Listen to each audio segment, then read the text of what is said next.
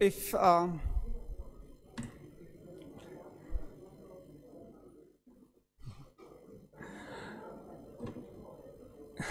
Szanowni Państwo, jeśli mogę zacząć przynajmniej wstępnie tę okazję.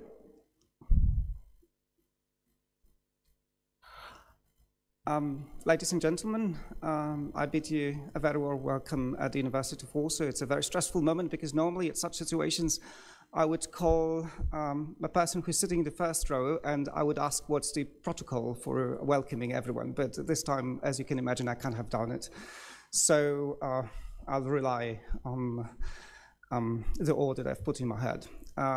Your Magnificence, Spectabilis, dear guests, dear friends of Professor Wyrzykowski, dear friends of Poland, dear friends of University of Warsaw, it is a great pleasure to host you at the Senate Hall for this conference on the law in a time of crisis. A conference that is dedicated to Prince Mirosław Wyrzykowski and that will honor his achievement, but will also pledge him to do more, I suppose. So without much further ado, could I ask His Magnificence Professor Alojzy Nowak to welcome you all in this hall.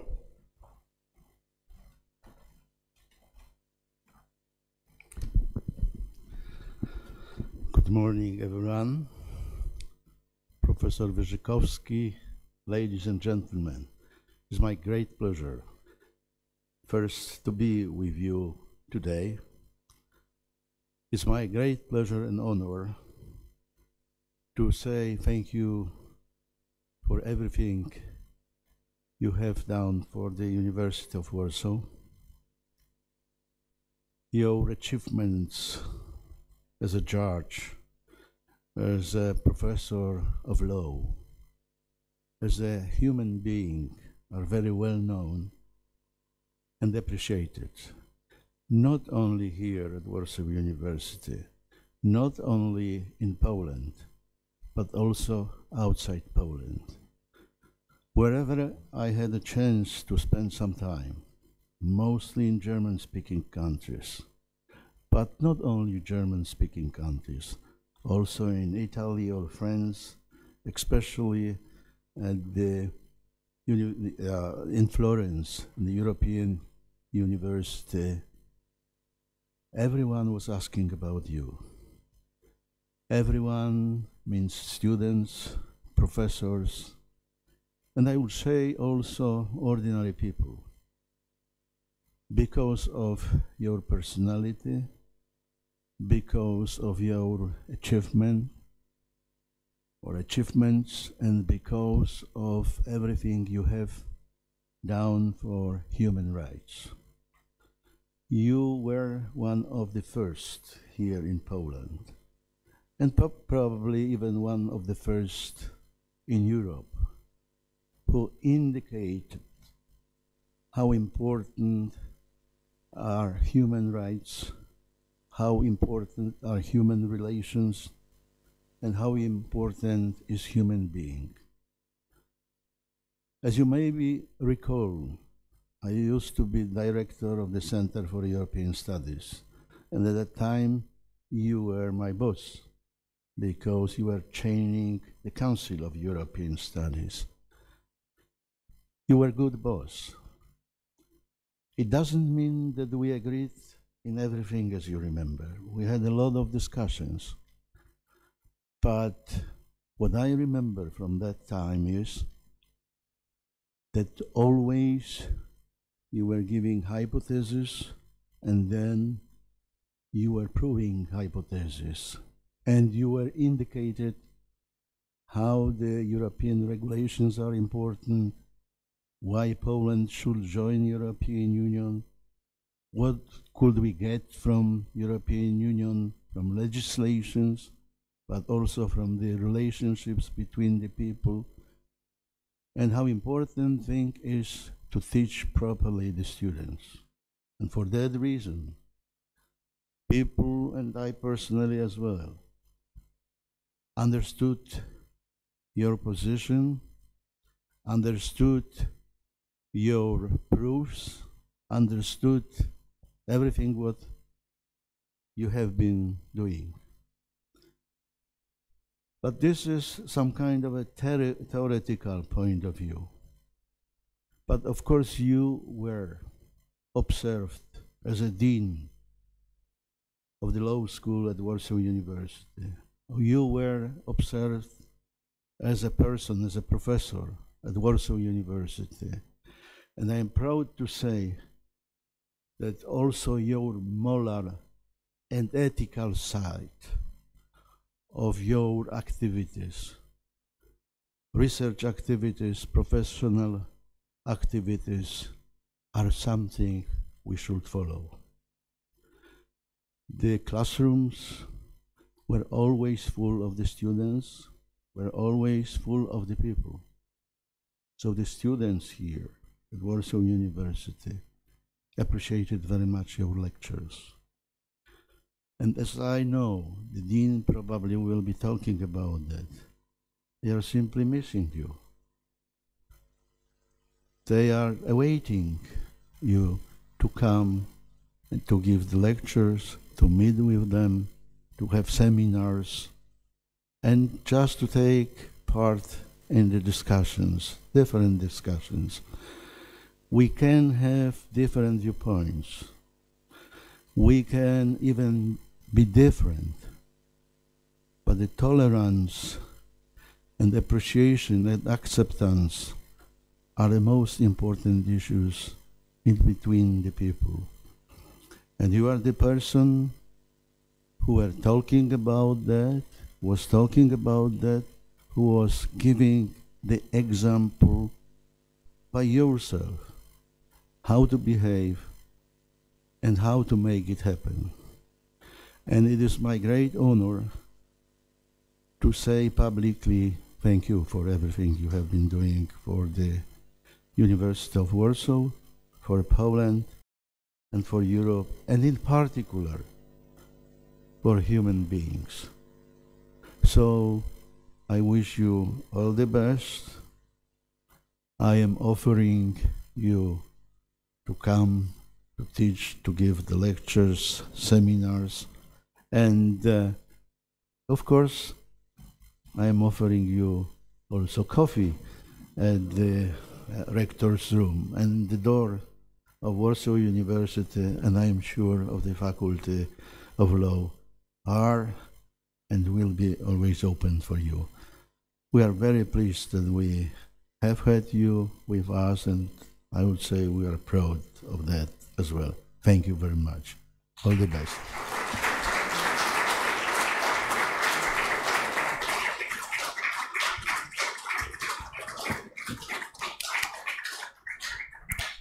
Thank you, sir. And now, if I may ask the Dean of the Faculty of Law, Professor Tomasz Giara, to say a few words.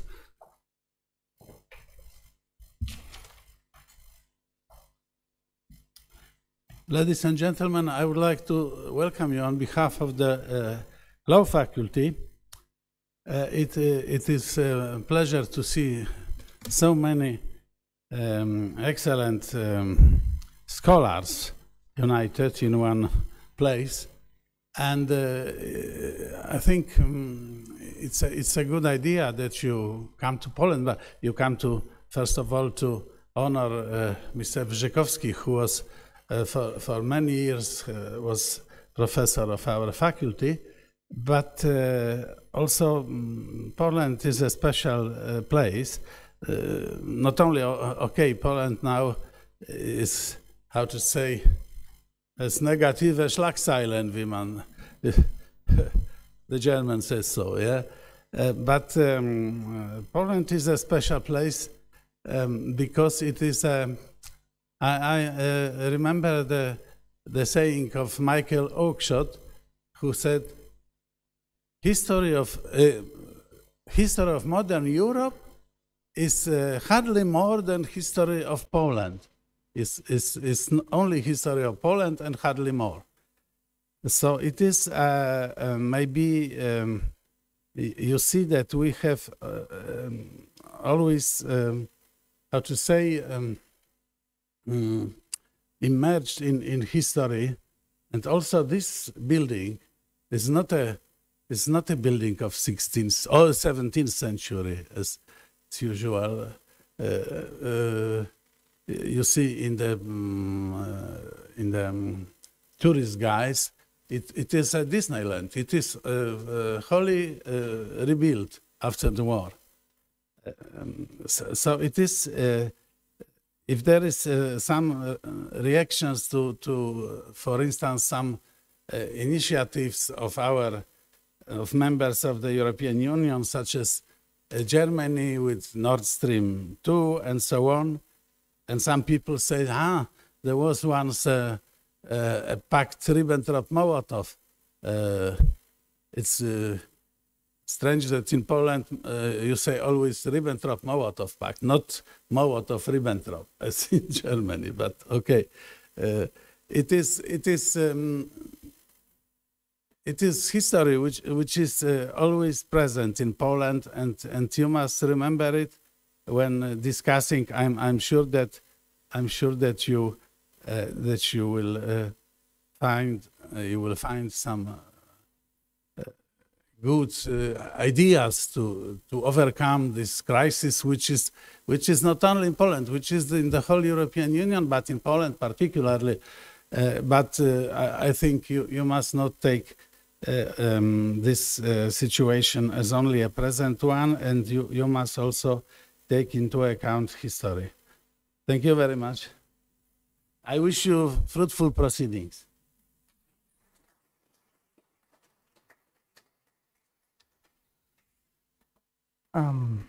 Okay, now I think the moment slowly has come to present a little gift to our honorants. Adam, will you take the floor now? Professor Bodnar will start with a short speech, then me, and then we'll proceed with the real parts, with scientific parts. Dear Professor Wyrzykowski, dear Mr. Rector, dear Mr. Dean, ladies and gentlemen, distinguished guests, it is a great honor to prepare and to hand this special gift, which is provided by the academic community, to Professor Mirosław Wyrzykowski. In fact, this gift consists of two parts, because the first part has been already provided in a hybrid way, and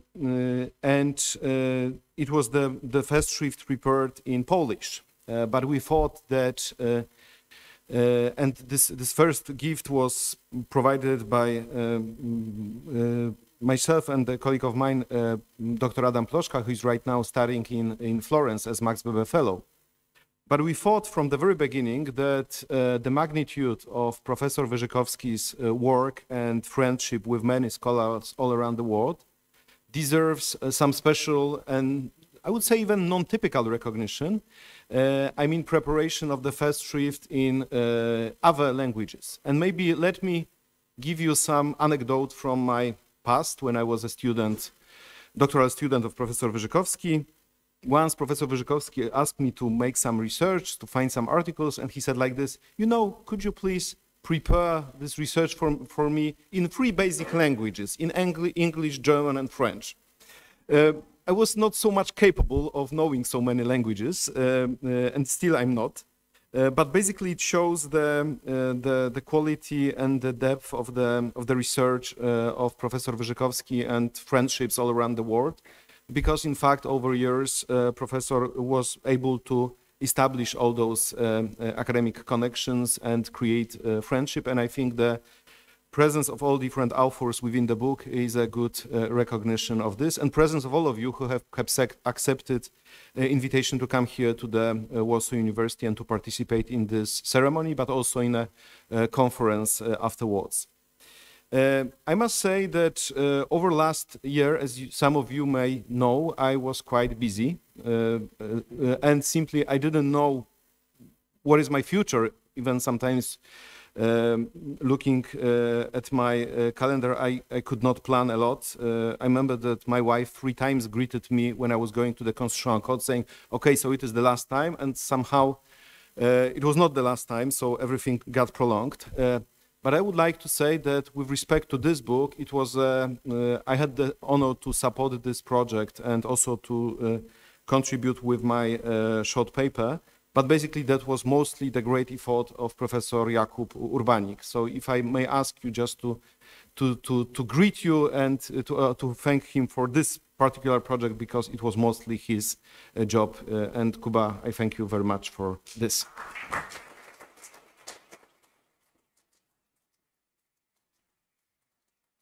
You know, maybe we would like, and because of the academic passion of of Professor Urbanik, the title of the book is very special.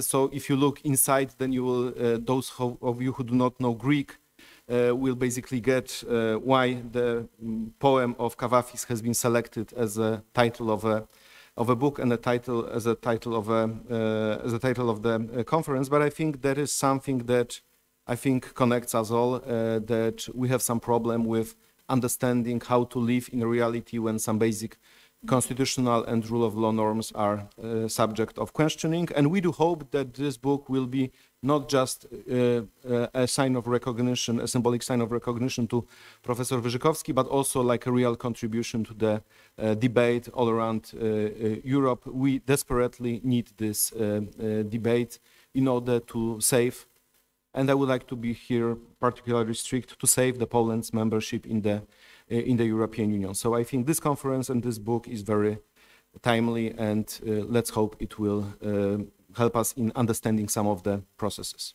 Thank you very much. Kuba.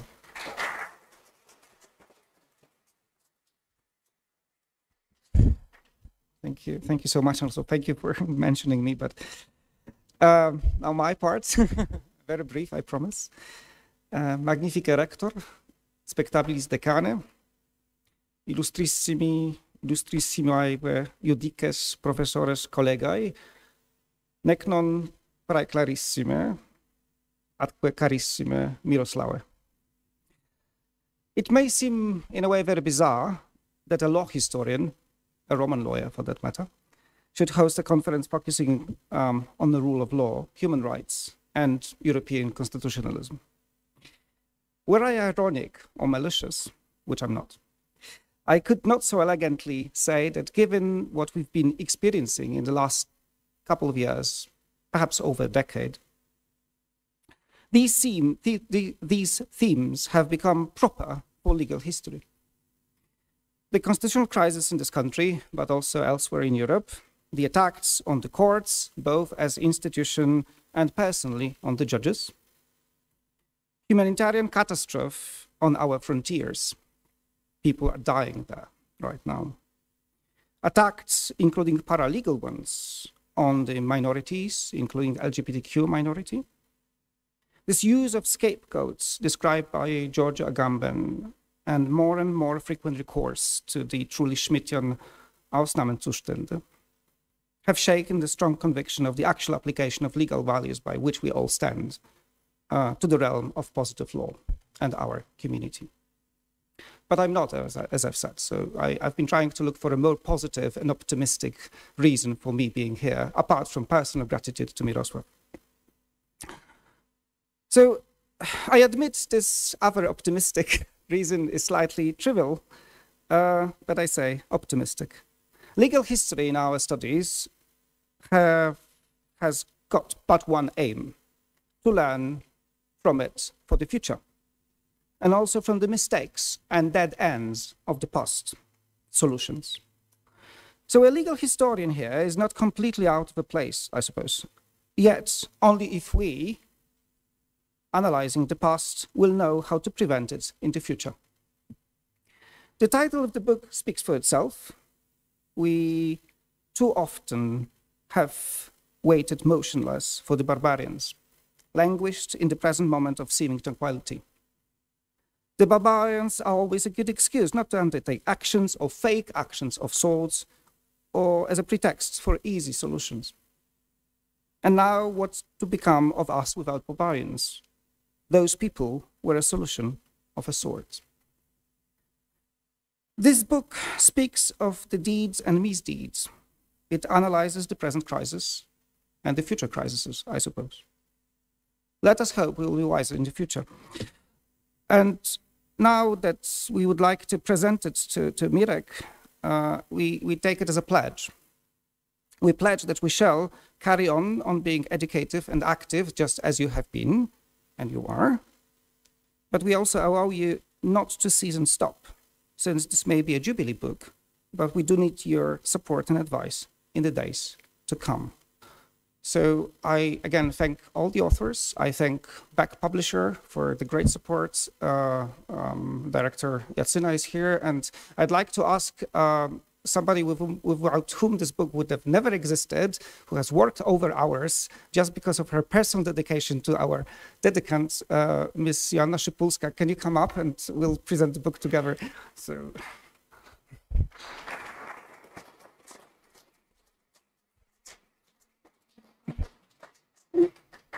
I'm not giving the book without you.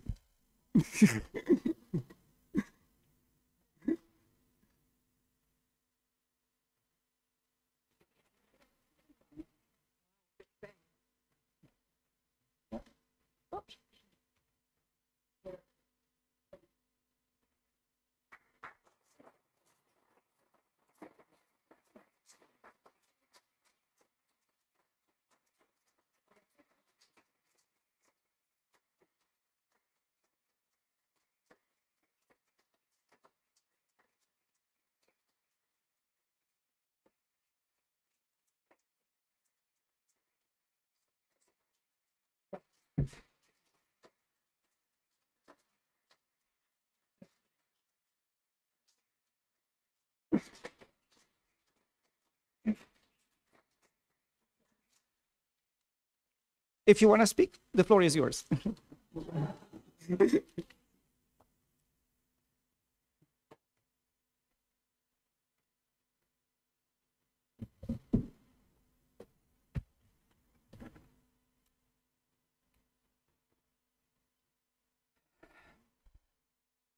Rector Magnificus, Spectabilis, ladies and gentlemen, if for someone a happy, undeservedly exceptional day comes, it is happen with the participation and in the surroundings of such great friends. The obvious question is it really happy? How it is possible that today I'm honored by your acceptance, kindness, friendship, and cordiality. So many such wonderful people. I'm feeling many emotions: gratitude, embarrassment, joy of heart and mind, and I'm with you, and I feel a sense of undeserved accomplishment all the time. Thinking of you, present in this room and present elsewhere in the world. I ran through decades of shared peregrinations. The oldest, very private one, this lady, Roma, is among us, and the intensity of my emotions has not changed until today. Then it were academic, professional, national and international contacts. I invite you to join me in a journey through the various places and various relationships in which I have been with you. First, the cities that are associated with the people I will talk about in a moment. Welcome to Around the World in 80 Seconds trip without passport and visa and without COVID certificate. Stockholm, Ljubljana, Lausanne, Berlin, Budapest, Dresden, Leiden, Warsaw, Basel, Dublin, Lugano, Strasbourg, Bangkok, Oslo, Munich, Hamburg, Zurich, Vienna, Greifswald, Münster, Luxembourg, Sydney, Madrid, London, Speyer, Frankfurt an der Oder, Gdańsk, Prague, Brno, Freiburg, Hagen, Bayreuth, Köln, Cardiff, Bonn, Paris, Heidelberg, Brussels, Vilnius, Bayreuth, and Hobart. There are also Polish, other cities. Why? Because here are also Polish friends present, with whom, because of the pandemic, we could not meet in person last December. The reason for the meeting, as it was already stressed online then, was identical to the reason of meeting today. Thus, Kraków, Poznań, Wrocław, Toruń, Łódź, Piaseczno, and Gdańsk once again. I was not given the opportunity to read the table of contents because I would not dare to ask Professor Adam Bodnar and Professor Jakub Urbanik to do so, but they let me read the names of the authors. So there are the links and platforms now of long-term cooperation and friendship with honorable guests. Are you all being here and being outside of this room, but not all of you know each other. So I would like to present you, and you will know who is who and why. So the oldest platform is the Polish-German Colloquium for Administrative Law Scholars, today wider public and European law experts. Deutsch-Polnisches Verwaltungskolloquium. They are Hartmut Bauer, Peter Huber, Axel Kämmerer, Uwe Kischel, Siegfried Magiera, Johannes Massing, Franz Mayer, Martin Möstl, Martin Morlock, Matthias Rofert, Eberhard Schmidt-Assmann, Hinnerk Wissmann und Heinrich Amadeus Wolf. Meine Herren, ich danke Ihnen noch einmal für alles, was Sie für die Beziehungen zwischen polnischen und deutschen Juristen getan haben. Der vor über 40 Jahren begonnene Staffellauf wird vor der nächsten Generation fortgesetzt. That time, there was also University of Munich. I would like to mention my great mentor, Professor Peter Badura, and then assistant, today professor and judge, Peter Michael Huber. Part of my heart belongs to Munich. Father, it is a great place, Institut Suisse de Droit Comparé, Lausanne, and at that time, Bertil Gauthier as vice director, and then boursier Stefan Breitenmoser, today professors, respectively, in Basel and Università della Svizzera Italiana, Lugano. As a fellow, at that time was Hanna Machinska and Vilenas Vadapalas. Switzerland is associated for me with Odile Aman, Regina Kiener, Ivan Gunic, and also Oliver Schitt. C'est la Lausanne que j'ai appris un nouveau sport. Les sauts en hauteur, mais sans barre. Ce sont des exigences et des attentes imaginées de sauter plus haut, à chaque fois. Tu ne vois pas la barre. Ce n'est pas grave. Les autres voient jusqu'où tu peux sauter. Mais ce n'est pas la seule raison pour laquelle une autre partie de mon cœur est restée en Suisse. Some of you visited yesterday an exhibition of Wilhelm Sassnal in Polin Museum.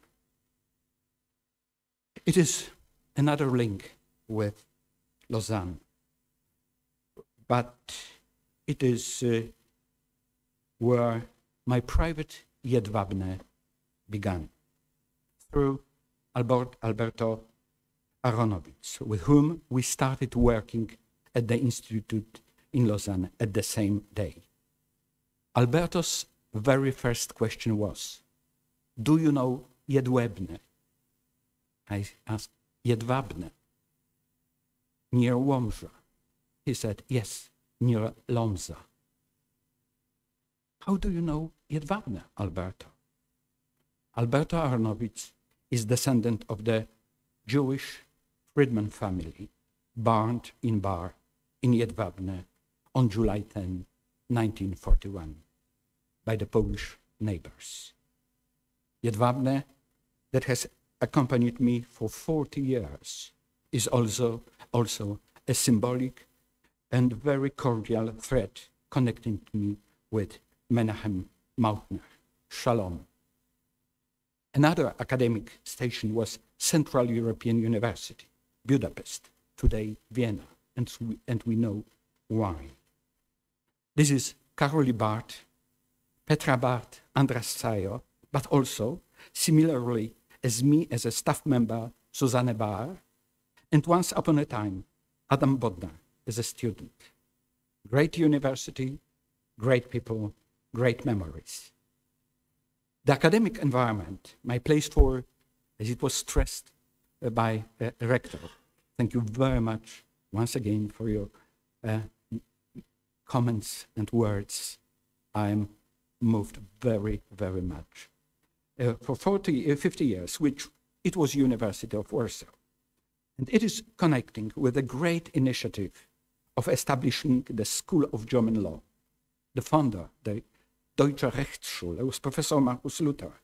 And it is continued with German perfection by Wolf Henning Roth.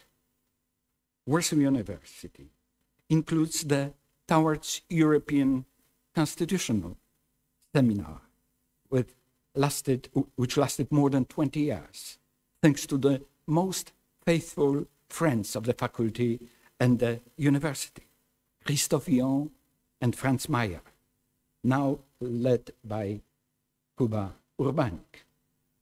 The cooperation with the Viadrina University is most appreciated, and I think of Bartosz Makowicz and Henning Glaser. The scientific relationships were more or less institutionalized, but they are always with extraordinary people. Avbel Mattei, Leonard Besseling, with Alice MacDonald, Marta Buchholz, Tomasz Koncewicz, Martin Krieger, Dmitry Koczenow, Adam Łazowski, Paweł Marcisz, Adam Ploszka, Jiří Priban, Alan Tatham, Jakub Urbanik, Jerzy Zajadło. Another experience is the judicial experience.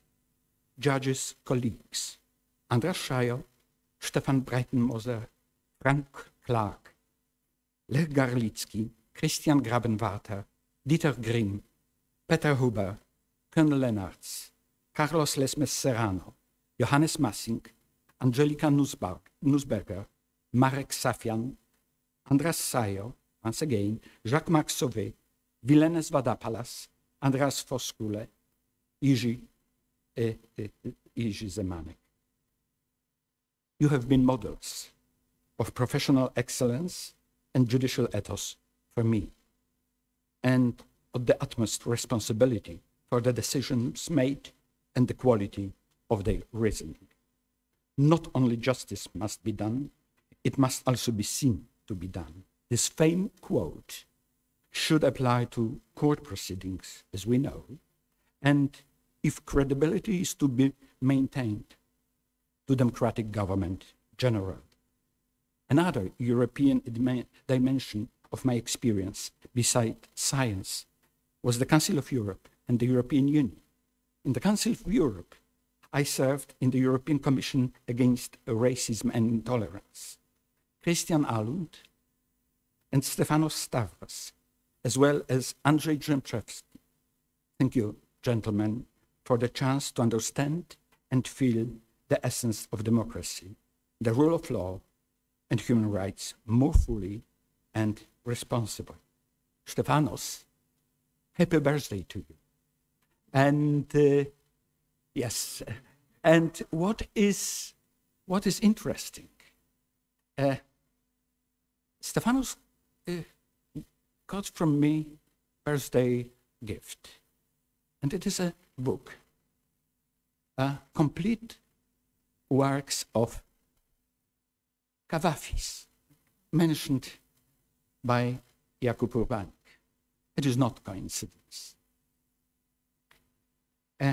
It was also a unique experience for me, initiated what's concerning Europe, and proposed by the president of ECJ, Ken Lennartz, to serve as a member of the panel 255, set up in order to give an opinion on candidates' suitability to perform the duties of the judge and Avocat General of the Court of Justice and the General Court. A wonderful group of extraordinary personalities: Jean-Marc Sauvé, Frank Clark, Carlos Lesmes Serrano, Christian Timmermans, and Andreas Voskuhle. You have been models of professional excellence and judicial ethos for me, and of the utmost responsibility for the decision made and the level of justification. And on another platform, Ben Smulders, to whom Poland owes gratitude. Let me continue by saying how honored I feel to receive this very book from you. All persons I quoted and I presented to you, they are the authors of this book. The sense of honor is a subjective experience, but the objective character is greatness and significance is derived from the one who grants the honor. Therefore, my feelings, thinking about all the authors. First of all, respect for your scientific achievements, personal integrity, intellectual multidimensionality. I'm united with you by a community of your principles and values. Second, your special commitment to the Constitution and constitutional values, respect for the grandeur of constitutional thinkers and the result of their achievements. Thirdly, attachment to the idea of European integration and the importance of the treaties in creating an area of security, freedom, the rule of law, democracy, and human rights. A symbol of our commitment is the European flag, this one, that I received during the great demonstration last Sunday in Warsaw. I received it from Professor John Morin, University of Groningen, the Netherlands. John flew all the way to Warsaw for a few hours just to express his solidarity with the Polish citizens, the defenders of our Constitution and European Union. Almost finishing. You know this, but I will repeat. I am your debtor in all dimensions. You have made me realize that the debt is ever greater than I once thought. You did not expect so noble and so reasonable as always that I would ever be able to repay this debt. But you believe, and you believe that I would try. For that, too, I thank you very much. I'm especially thinking of those people whose generosity, despite my sins, has once again found expression in participation in this book. Your attitude marks a very narrow footbridge across which, if successful, leads to undeserved nirvana. I think about how great, unbelievably great happiness I received from fate, meeting you on my way. You have taught me everything that is important, good and noble, in the professional sphere, but also in the sphere of interpersonal contacts and relations. You have set, and I will always repeat it, the highest standards, and you have expected me to, at least, do my best to live up to them. I was not the best student, but I was always tried hard. I guess That's why I passed the most important exam of my life. Thank you, my dear teachers. I return to the honor I'm enjoying today. The greatness and significance of the honor also derives from the publisher house of this outstanding book. Many thanks to the CHBEK publishing house, represented by Mr. Jakub Jacyna and Mrs. Joanna Szypulska, the editor. I assure you that I know how much to appreciate this wonderful gesture of publisher house. It is also an honor that even in this event is being held in Senate Hall, the most symbolic place of the university. In this Senate Hall, the presence of the rector of the Warsaw University and the dean of the law faculty is a sign, symbolic sign of what is important for each teacher and each student of the university. Gentlemen, thank you very, very much for your presence today.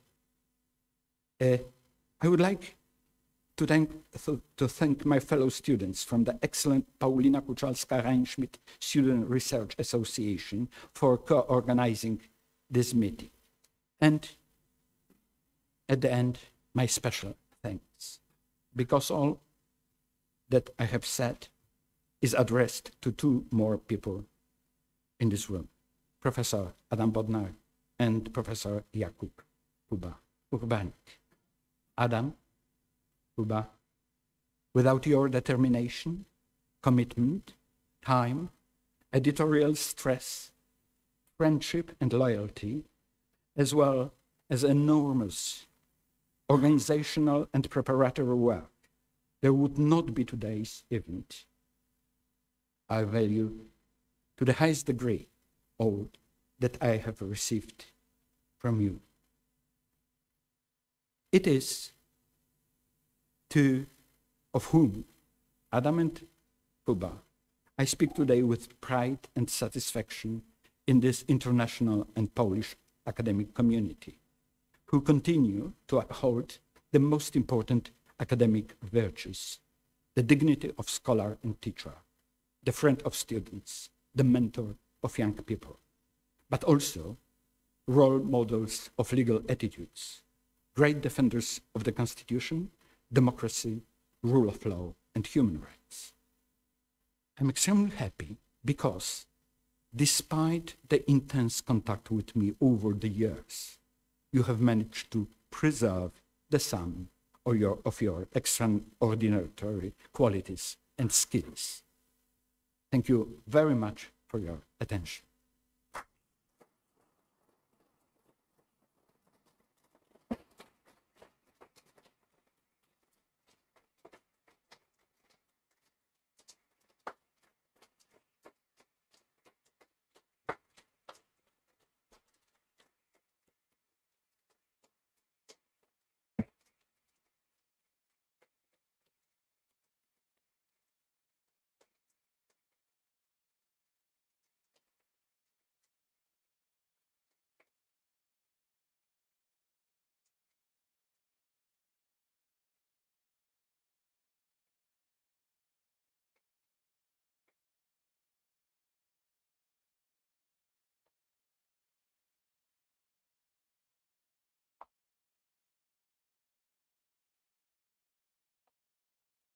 So now we'll proceed to the scientific part of the meeting, more scientific, if you like.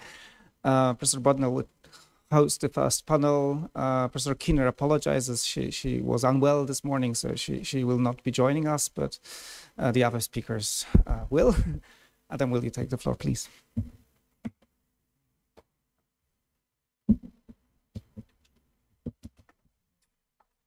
Ladies and gentlemen, after this ceremonial part, which was very moving, we should move to our traditional scholar business.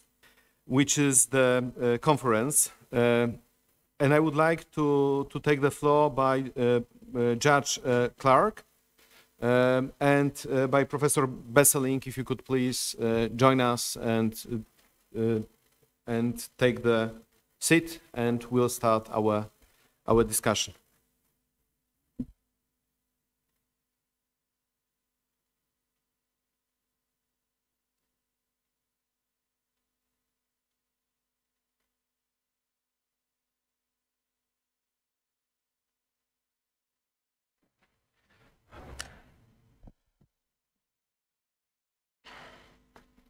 Okay, ladies and gentlemen, unfortunately, Professor Regina Kine, member of the Venice Commission and the professor of law at the University of Zurich, cannot be with us today. But we have two distinguished panelists who will basically talk about their papers that are included into the book. Basically, that is the structure we more or less, maybe with some small exceptions, adopted when preparing this conference, just to give a chance to present some basic ideas from the book. And the whole conference is divided into the 4 parts entitled Rule of Law and Democracy. The second part is Judicial Independence, then Human Rights and Non-Discrimination, and finally, Towards European Constitutionalism. Maybe, if you allow me, I will just mention that this last panel is a reflection of a seminar which is held every year under the direction of and supervision of Professor Wyrzykowski, which is entitled Towards European Constitutionalism. So we are all the time, every year, going towards European constitutionalism. And the question, I think, this year is whether we are going forward or backward. Okay, ladies and gentlemen, in this panel, we'll hear 2 speeches by Judge Clark, former President of the Supreme Court of Ireland. So in the program of the presentation of the conference, you have just modest name Dublin, but behind this Dublin name is something bigger than just usual resident of Dublin. And then Professor Leonard Besselink from the University of Amsterdam, professor of law, a very distinguished specialist in the EU law, formerly affiliated with the University of Utrecht, will talk about preconditions for democracy under the rule of law. But we will start with a presentation by Judge Clark entitled Why Others' Rule of Law Matters to Us, a Perspective of a National European Judge. Judge Clark, floor is yours. Thank you very much. Can I first say it was a great honor to be asked to write towards this book, and an even greater honor and pleasure to be asked to speak here today. And as Mirek mentioned, the reason he and I know each other is we have been members of the Article 255 committee for a number of years. That committee conducts its business confidentially, but I do not think I'm breaching any of the rules of confidentiality if I say that Miroslav had been on that committee for a number of years before I joined it, and I learned a lot from him. He applies rigor, because there has to be rigor in that process or it would not be achieving its end of ensuring the quality of judges, but he does so with humanity and fairness as well. And because, I suppose, our contact is judicial rather than academic, I thought that I would speak from a judicial perspective.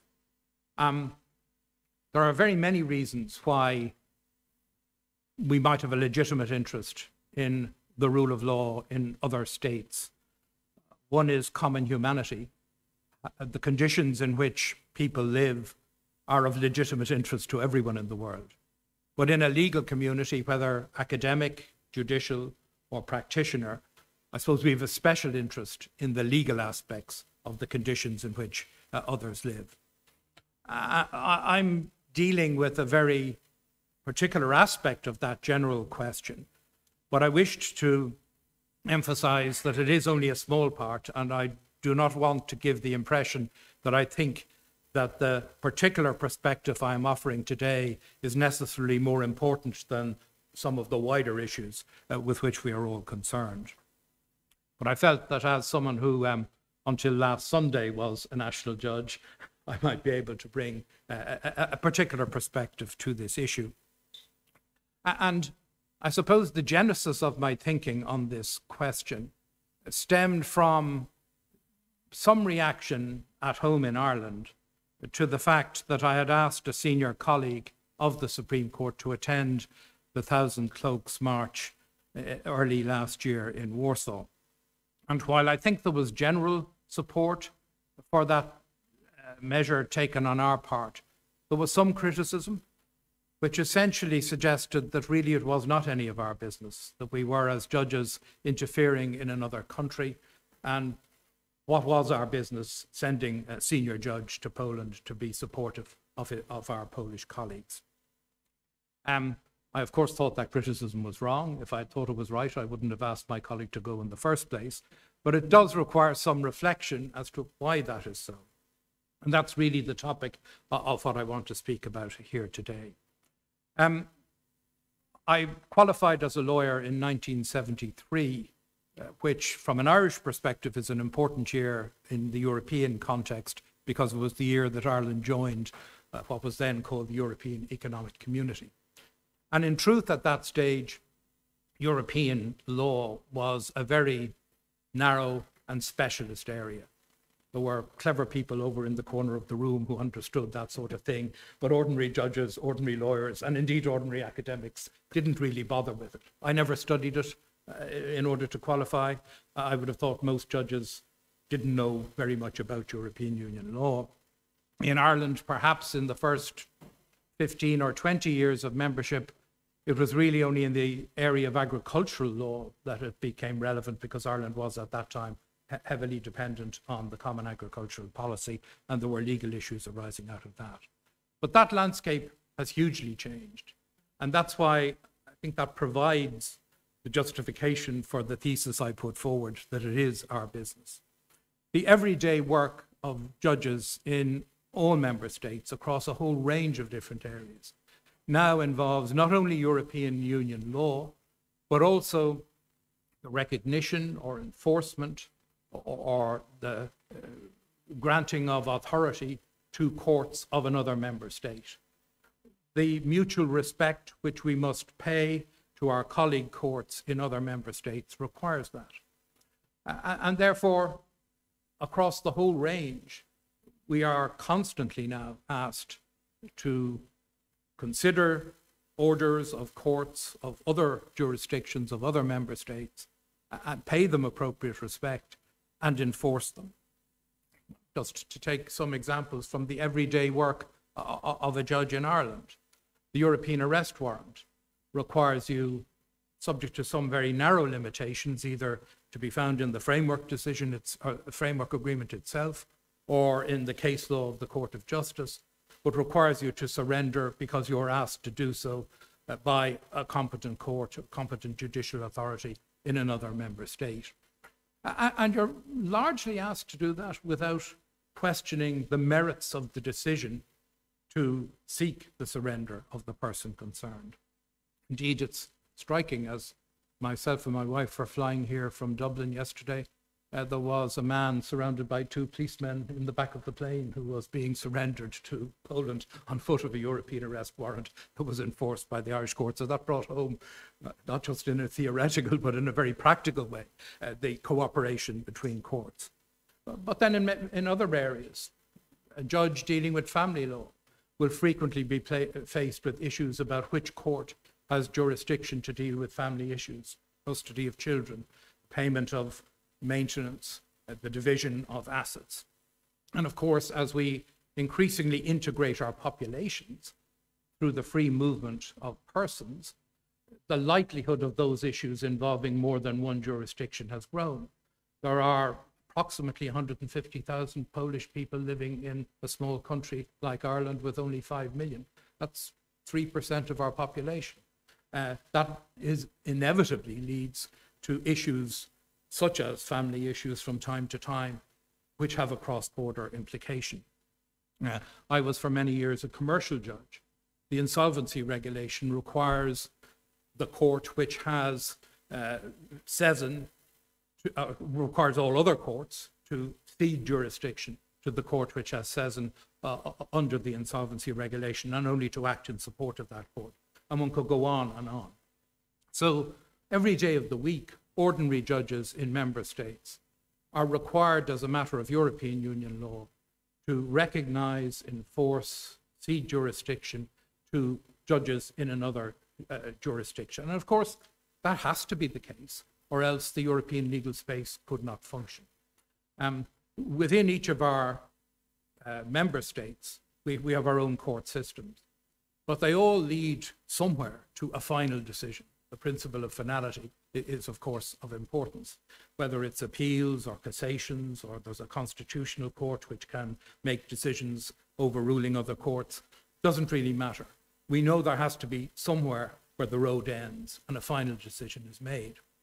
And there is a European dimension to that as well. That for the system to work, there has to be some court in some member state which has the final say, and which makes the decision which binds everyone and binds across the union. For without that, all of the other freedoms, in a funny way, are significantly diminished. How can you have free movement of persons if you can have conflicting decisions equally applicable in different member states? So what that inevitably leads to is a situation where we have to respect the decisions made by whatever court in whatever member state is determined to be the court which has the right, as a matter of European Union law, to make the final decision in that matter.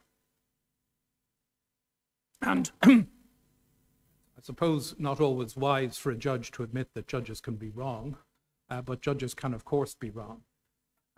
But the important point is that we still have to recognize the competence of the court that is given jurisdiction, even if we don't agree with its decision. I would faithfully apply a decision of a court of any other member state, provided it was the appropriate court under European Union law, even if I disagreed with it. Even if I felt on that evidence I would not have come to that conclusion of facts, or I don't think the legal decision was correct. And there are some exceptions, but they're limited, and they have to be limited. So I don't think there is any great objection to that. I mean, within our national systems, a judge of first instance who is overturned on appeal may not think the appeal court is correct, but the system says that is the decision that binds. You're entitled to reserve your view that the appeal court doesn't know as much about it as you do. But we have to have finality, as I've said. And that's fine if everyone believes that all of the courts are doing their best, are operating independently as independent judges, are operating within a system where the rule of law applies. Then I don't think judges in member states see any difficulty with accepting that somewhere the final decision has to be made. It has been made somewhere other than in my court, and I have to faithfully apply whatever decision was made by the court which has the competence to make that final decision. But I think a very different situation arises where there are real concerns about the independence of the court whose decision you are being asked to enforce, because that calls into question an underlying foundation of the system. And in particular, I think even from the narrow perspective of a national court, it leads to a risk of bringing our own courts into some level of disrepute if we are enforcing judgments made by courts which are not trusted to be fully independent. The public may not always agree with what decisions judges make. That's part of the national debate, as it were. But I think in most member states, there is a relatively high acceptance of the independence and competence of the judiciary. We are lucky in Ireland that all of the Eurobarometer figures and the like show our judiciary to be held in fairly high esteem. But it would have the potential, I think, to undermine that esteem if it were to be seen that our courts were enforcing orders that were made by courts in a member state where there were real questions about the independence of the judiciary in that country. I don't think there would be a significant public problem with us enforcing the judgments of courts where maybe people didn't disagree with them, because they don't always disagree with our decisions. But where they don't believe that that judgment came out of an independent and properly functioning judicial system, then not only does that create problems for the country making that decision, I think it creates problems for us. And that is why, at the end of the day, I think it is very much our business. If we are required, as we are, to recognize and give full effect to the judgments of courts in all other member states, it is our business to know whether the rule of law properly applies to the judiciary in that state. For without that, we undermine confidence in our own judicial system. Thank you very much.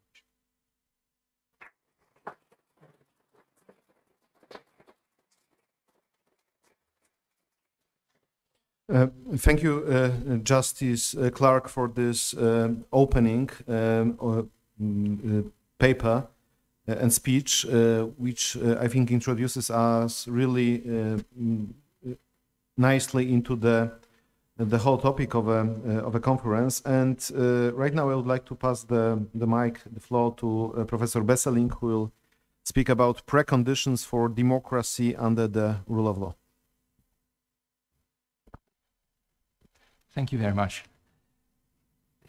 I will be speaking as an academic, and the remarks I will make are, so to say, of an academic in the sense of freischwebende Intelligenz. I will be speaking in a sense about the spirit of the laws, l'esprit des lois.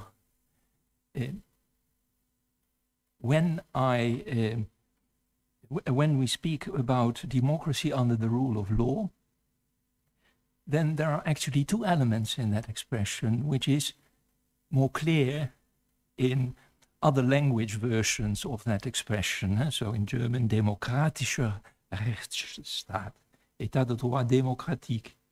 Polish, my apologies for the pronunciation, demokratycznego państwo prawa.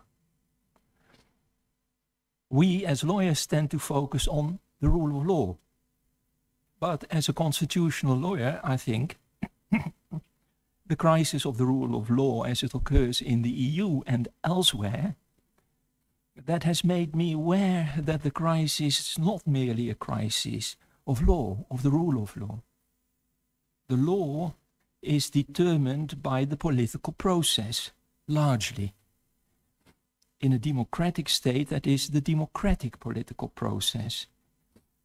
And inasmuch as the law is the result of the democratic process, democracy may even be said to precede the rule of law. So if there's a crisis of the rule of law, there is presumably also a crisis of democracy. Any breakdown of the rule of law is actually caused by a political breakdown.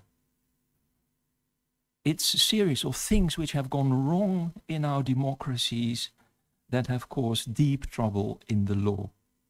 And the historical facts make that quite clear. The collapse of, for instance, constitutional adjudication and the breakdown of the legal order in recent years in Poland is entirely caused by politics. And the same thing can be said about other European countries and non-European countries. If then the rule of law is a crisis of democracy, it's fundamental to look at what goes wrong in democratic systems. When we judge a constitutional and legal order in crisis, it's problematic to use constitutional legal standards of the system itself. At any rate, once the constitutional or the legal order, the legal system has collapsed, because then the standards which you would use are presumably standards which are derived from the system that collapsed. Now, of course, in a situation of backsliding, it is very difficult to say whether and when a tipping point has been reached.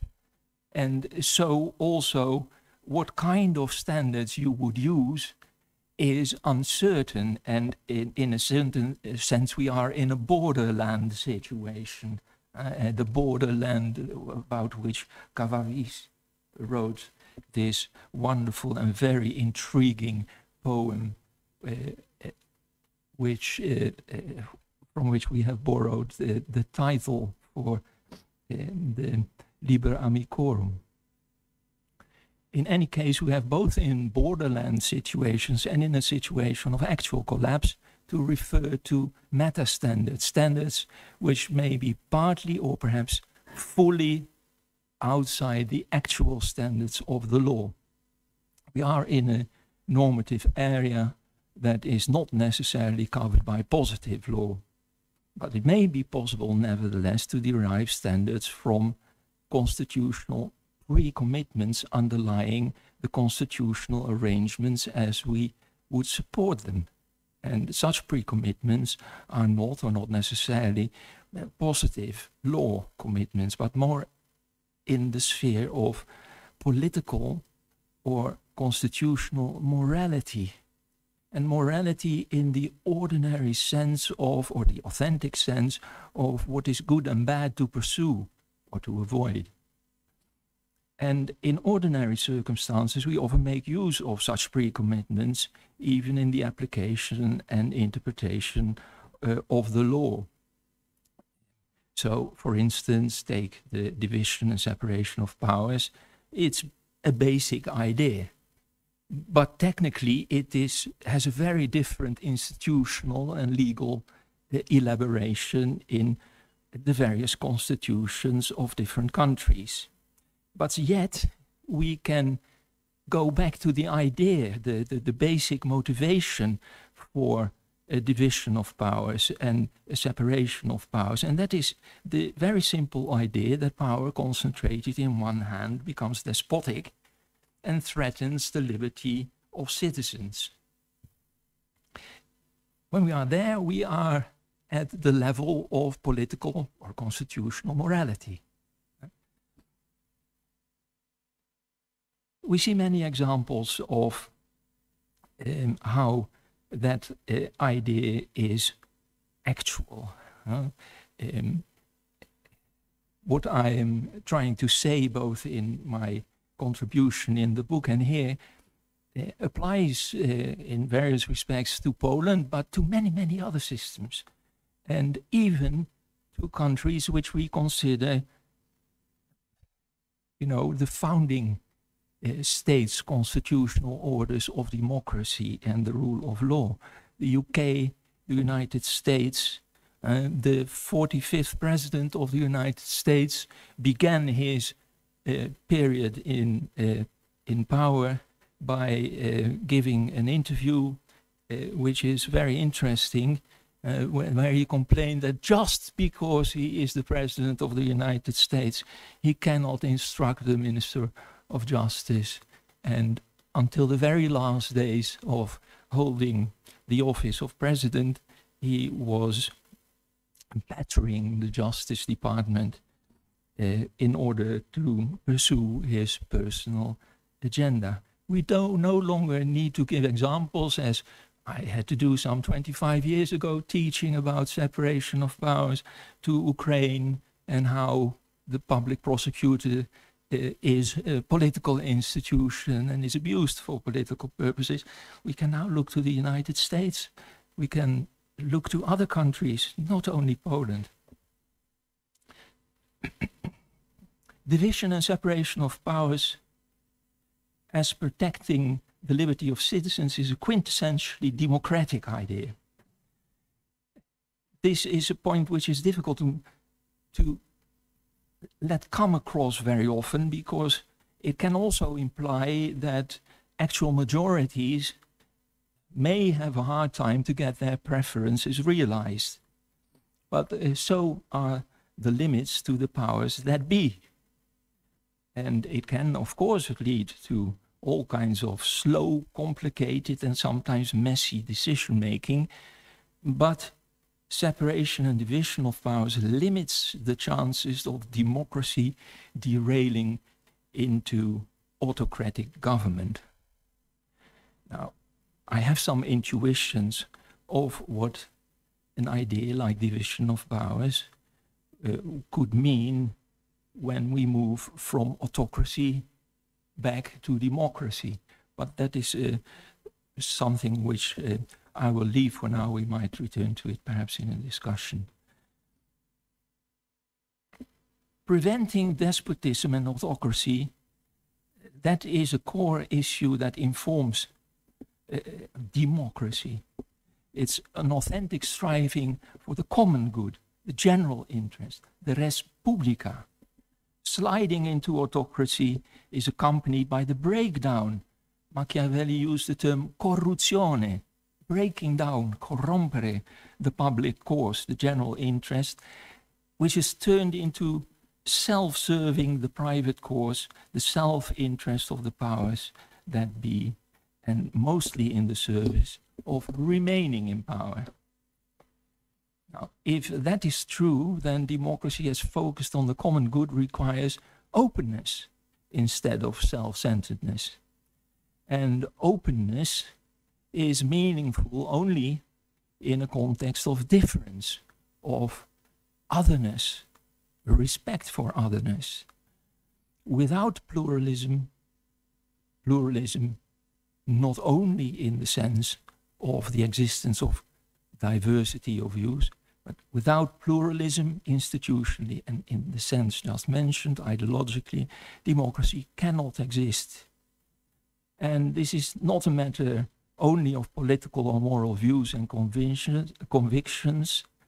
It also bears on the actual functioning of the institutions of democracy, both the constitutional institutions and the social institutions of democracy, like the media.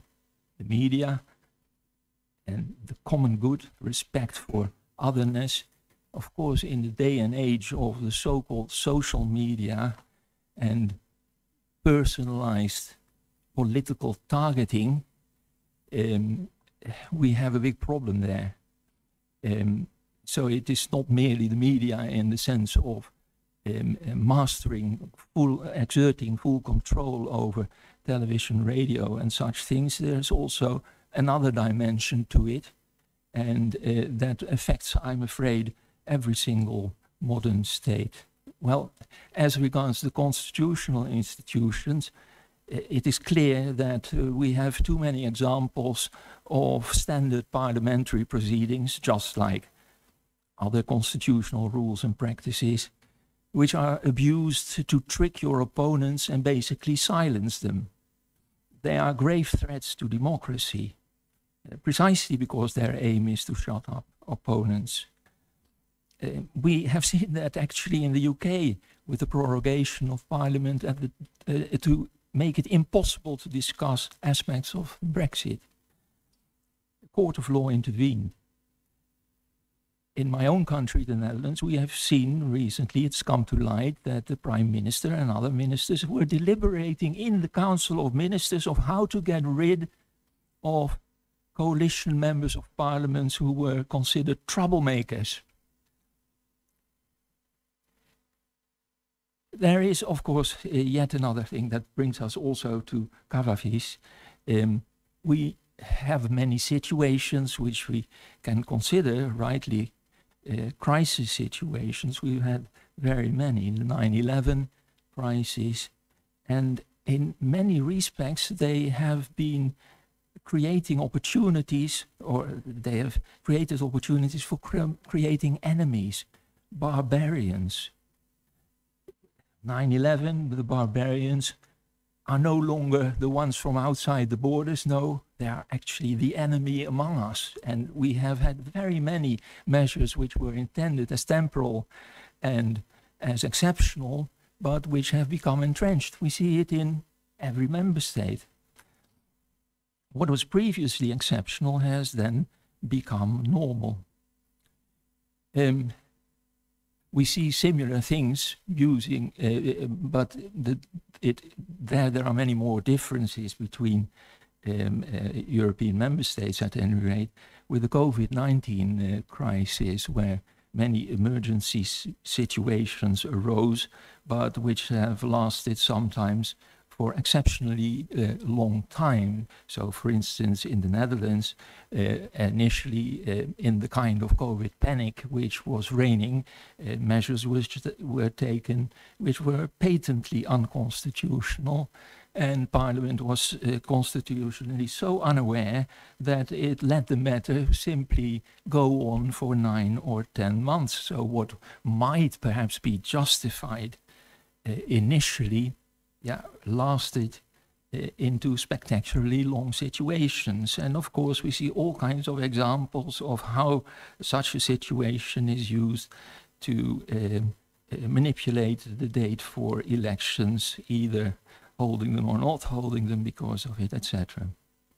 Now, anyway, democracy, let me round off because I think I'm well over time. Democracy is a pre-commitment for the rule of law. The rule of law crises are crises of democracy. If democracy determines the spirit of the law, a rule of law crisis is also a spiritual crisis.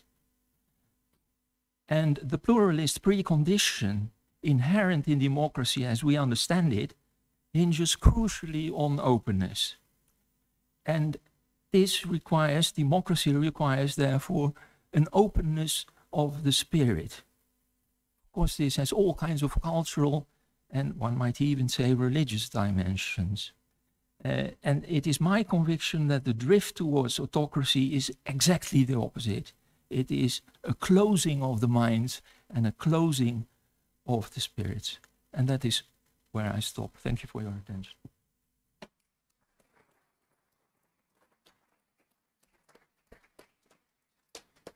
Thank you, Professor Besseling, for your paper, for your presentation. Ladies and gentlemen, I think we have time for taking 2-3 short interventions or questions before we go for a well-deserved coffee break. So, who would like to start with?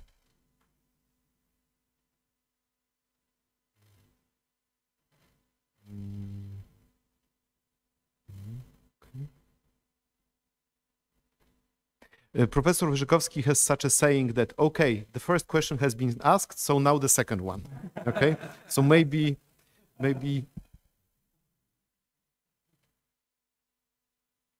okay, I think everybody is deserving coffee, really, desperately even, because of the morning. But let me just share some of my thoughts regarding those two papers.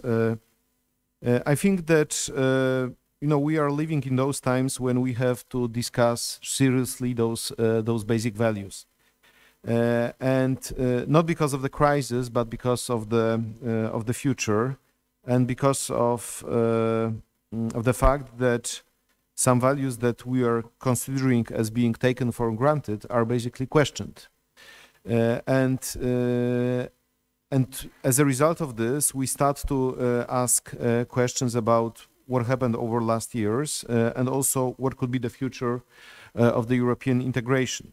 So, for example, when I first read the title of a presentation of Professor Besseling, Preconditions for Democracy, I thought, oh, maybe it will be a speech about Copenhagen criteria.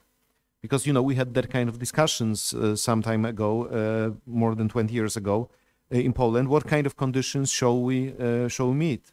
Right now we are talking once again about this, not because of we are going to join any club, but because we are risking losing the participation in this club. And I think this example of this gentleman on the boat of the plane who was surrendered on the basis of the European arrest warrant is a very good illustrative example of what may happen.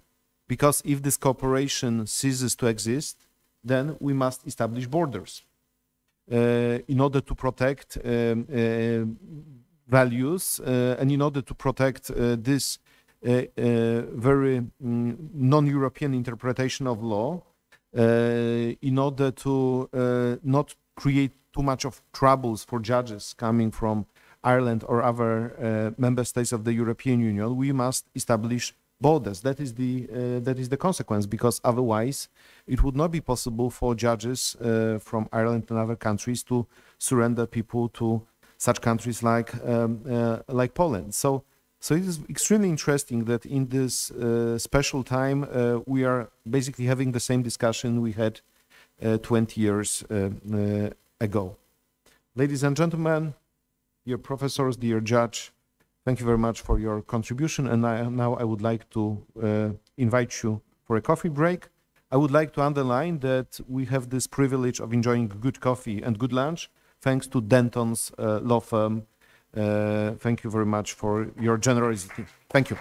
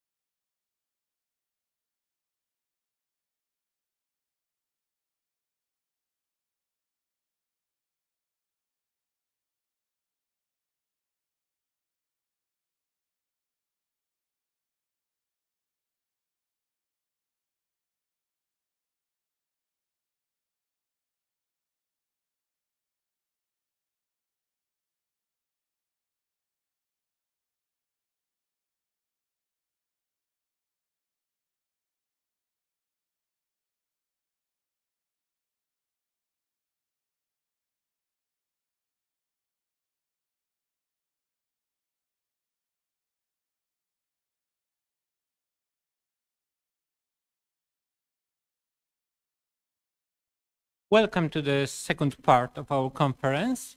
My name is Paweł Marcisz, and now we'll have the pleasure of listening to 3 papers. And the first one will be given by Professor Alan Tatem of the University of São Paulo on the subject of use of third parties in selecting members of international courts. Then we will listen to the paper by Professor Jürgen Axel Kemmerer of Bucerius Law School in Hamburg on public character of court hearings in the light of digitalization and COVID-19. And finally, we will listen to Mr. Stefanos Stavros of the Council of Europe and his paper on Astratson judgment and the consequences of the judgment. So once more to the judicial appointments, this time in the domestic legal system. So without further ado, I would like to invite Professor Tatem to give his paper.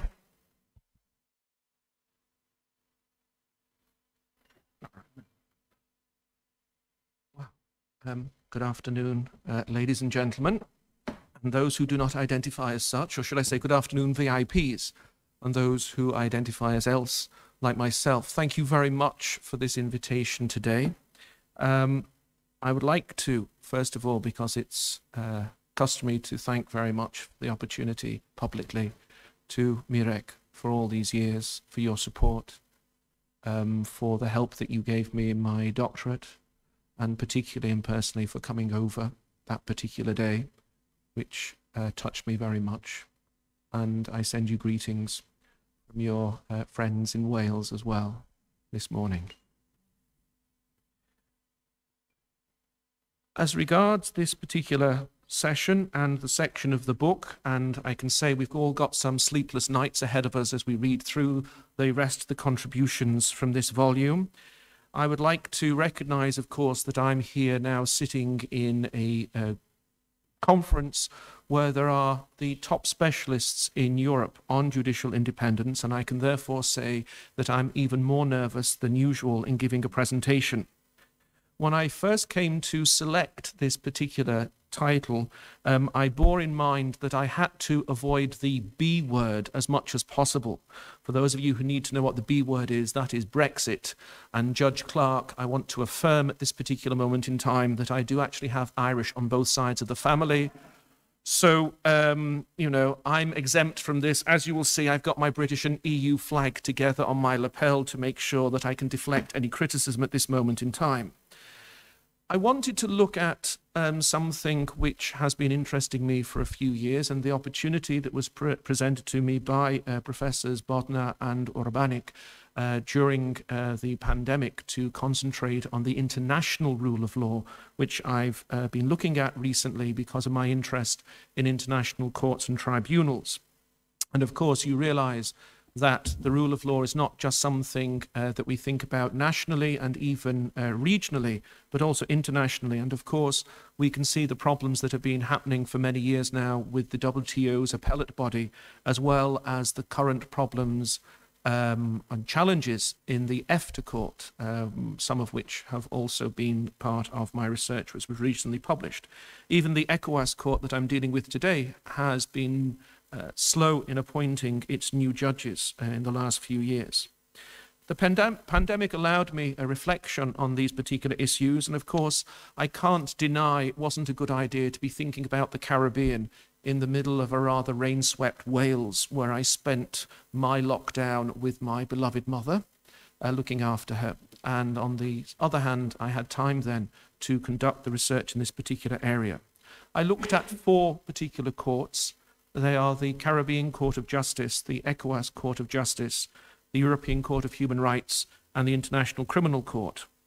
My thesis has been throughout that it may be, and I say maybe because I still have more work to do on this, that a diffusion of the selectors across the legal and the non-legal community may act to ensure that the states parties to a treaty and whose executive or executives usually nominate and choose judges may be kept outside the gates and so not capture the relevant international court. Of course, international courts are in a very challenging position themselves because they don't have their own national community of law. They don't have their own usual community apart from themselves and those who work in the courts. I'm, of course, being very brief in that. So without looking in detail at each of these courts, at each model, because they are different, broadly speaking, these particular courts and the people who select the judges on them, come from groups beyond the executive in all the particular instances. The Caribbean Court of Justice, as you will know, has the most extensive group of selectors. And it's interesting for people who've been present here today, not only do they allow lawyers to take part in the Regional Judicial and Legal Services Commission, an independent commission, which will allow for lawyers regionally and locally to take part in the selection process. But it also has as selectors deans of the law faculties of the universities in the Caribbean.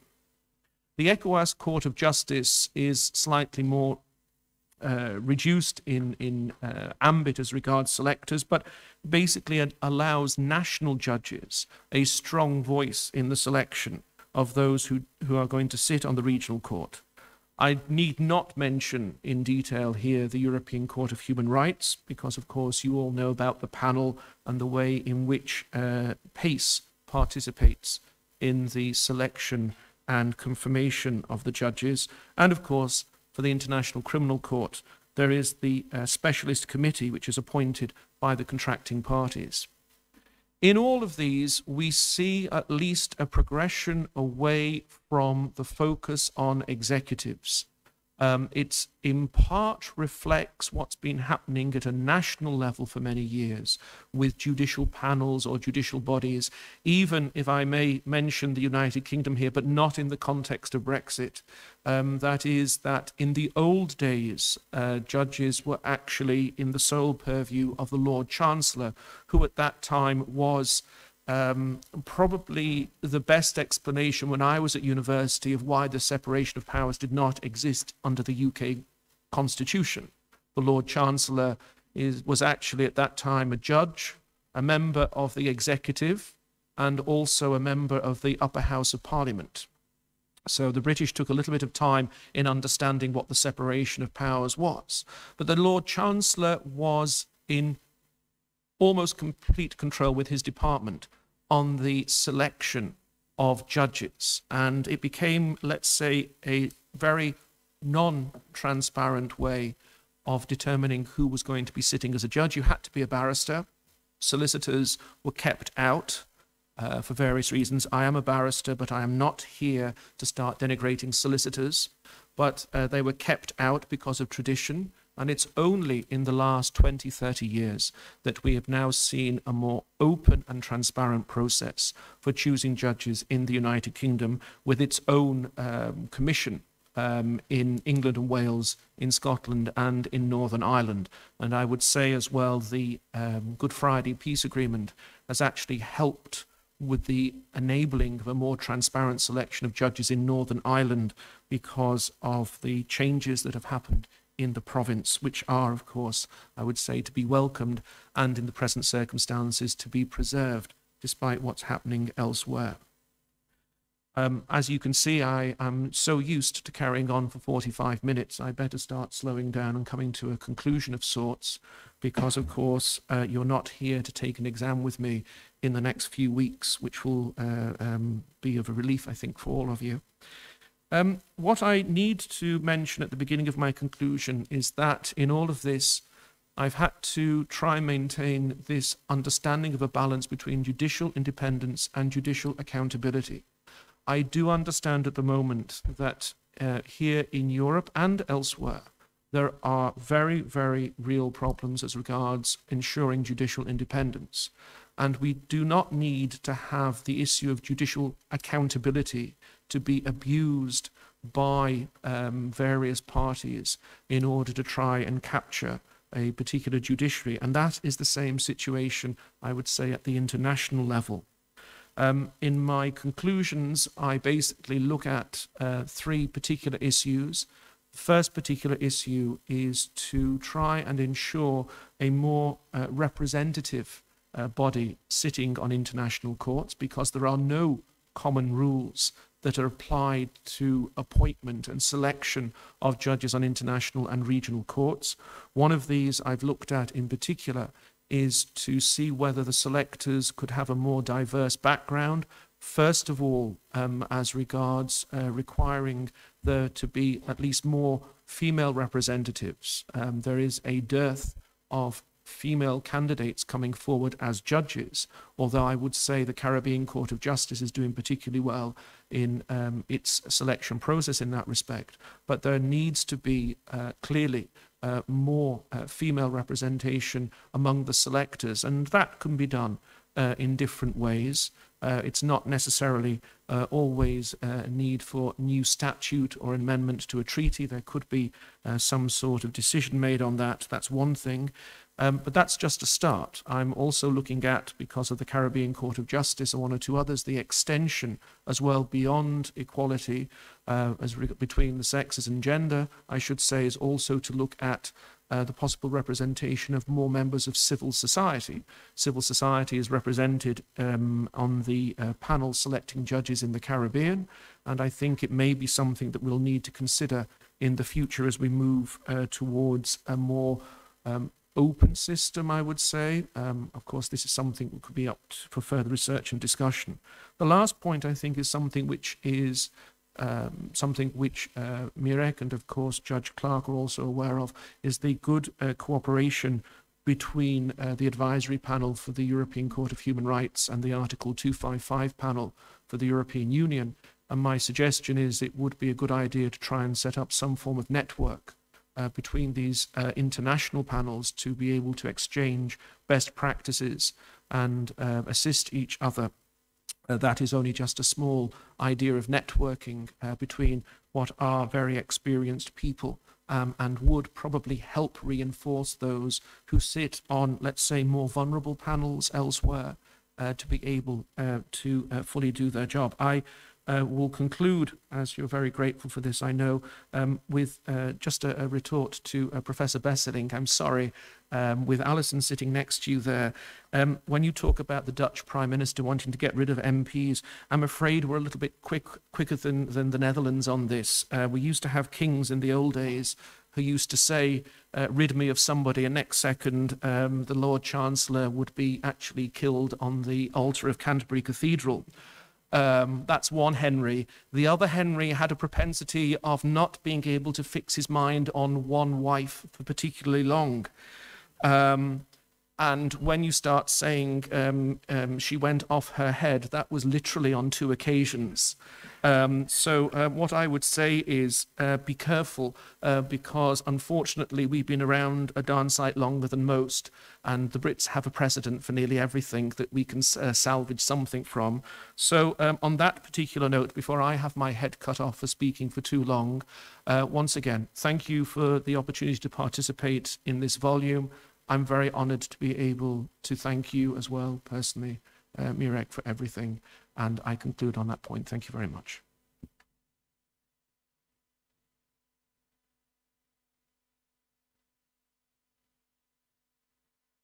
Thank you for your paper, Professor, and thank you for excellent timekeeping. Though I didn't plan exactly to go into capital punishment, but anyway, it's appreciated. Yeah, we still have democracy, but something like that. Yeah. And now, if I may invite Professor Kemmerer to give his paper. Thank you, Mr. Chairman. I hope I won't be the one who gets beheaded. So, ladies and gentlemen, dear colleagues, Szanowni Państwo, so let me start with saying how honored and moved I am to be here and to celebrate Mirosław Wyrzykowski. So I think our paths have crossed many times in the last 22 years, and I learned very much from you.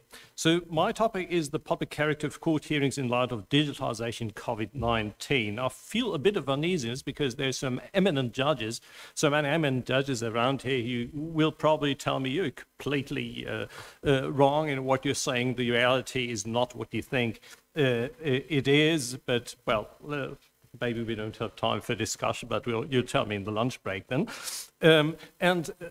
Also because of the intricacies of English legal language, as you will see, my text is written in Germany to evade them. Now I'm confronted with them all the same.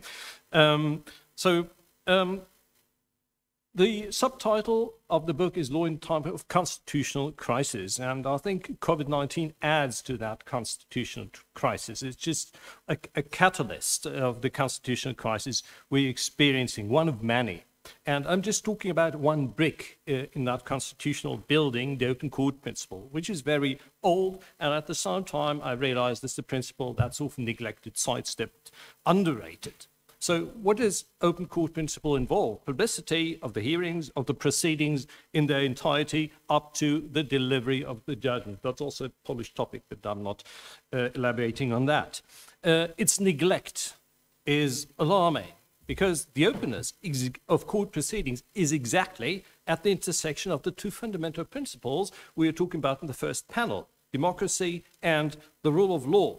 And these are principles that, as you said it yourself to this morning, which are in the academic and judicial focus of yours.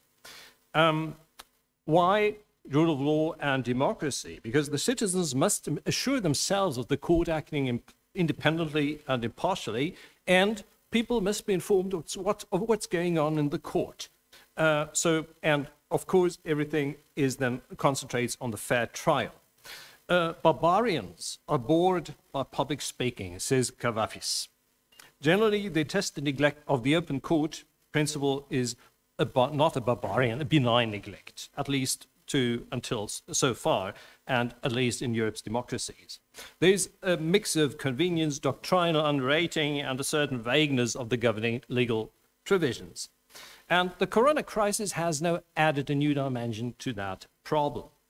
Where courts have held the hearings at all during the corona crisis, instead of staying them, postponing them, they've often resorted to proceedings that minimize the hazard of contagion. Written proceedings, where this was appropriate, not allowed, or video transmission, where technology was available, and where legal basis had been laid, sometimes in the absence of a legal basis. While most video transmissions included the court and the parties, the audience was usually ignored. Also by the authors of the legal provisions, which I will say a word upon in a few moments. And 1.5 years of pandemic appear to have fostered the digitalization of the judiciary, eventually. But this clog will probably not complete to be turned back when the pandemic is over. But what will become of the principle of the publicity of court proceedings if any court hearings remain digital? If there's any such thing as a cyber public, and I believe there is something like that, can the open court principle keep pace with digitalization in that cyber hearings can be attended by a cyber audience? Or will digitalization deal the de facto death blow to the open court principle with another major exception adding to the ones we already have? It's true that not many court hearings attract much audience. In general, the courtrooms are empty, but for the jury, the parties, and the lawyers. And those who plan courthouses have reacted to this by just shrinking the number of audience seats. And I was told that in German labor court, the practice is common to move the hearings to the judge's office, just to make, in the expectation, and maybe also to make sure that no one will attend who's not involved. Moreover, there's no room for the open court principle when a court resorts to written proceedings in conformity with law. And, well, if this practice is subject to legal limits, of course, they stem from constitutional or European human rights law. However, not all constitutions address the openness of judicial proceedings. The German Basic Law contains no express provision, but if it's democracy and the rule of law that come together, of course, we must be able to find between the lines. Article 6, Paragraph 1, European Human Rights Convention stipulates that, as you all know, quote, everyone is entitled to a fair and public hearing. A right that's commonly understood as a powerful means of control. However, the previous passage, in the determination of his civil rights and obligations, or of any criminal charge against him, indicates, so the parties hold this right and the parties can waive this right. So if they forgo it and assent to written proceedings, there's nothing potential attendees interested in listening can do. This is a little bit unsatisfactory. And the right can also be restricted according to the standard democratic society formula, but also to, quote, the extent strictly necessary in the opinion of the court in special circumstances where publicity would prejudice the interests of society, of justice, unquote. So this gives, of course, the state and the judiciary broad discretion in an epidemic. So the epidemic, COVID-19 is novel. It's, as a virus, a barbarian in its own right, but also in view of the legal questions it raises. Traditionally, courts had to deal with the scope of the audience, So, for example, in determining if and how media could access the proceedings. With Corona, at an earlier stage, the open court principle had to be balanced against hazards that the jury, the parties, and the judiciary as a whole might incur. And it had to be, the question had to be answered whether it was lawful to ban public access to proceedings completely and for a long period. Where it is mandatory to hear a case in presence, publicity was often excluded. And this gets me back to the democratic society formula, which includes public order, which is expressly mentioned as justification in Article 6, and includes public health. And this is irrespective of whether the hazard stems from the parties or the audience or the jury. However, if the author of the measures cannot establish that the presence of the audience is more dangerous than the presence of a jury, this may be held to be inconsistent. You realize that I'm talking about the pre-vaccine era, but the manuscript had to be finished then. And the focus has, of course, been shifted to oral hearings again, but I think we will continue to be confronted to the need for digital hearings. And the challenge remains to find out whether there is or can be a legal basis for the admission of a cyber public or cyber audience at digital hearings, and its definition and containment. Because persons that watch the hearing from their private computer at home would barely count as court audience as we know it. And if anyone would be able to log in and to record the hearing, it would trigger privacy concerns for the parties or the accused that in other constellations would allow restrictions on the openness of court hearings. Well, of course, there's always the possibility to make a simultaneous video transmission to another hall in the courthouse, but this would not amount to problems of similar scale, but of course to technical problems. So what is needed? Investment in technology, video cameras, screens, and data security. And since the judiciary is known as underfinanced, they may tend to eschew that, especially when audience is unlikely, so in the majority of court proceedings. When COVID-19 was raging, especially where a curfew was imposed, when even the parties had trouble getting to the courthouse at all, online was the only safe way of holding a hearing. So then the excuse of broadcast technology might have been excusable, but it's not, where hearings are becoming a mere matter of convenience. So the question I ask myself is whether the states have tackled and can tackle the problem, and how. So, of course, I'm not referring to the technical side, but only the legal one. At the beginning of the pandemic, and you may know it, the European Commission published a synopsis that regrettably, at least until recent, was not updated. The legislators, and this was what I drew from the synopsis, were aware of the need to act provisions to address the issue of digital hearings, but they failed to address the audience problem. Cyber hearings are dealt with as COVID-related, not as a perspective for a corona-free future. There's a detailed assessment of the applicable rules in 4 countries, Germany, well, more detailed, not entirely detailed, Germany, France, Spain, and Estonia. But of course, you need to be able to read German. I don't want to paraphrase that in detail now, considering the time I have. I'd just like to point to some common features and some differences between them. And of course, there may have been amended ever since, and the focus has also been shifted a little because of the vaccinations that have reduced the health hazard, but I still believe that video transmission of court proceedings will remain topical and the future of the open court principle alike. What the provisions of the 4 countries have in common is that the implicit principle, the audience is where the court is abandoned. At the same time, all approaches are either rather inconsistent or inconsequential. In Germany, most federal states never imposed a curfew, and there was always a minimum of mobility granted. Germany, on the federal level, enacted provisions on video transmission of court hearings confined to civil and labor courts in 2020. The provisions allow honorary judges to attend the oral hearing, quote, from a different place, if the epidemic situation so requires, and the proceedings are transmitted also to that different place, and from there to the boardroom. The court can also allow the parties and their legal representatives to, quote, remain in a different place during the oral hearing, unquote. So there is an underlying presumption that there are 2 places, the different place and an unnamed place, which is probably where the court is or the jury sits.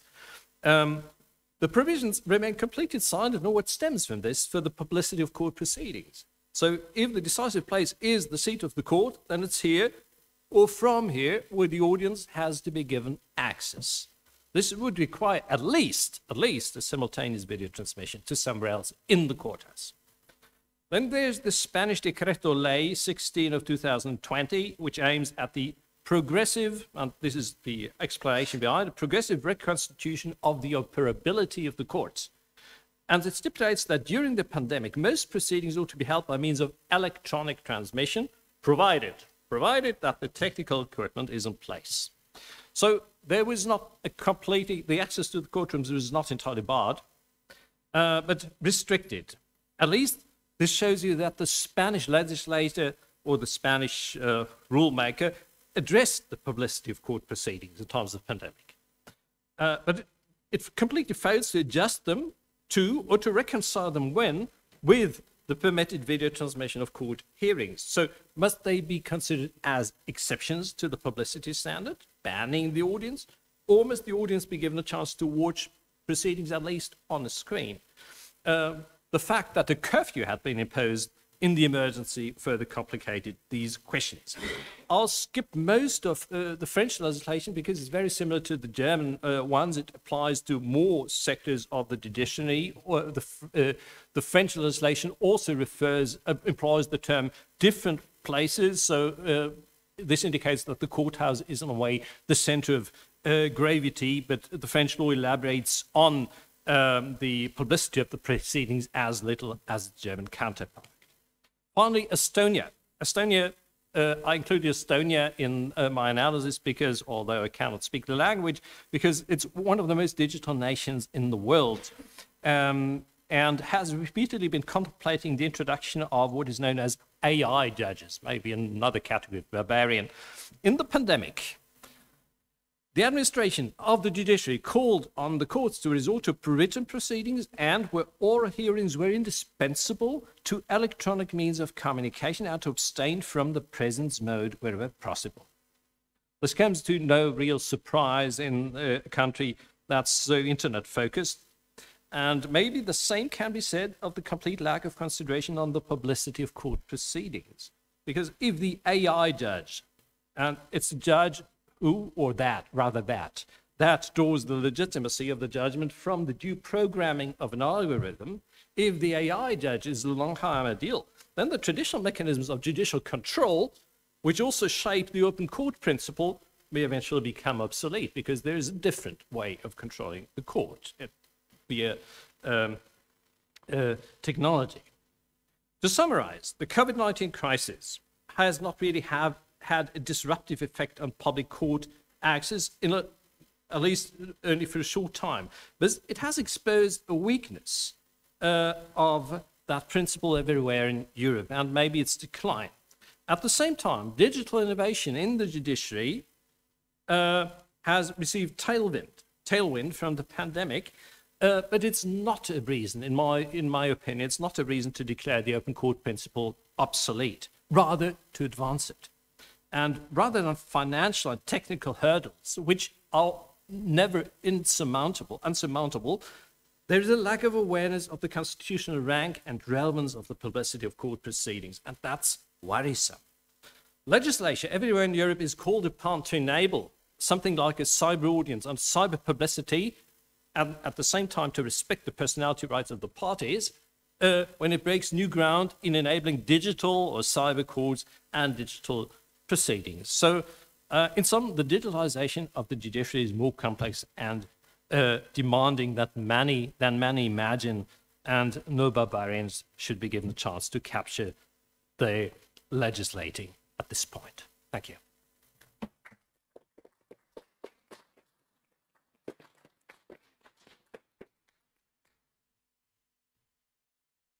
Thank you very much on this paper of our present and future also challenges. And now we move to Mr. Stavros, who will talk about one of the most important recent judgments from Strasbourg, and unfortunately one very pertinent for the Polish situation. If I may invite you to speak. Thank you very much. And of course, I will begin by thanking Professors Bodnar and Urbanik for the excellent organization of today's event, to honor Professor Wyrzykowski, with whom I had the immense privilege of working together in the European Commission Against Racism and Intolerance. I was the executive secretary to this commission for 6 to 7 years, and I must say that having Christian Allund, who is here with us today as chair, and Miroslav as vice chair, made an enormous difference in every respect. Of course, I responded immediately to the call to contribute to Mirek's Liber Amicorum, and I was very pleasantly surprised to see that the title referred to a Greek poem by Constantine Cavafy, Περιμένοντας τους Βαρβάρους. And of course, being Greek myself, I would have had a lot to say on the waiting for the barbarians bit. I would also have a lot to say about Cavafy himself, the poet. When we were boys, we were actively discouraged from reading some of his poems, which speak in very beautiful terms, says a very traditional Greek father, about the universality of human love. But I would like to concentrate on the second part of the title, the constitutional crisis. Now, human rights are part of any constitution which is worth its salt, and human rights have been in crisis for many, many years. The Council of Europe system itself has been in crisis. Why? Because the governments question the legitimacy of the system, telling us that we are doing too much. We have been seeking responses, and part of the answer was subsidiarity. Now, subsidiarity has been given a bad name. What does it really mean? It means that the primary protectors of human rights are the national authorities. When the national authorities do a good job, taking all relevant considerations in mind, the European Court of Human Rights should defer to the national authorities' judgment. Europe should only intervene when the national level has failed. Quite independently from subsidiarity, quite often Strasbourg, in order to apply the convention itself, has to decide whether national law has been properly applied. So, when the Strasbourg court has to decide whether a tribunal has been established in accordance with national law under Article 6, it has to interpret national law. And even before subsidiarity became a buzzword, it was accepted that the Court of Human Rights should defer to the national interpretation of what national law requires, and should only intervene when this was arbitrary. Yet in Astrason, this famous case, and 2 cases, follow-up cases that concern Poland, the European Court of Human Rights openly disagreed with the findings of the highest courts of the countries concerned on whether the judges that had heard the dispute had been appointed in accordance with the national law. So Astrason is a very important case because it establishes the principle that the legality of the appointment of any judge can be reviewed incidentally in any dispute that the judge in question is called upon to hear. provided that the dispute concerns civil rights and obligations or a criminal charge, and I will come back to that.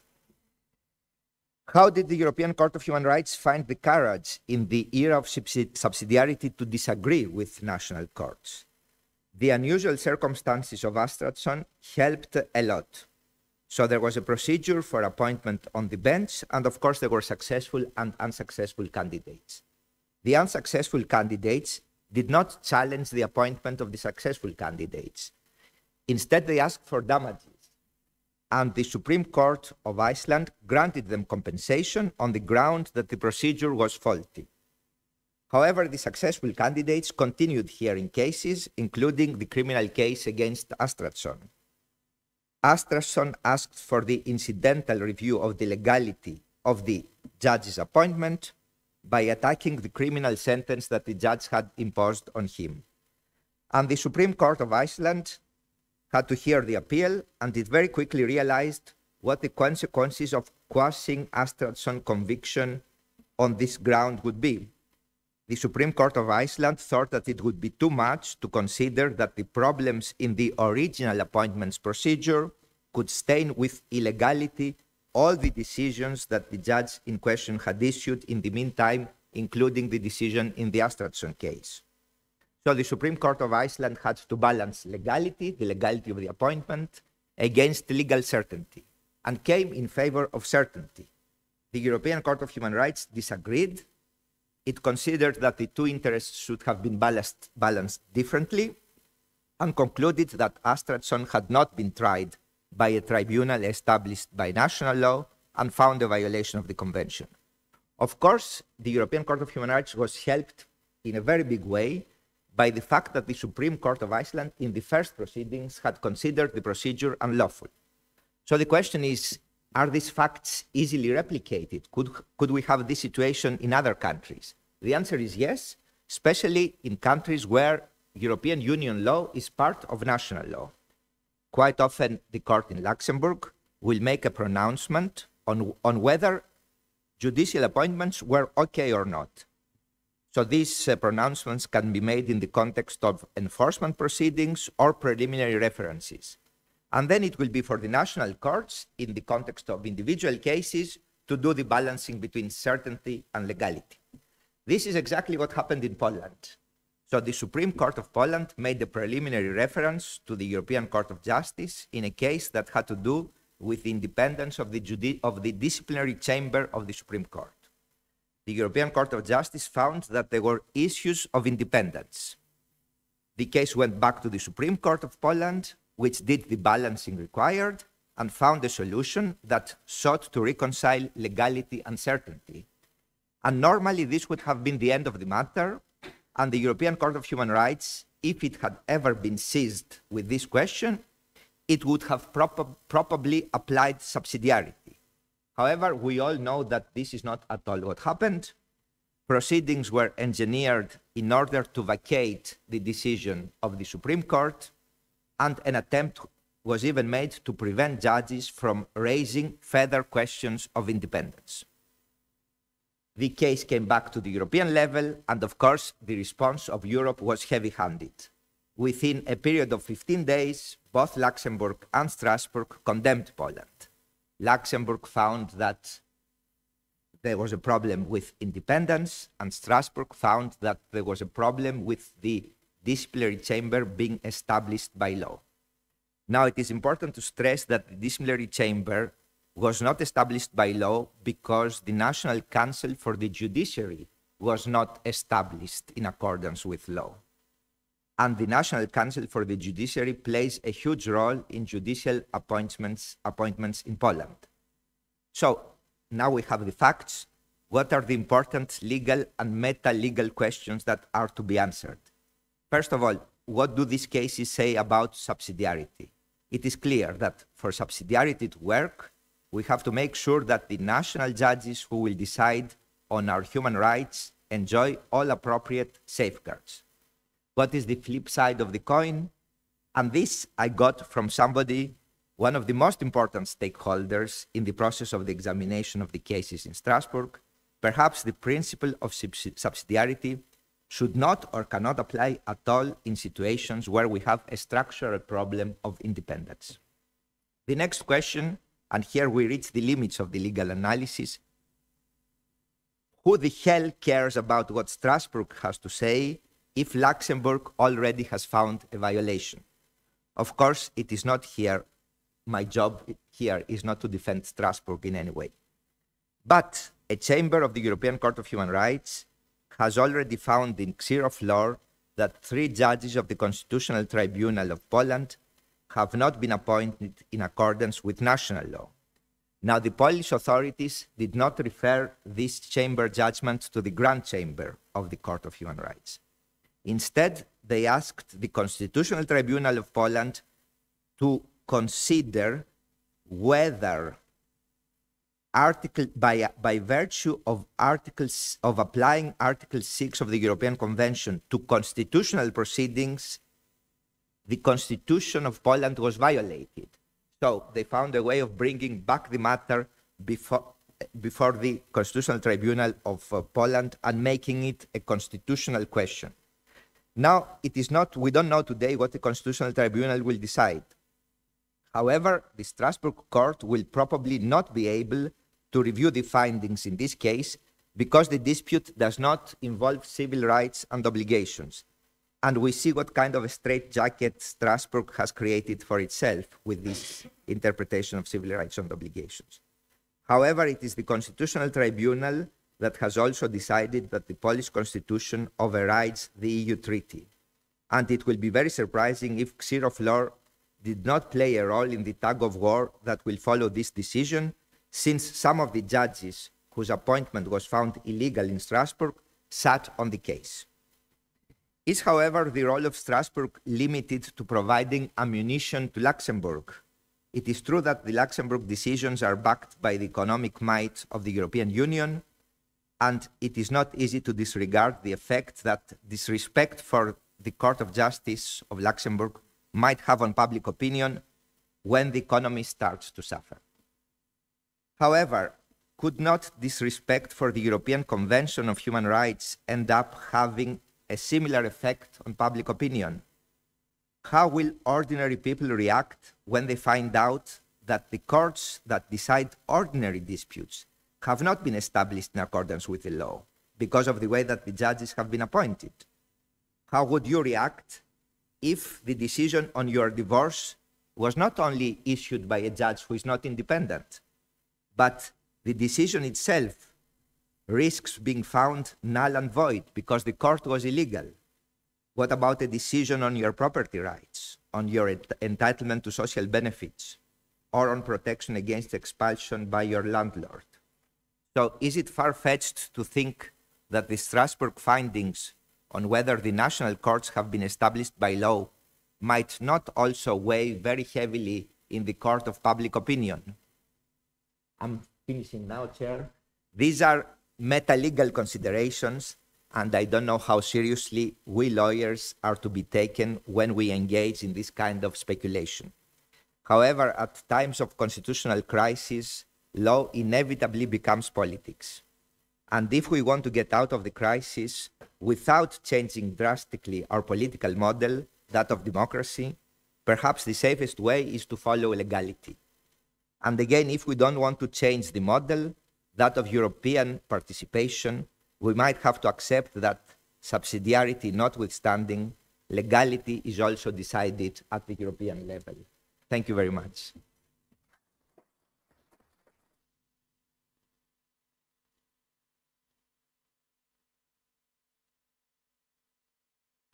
Thank you very much for your paper, and due to your excellent discipline, we also have 10 minutes left for questions, so I would invite you to ask any questions or make any contributions you wish.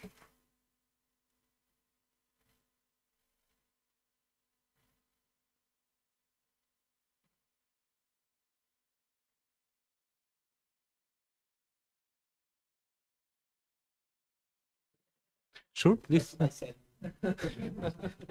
Please do. Yes, actually, I would have a question to Alan. You spoke extensively about the use of third parties in selecting members of international courts, and I think you referred to the procedures that the international organizations themselves have set. But what about the national procedures, whereby the list that goes to the international organization is decided? What about participation in these procedures, and how far can international organizations go in requiring proper procedures at the domestic level? May I answer that now? By all means. Right. Thank you very much for your question. First of all, of course, looking very simply at the European Court of Human Rights, they've been the most extensive in actually indicating the requirements that they want countries to follow in order to choose the candidates for the judges, including that very particular special one that they started, which is making sure that out of the 3 candidates who are nominated, 1 has to be female.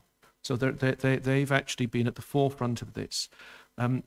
Secondly, thankfully, because the contribution was limited to a certain amount of words, I actually skipped that at the beginning. But what I found was very simply, and it's not going to be too far from what you've already imagined, there are very different ways in which they do this.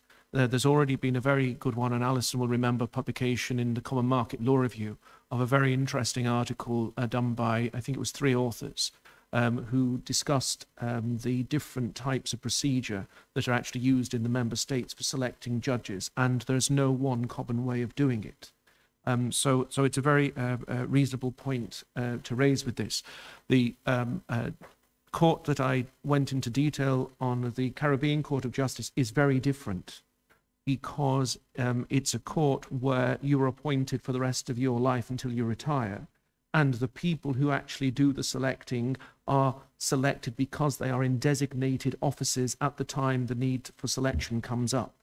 So that's totally independent of the member states. But if we're looking at the ECOWAS court, that's because it's the chief justices and the chiefs of the Supreme Courts of the states where the current judges are not nationals of, who actually get to the selection. So it's done, those are done by office. As regards any of the other international courts, it's more or less how the national executives decide to nominate, as it used to be with the Court of Justice of the European Union, until the panel came along and things started to change there. And I think the panel's had a very, very positive impact on that, if I may say so, because it's very clear now that the President of the Court of Justice actually has a very strong role to make sure in ensuring who is selected. And of course, the panelists are sitting here and don't discuss what they do, but it's clear from their work that it's been much more successful than I think that was originally envisaged. Has that sort of answered your question? Okay, thank you. Do we have any other questions at this time? Oh, so we should start here, and then Professor Bodnar, and then it was, yes. No, please start, I mean.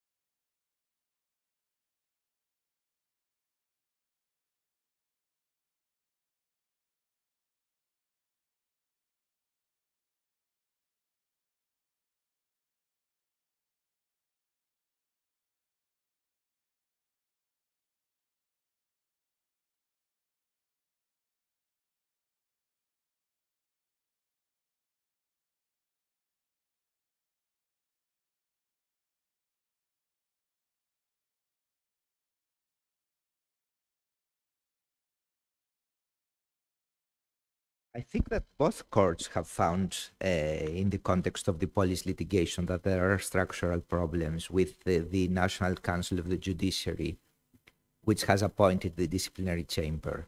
So the question is whether a case might come to Strasbourg about extradition, about European arrest warrant proceedings, because structurally there are structural problems with the independence of all police courts, right? This is what you're asking. No, okay.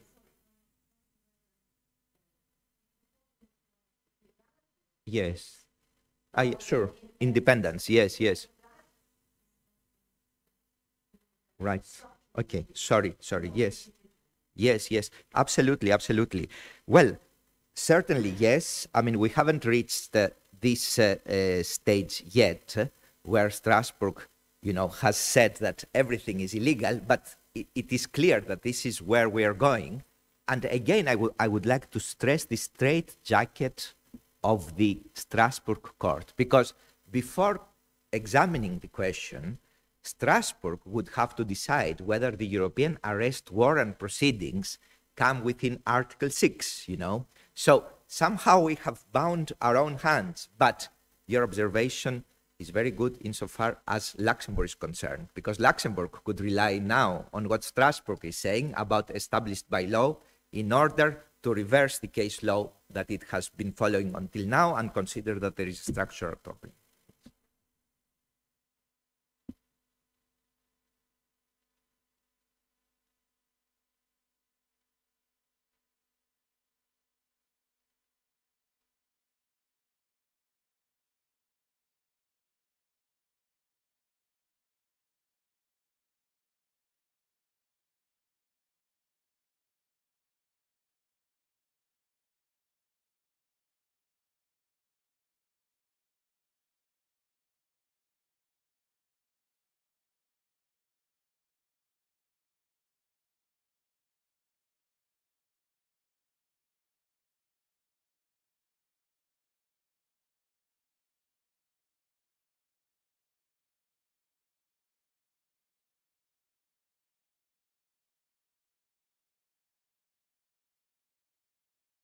Adam, I think that you're trying to get me out of my job as soon as possible. And this is something that I wouldn't mind at all.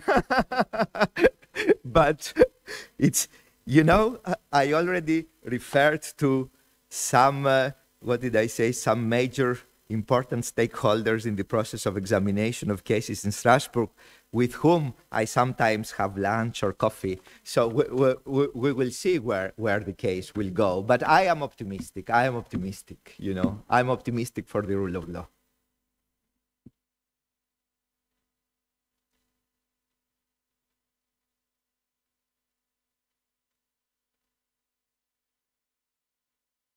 So I allow myself to congratulate Professor Brzykowski and journalists in congratulating him for this wonderful anniversary.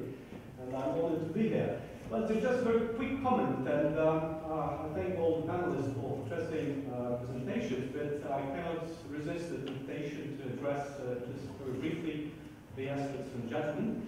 And actually to ask you, do you think the role of the court would be to be more proactive or rather more self-restrained, or rather, of course, we've got this division of work, division of labor between various Council of Europe so to say, organs. So my question is, do you think the role of the court, the European Court of Human Rights, stops where only the finding of a violation is concerned? Or do you think that the court might or should be more specific in what is what are the possible ways out of that? So what I'm asking is, how do you perceive the role of the court? Is it only there to deter violation and that's all? Or maybe you would advise that the court should be a little bit more proactive? That's my question. So we all know that the court in Strasbourg spent a lot of time waiting to examine the police cases, and now it has started examining them, and it seems that there will be a lot of judgments in the time to come. Astratson, I didn't refer to this because it was a small detail. Astratson was very specific in that it said that the judgment of the European Court of Human Rights was not a reason for all the cases that this lady had decided to be reopened in Iceland. Okay, so Astratson concerned only Astratson case. If you look at the Polish cases, you will not find the same proviso. So already in the Polish cases, the European Court of Human Rights seems to be saying that the judgments that have been passed by those unlawfully appointed judges may be reopened in the process of the implementation of the judgment. So can the European Court of Human Rights do something more? Okay, so certainly it will decide in the time to come many more cases.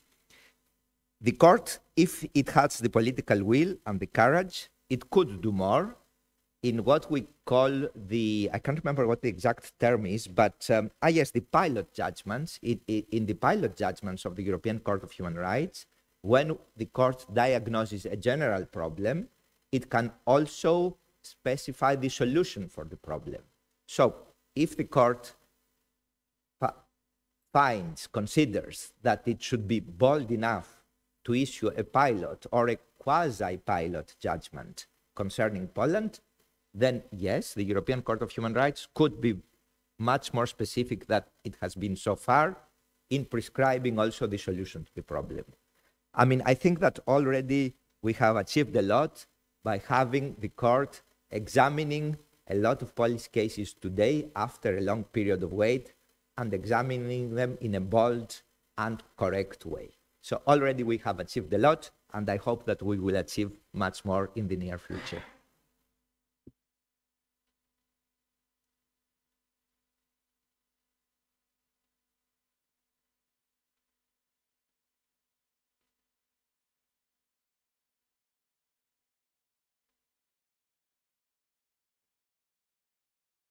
With time restrictions, we are not able to continue now, but I invite you to continue it during the lunchtime, and I invite now everybody to the lunch. Thank you.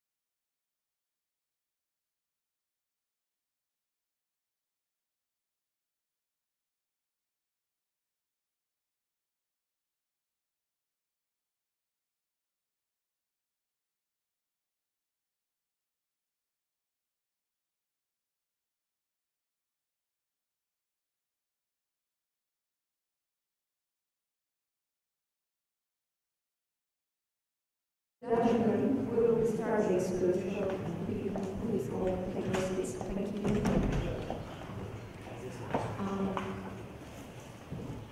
Yes, good afternoon. It's a great honor and pleasure to be moderating the panel on human rights and non-discrimination, a subject that is very close not only to my heart but also to Professor Brzykowski's heart, first of all. And I would like to ask Professor Brzykowski to say a few words because he asked for them.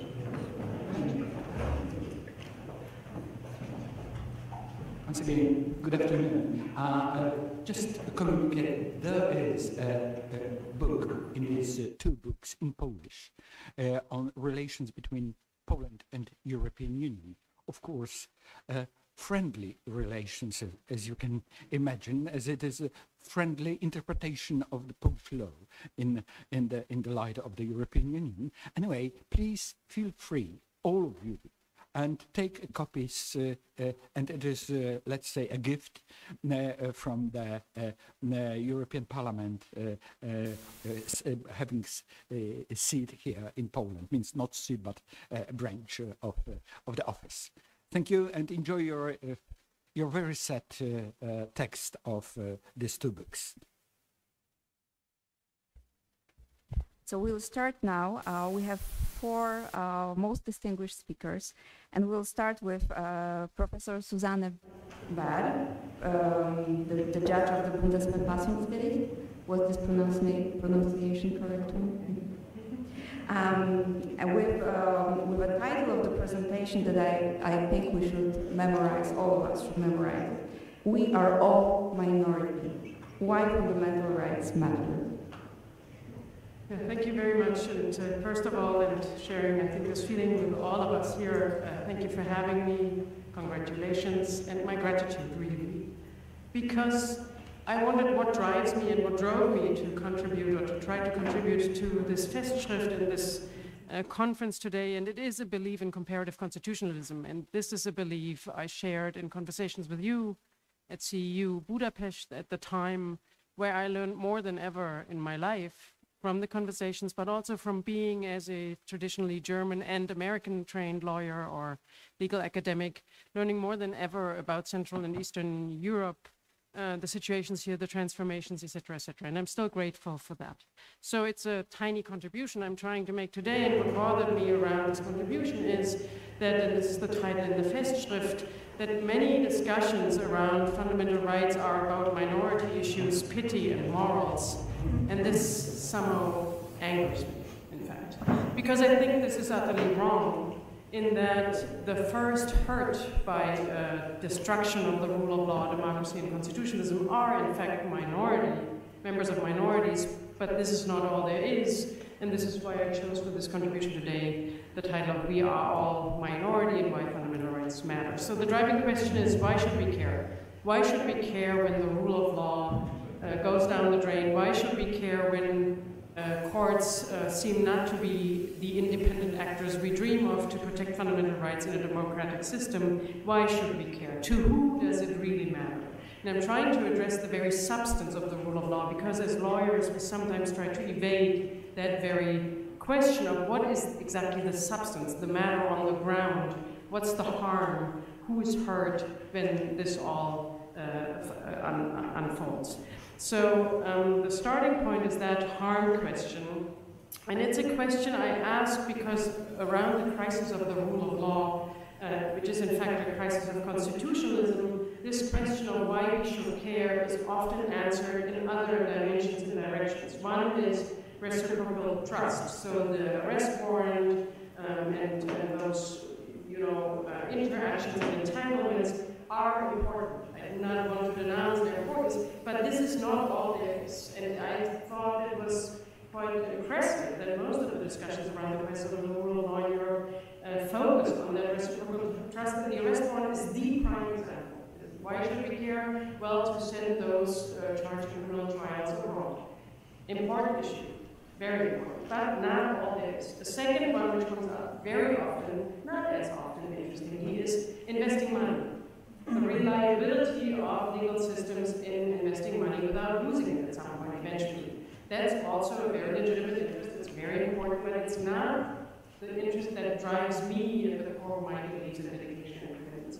And the third one is that we are in fact dealing with entangled realities, that is jobs moving, people moving, families created, marriage, etc., etc., etc. Something Judge Clark alerted us to. We in fact live in a post-national reality, so we should care about the rule of law around us because it's our rule of law, in fact. So also very important. Then there is a discussion on, these are not the primary examples, European values. Why should we care about the destruction of the rule of law? Because it's all about European values. Yes, it's in the treaties, values are important, but I'm too much of a lawyer to not kind of hesitate when it comes to values, and as a lawyer I'm pretty much into not only principles, but in fact rights, which are an addition to the principle dimension of it. So values matter as well, and I do not want to denounce all these discussions. But what drove me in my contribution is to ask the question, so what is at the heart of that? And what impressed me most around it was when I was here 6 years ago, I think, the rallies, people in the street, primarily women in the street, protesting the destruction of the Polish Constitutional Tribunal. And why did they do that? It's very interesting and impressive to have people on the street marching for court. The rule of law, I mean, that's not a sexy topic for marches usually. So why did that happen? And with that impression and the impression of last week, people again taking to the streets, defending the law. How boring can you be when you organize a march, right? The law, a tribunal, a court, that drove me to try to understand what's behind that. So why were they women taking to the streets primarily? Because of the abortion controversy, or in fact because of their reproductive freedom and autonomy and their lives at stake. So it was about the law, about a court, about everything, but it was really about their lives, and that's why they were there. And that's why very men and women were there in solidarity of a very down-to-earthish issue of a life of a person. So it was about reproductive equality, the right to decide whether to carry pregnancy to term, the right to decide about your life, which is not your right in isolation, but a right in relation and context, but an important issue down to earth, down on the ground. And so when I looked at this, at these protests, at those people and why do they care for the rule of law, that drives me to what I consider to be at the heart of constitutionalism and a substantive notion of the rule of law as such, which is fundamental rights protection based on dignity, liberty, and equality, which now is the Charter, which has been the Universal Declaration of Human Rights, which is the German Constitution, which is the Polish Constitution, which is a consensus, a common ground we promised each other to work with. And so looking at the demonstrations, looking at the people and why they care for the rule of law gets me to the fundamental rights core dimension of rule of law issues in Europe today. But then, ending there, I still was faced with discussions, at least the ones I tried to follow and encountered, focusing on, oh, it's the women. And I know that discussion very well. And when it was not the women, it was LGBTIQ people. And if it's not them, it was migrants. So it was always mostly, not for all of you, them, the other, the minority, the weak ones we should care about. And that drove me to it's not only about pity. It's not only about values and morals. It's not only about pity and the other and the small ones and those people who care about them. You know, let's be generous and also take women on board and LGBT people on board and migrants on board. Because this is all about each and every one of you, each and every one of us. No matter where you fall along these lines of identity or lifestyle or whatever you want to name it, because the very foundation of fundamental rights is, yes, obviously also about those who are too weak to engage in a political process, win majorities, and have the majority on their sides already. So those are most in need of protection. But it's not all about them. It's about each and every individual who has a different political opinion, who creates art which is not liked by a majority, who is of a religious belief that is not the dominant one, who does anything that does not fit the morals of the day. So the contingency of the need to be protected in your individual preferences, lives, needs, etc., that contingency must drive us to not treat this as a minority only, those pitiful small ones, those other groups there, politics or attitude, but inspire us to understand and explain to people that it's not about them, it's about each and every one of all of us, depending on where you are and where you fall in this whole spectrum. So in the Polish context, in an attempt to follow developments here and decisions here, the first fundamental rights to be crushed are assembly rights, are political rights to protest, are freedom of speech rights, are those rights, and those are, in some interestingly political way, also minority rights, but these are rights of each and every one of you. So when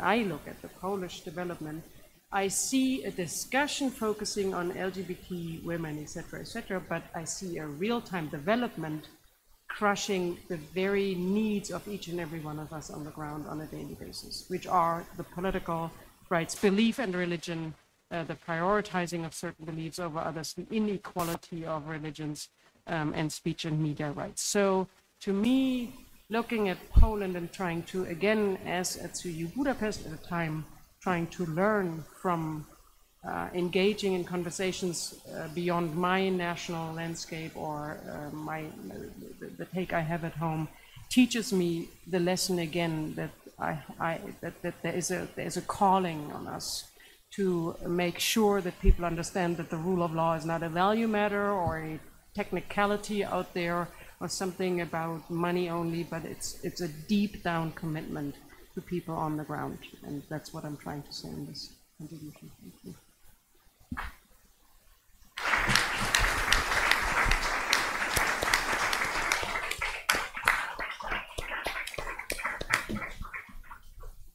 Thank you so very much for this great reminder of what we are really talking about when we talk about defending fundamental rights. Thank you again. And before we will move to our next speaker, and also in relation to his affiliation that I will mention in a moment, I wanted to add something perhaps on a more personal note, because I don't know if everyone is aware of the fact that Professor Wyrzykowski, beside all other of his great achievements and involvements and contributions, is a great supporter of the Polish or the fight in Poland against anti-Semitism. And he has been a great supporter of the organizations such as Open Republic Association Against Anti-Semitism.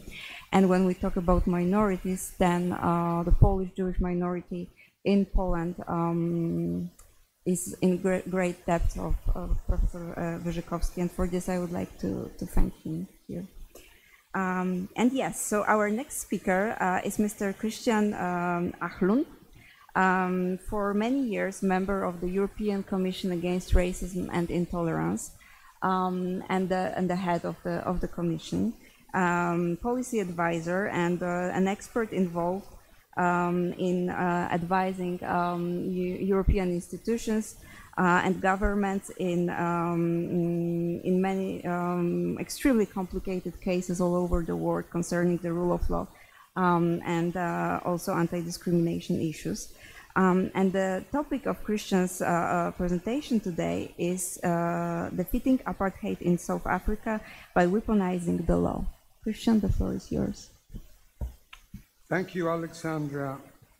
First of all, I would like to join the previous speakers in expressing my pride in having been invited as an author to Mirek's Liber Amicorum. I'm especially proud since I have no academic credentials whatsoever. My basis is just a lawyer in private practice. But as has been mentioned earlier, Mirek was for 5 years a member of the European Commission Against Racism and Intolerance in Strasbourg. And during this time, we became very good friends. And we have kept up our relationship since then. So when I was asked as a contributor to this book, I immediately responded positively. My contribution will take us to Africa and to the particularly shameful chapter in the history of human rights known as apartheid.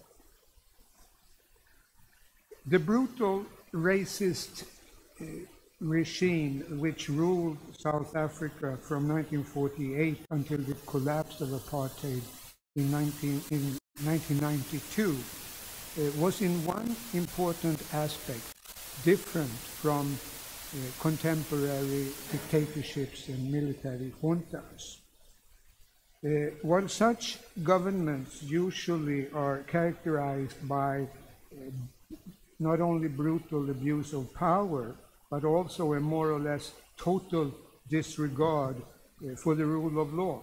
The system of apartheid was based on an extensive framework of law which were applied by a relatively independent court system. We should make no mistake, of course, that the purpose of apartheid was unequivocally to secure the supremacy of the white minority, and the system was, of course, deeply undemocratic and unjust.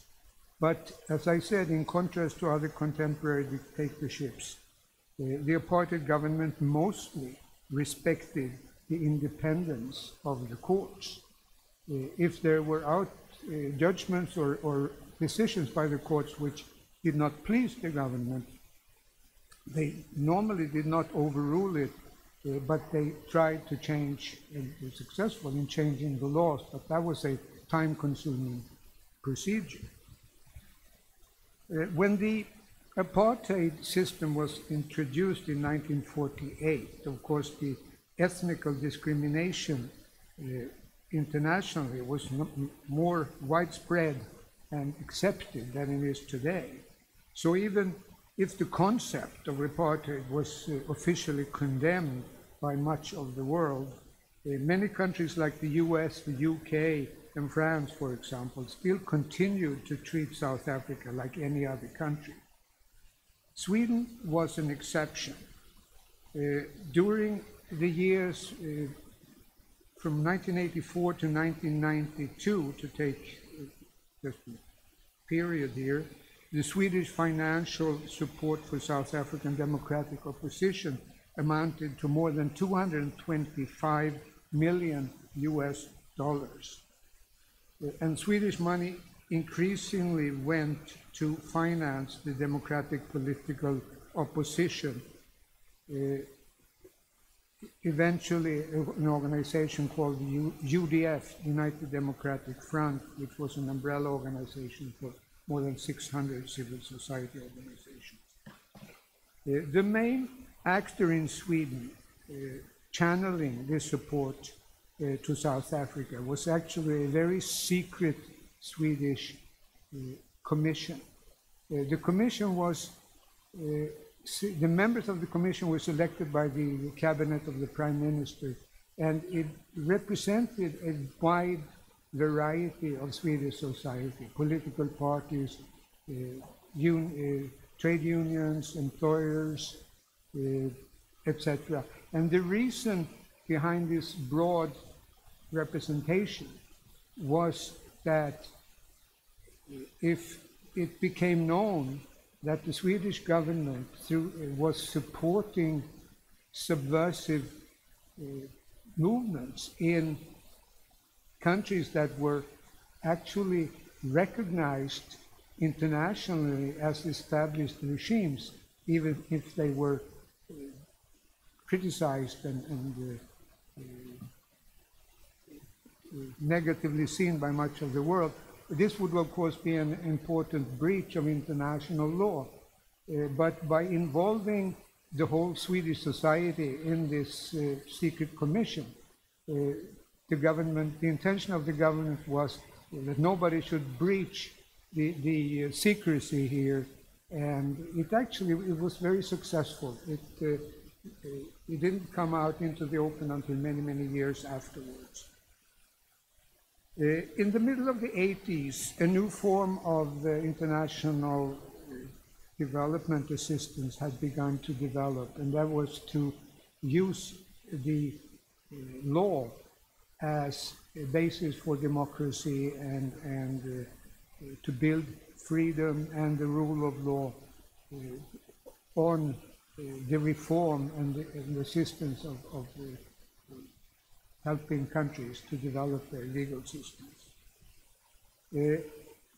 I was, at that time, I had some international training, I had some international experience, so I was included in this commission, and my role in it came to be identifying recipients of this secret assistance, and also to channel money to these recipients. In those days, the so-called lawyer-client privilege meant that it was secret. It was not allowed to investigate where the money came from and the money that was then paid out. So it was possible through my law firm to channel this huge amount of money without anyone really being able to find out that the money was actually Swedish government money. Of course, the whole thing was very secret. My instructions were delivered by a courier in double black envelopes, and it worked. In South Africa, there were various methods of delivering the money to South Africa, to the recipients in South Africa. Actually, the one that was mostly used was the fact that many South African and wealthy liberal South Africans found the system so repulsive that they moved out of the country, mostly to the UK. And when they did that, we could make an arrangement with them that they leave their funds and their money behind. And when they reach the UK, for example, we would refund them. In that way, the money would remain in South Africa, and through various dealings with powers of attorney, etc., the money could then be channeled to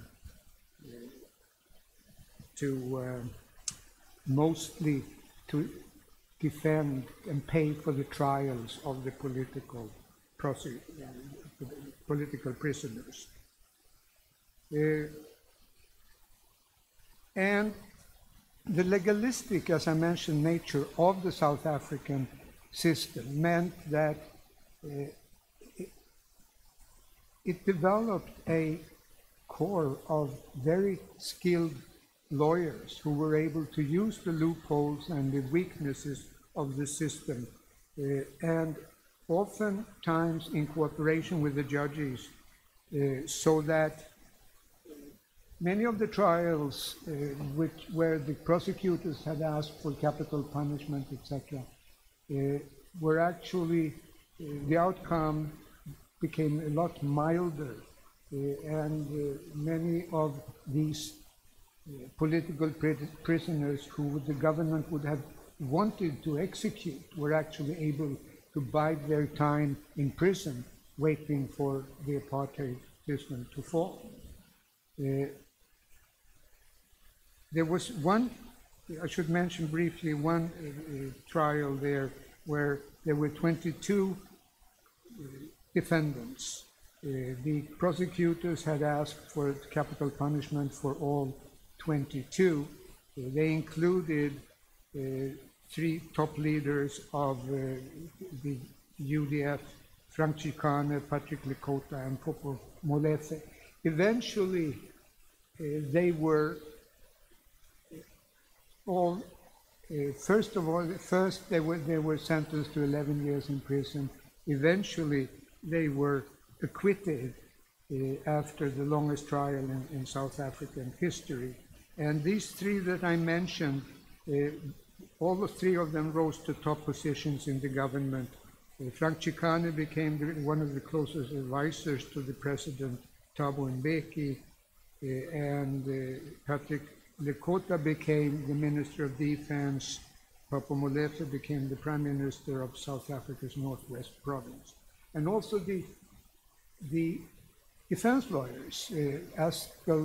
Arthur Chaskelson and George Bezos reached top positions. Arthur Chaskelson became the president of the Constitutional Court, and then under Mandela, and then he became the president of the Supreme Court under President Thabo Mbeki.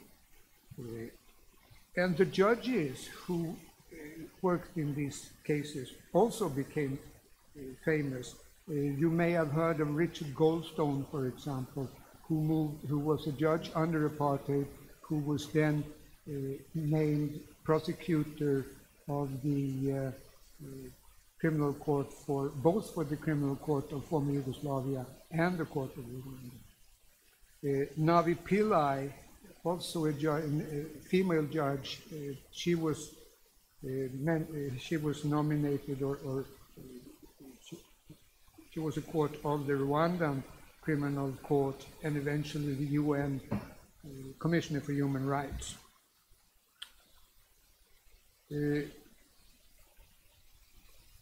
So the support to South Africa during those years was the greatest foreign policy undertaking by the Swedish government in modern history.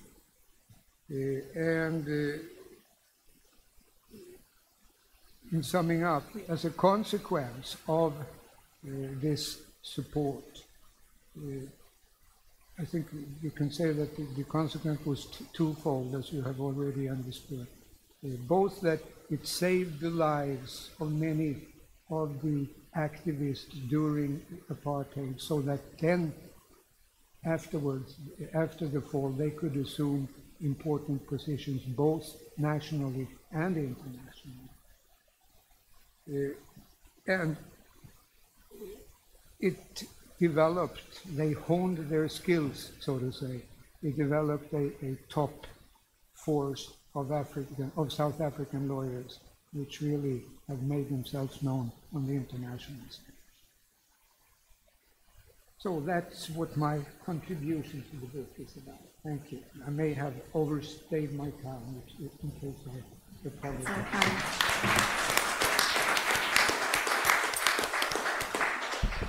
Thank you, Christian, for this great account of a person from the inner perspective of this incredible event, so fighting apartheid. I think it told us a lot also about the power of resistance, that when it's properly backed by law, by legal tools, has its greatest sense. And now we will move to the presentation of Professor Bartosz Makowicz, from Viadrina University, European University in Viadrina, whom I have always perceived as our Polish human rights person in Germany. But actually Viadrina is a very unique place that unites the values and research on human rights that is common to all of us in Europe, still in Europe. Professor, the floor is yours. Thank you so much, Alexandra, for this introduction. And dear professor, ladies and gentlemen, I was thinking very long how to start my speech today, and please forgive me, professor, but I have to start a little bit different than usually, because what I would never dare to do is something I would do today. I have to correct you in one point. You said before that you are the debtor of all of us, and I am sure that if in our relationship there is a debtor, it's not you, it's me. And I am very, very happy, as I was asked, to whom I would like to thank a lot, to Jakub and Adam, that they invited me to contribute to the publication, and I was even hesitating a second, and I was very happy and delighted and honored to be able to deliver this this paper, and also the great honor to be today here and have my 10 minutes to deliver my topic. So, ladies and gentlemen, the topic of my contribution was quite specific one. It was about whistleblowing as a potential new instrument of human rights protection. So I was concentrating on a very innovative way of perception of protection of human rights. In the recent years, there has been probably hardly such a controversial issue like whistleblowing. For some of us, whistleblowers are heroes. To the others, they are a grass, squaller, or even a rat. In some cultural circles, to report on wrongdoing is a part of a speak-up culture, whereas in other cases, they call it condemning or denouncing. In some countries, a reporting person is awarded money, as you probably have heard about the Frank Dodd Act in the United States. In other, she or he is facing retaliation, stigmatization in the society. They end up even in the psychiatric clinics and are chased by their own authorities. So what is it all about regarding whistleblowing, and what does it have to do with the protection of human rights? I would like, ladies and gentlemen, to concentrate on 4 points in my short speech. First, to explain, based on some chosen examples from recent years, why whistleblowing is important when it comes to the protection of the human rights. Second, I'd like to attempt to explain the phenomenon of whistleblowing based on a multidisciplinary perspective as a potential new area of interdisciplinary research. Third, I'd like to touch upon the EU directive, which is a very recent one on the protection of whistleblowers, and then finally I will have 1 minute to sum up. So let me start with the importance of whistleblowing by recalling some recent cases. Case number 1 is the Medco case, where Dr. Margaret Herbst reported suspicious behavior of cows, what however was ignored by the authorities and was the direct cause of the outbreak of mad cow disease. In this case, the right to life, the right to the integrity of person, and public safety and security were infringed. Second, there is the nursing home case, where a nurse informed the public prosecutor about the mistreatment of the inhabitants, what was followed by his dismissal and confirmed by the National Labour Court. Eventually, in this case, however, the information turned out to be true, and the nurse had a success before the European Court of Human Rights. In this case, a breach of integrity of person, prohibition of inhuman and degrading treatment were infringed. The third group of cases is related to the banking sector, like Hypovereinsbank, JP Morgan Chase, or UBS, where various wrongdoings have happened, mainly connected with laundering money deriving from various capital crimes, so indirectly connected to human rights violations. And fourth, and that will be my last example worth to be mentioned as well, there are right to privacy, data protection, and others that were in danger regarding the famous Edward Snowden case and the spy practices of the NSA in Europe. All these cases show that whistleblowing concerns all spheres of life. It is about not only reporting wrongdoing, but also supporting the protection of human rights. That brings me, ladies and gentlemen, to the second point of my short presentation, which is the attempt to demonstrate why, from the scientific perspective, whistleblowing is an emerging interdisciplinary field of research. To this extent, I'd like to focus on only few chosen disciplines, which is first linguistics, second philosophy, organization management, and law. Why is whistleblowing a task for linguist scientists? First, the very term of whistleblowing, which derives from the activity to blow the whistle, and actually I started my whistleblowing activities as a very small baby, as I was crying because I was hungry, for example. In some cultures, negatively related, however, and should be avoided when talking about the moral duty to report wrongdoings. There should be a clear line already linguistically drawn between a person reporting on wrongdoing, acting ethically correct on the one side, and a betrayer or a rat, as mentioned before, on the other. Whistleblowing is also a cultural issue that brings me to the second discipline, which is ethics, a branch of philosophy. There are some cultural circles, still some part of the population in Poland, as well as, for example, in Germany, mainly in the new federal states, where whistleblowing is believed to be an immoral activity. From the ethical perspective, however, it is not the person reporting on wrongdoing, but the oppressor who is acting illegally in his or her own interest, being disloyal to colleagues and society.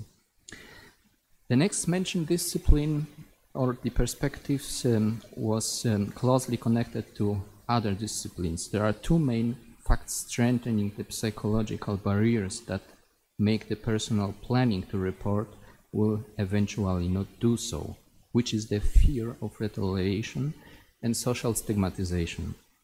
It is therefore crucial from the legal perspective to ensure that persons reporting on wrongdoing are highly protected and to create a comprehensive methods for that. In this case, some national legislators have already took actions like the sapin-deux legislation in France or similar provisions in Spain. Finally, the management perspective, which is again linked to the previously mentioned aspects. Whistleblowing from an organizational perspective, regardless if we are talking about the public or private sector organizations, it's not only what people do believe about creating a reporting channel. It is rather about implementing comprehensive management systems that additionally ensure a diligent evaluation of reports, the assess of the risk of retaliation and support to reporting person, timely undertake consequences, and is set into the whole organizational good governance structure. What is to be said as a brief intermezzo is that whistleblowing is so challenging also due to its multidisciplinary perspective, and it creates a fascinating new field of research. However, and that brings me to the last point, probably the most important milestone in Europe when it comes to the development of whistleblowing is the attempt of the European Union to introduce a common protection level by the so-called whistleblowers protection directives.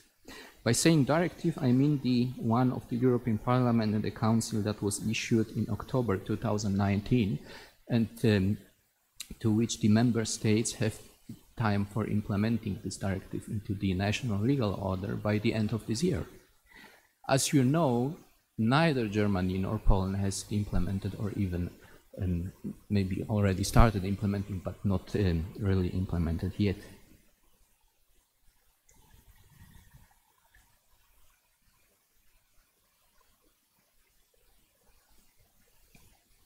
What is to be said about the directive is that it addresses a bunch of challenges in a very modern way. However, on the other hand, it has also several weaknesses, and I'd like to point out only a few of them. The main problem may already be outlined regarding its scope, since it is restricted to the breach of the union law. It could turn out that a person from the same organization reporting the breach of the union law will be legally highly protected, and her or his colleague who reported a breach of the national law will not be protected at all. The second weak point is the three-level model of internal, external reporting and public disclosure, which is laid down in the directives. To Article 7 of the directive, it makes it in general principle that reporting should be first made through internal channels. A reporting person will not be protected upon the directive if this order hasn't been followed.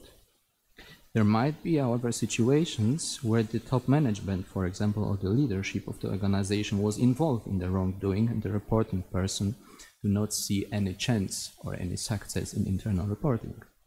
The third challenge for the member states, but also for the societies, is the obligation on member states to designate competent authorities for external reporting. As you probably may have heard, there was an idea to designate the Polish ombudsman this function, to introduce this function to the Polish ombudsman.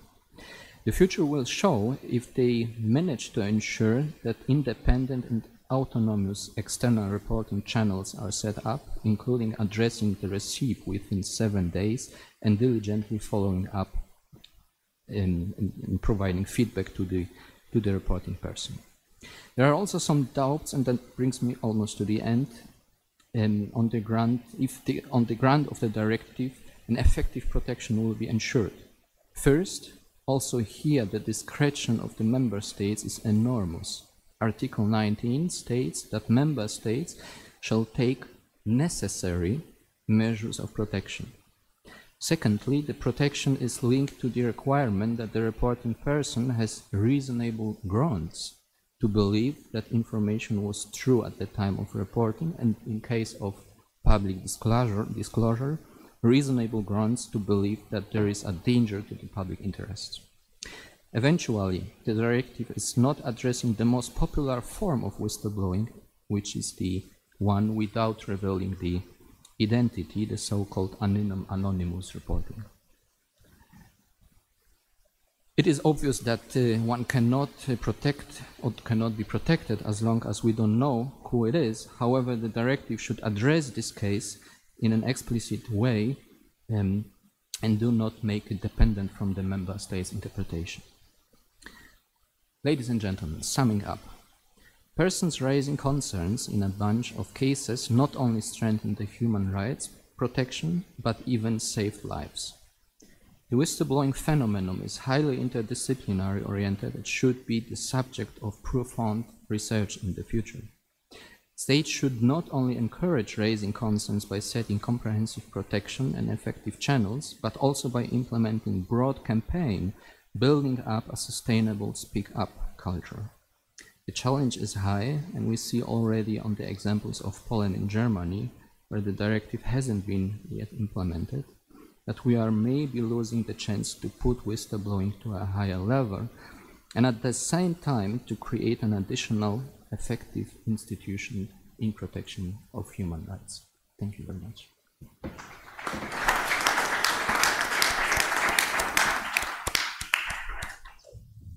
Thank you very much, Professor. I think it's extremely interesting also to consider if we could include whistleblowers into this traditional category of human rights defenders. I think it's also an interesting issue within the research on this topic.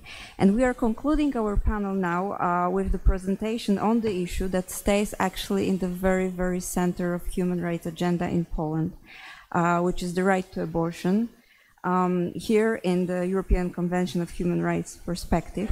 And it will be presented by Professor Stefan Breitenmoser from University of Basel. The floor is yours. Thank you very much. Thank you very much, Mirek. Because of you, we are here. Because of your engagement as a professor at the university here in Warsaw, because of your engagement as a judge and fighting for human rights at the court is not always easy.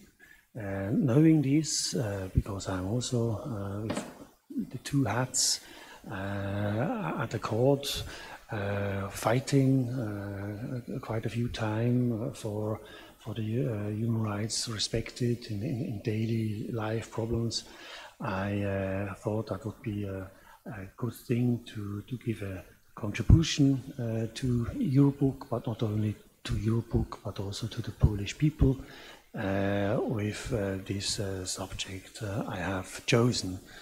Because having read this decision by the Constitutional Court that the termination of pregnancies for fetal abnormalities violates the Polish Constitution because it is contrary to the dignity and life of the human being, but this does not take into consideration the judgment of the European Court of Human Rights and nor the minimum standards of this guarantee of respect for private and family life.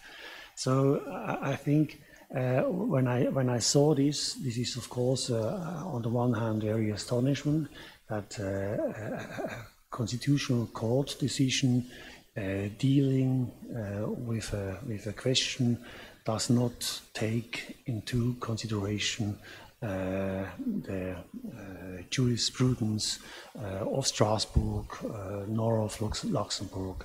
And this reminds me of when I was a very young judge in the questions with regard to the questions to migration law. Also there in Switzerland, courts were refusing to view to the Strasbourg jurisprudence because they were aware if they would have a look to this jurisprudence, then they would have to argue and to deal with the minimal standards.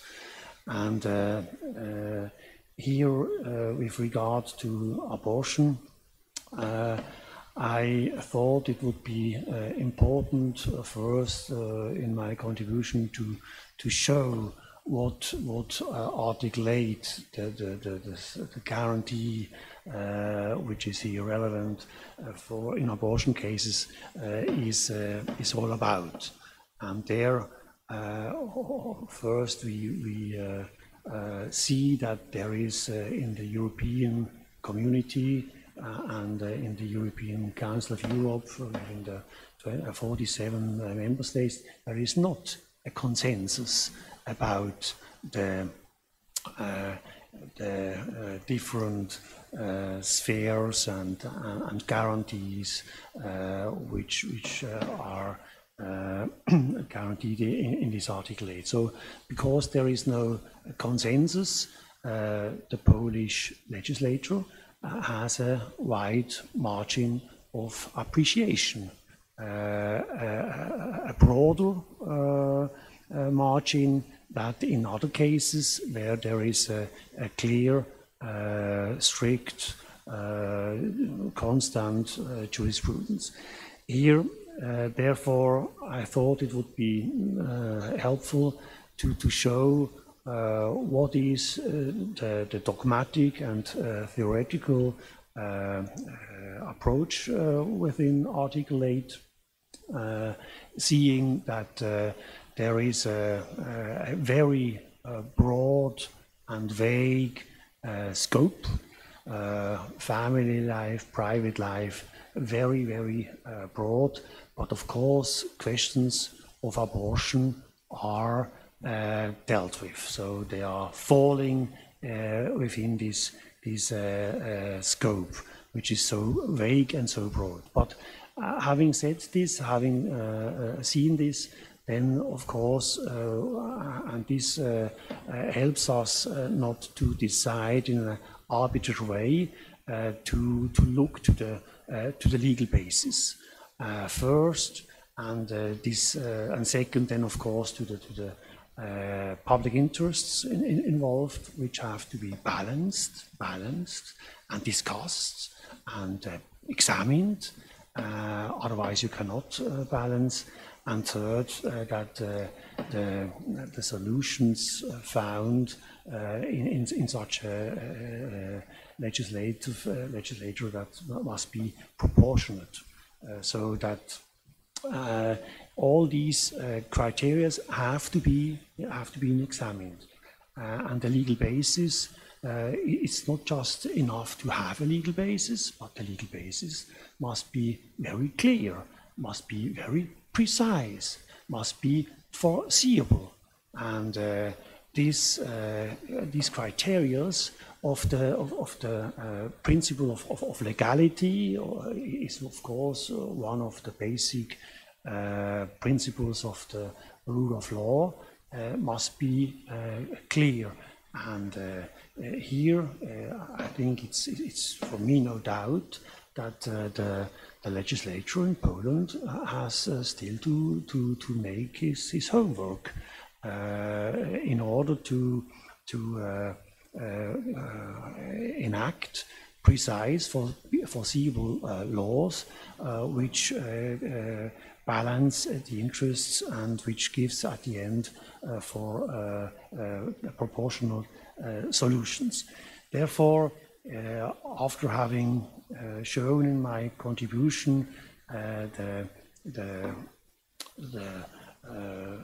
state of law, how it is given in Europe, in the Council of Europe, for instance, also that there is not only a negative protection against the state, but it is also necessary to have a positive commitment to give protection to people, and here in this case to women, with regard to procedural guarantees, to give information so that these women may get the help in such a difficult situation in which they have to decide abortion, yes or no, with all the consequences it has.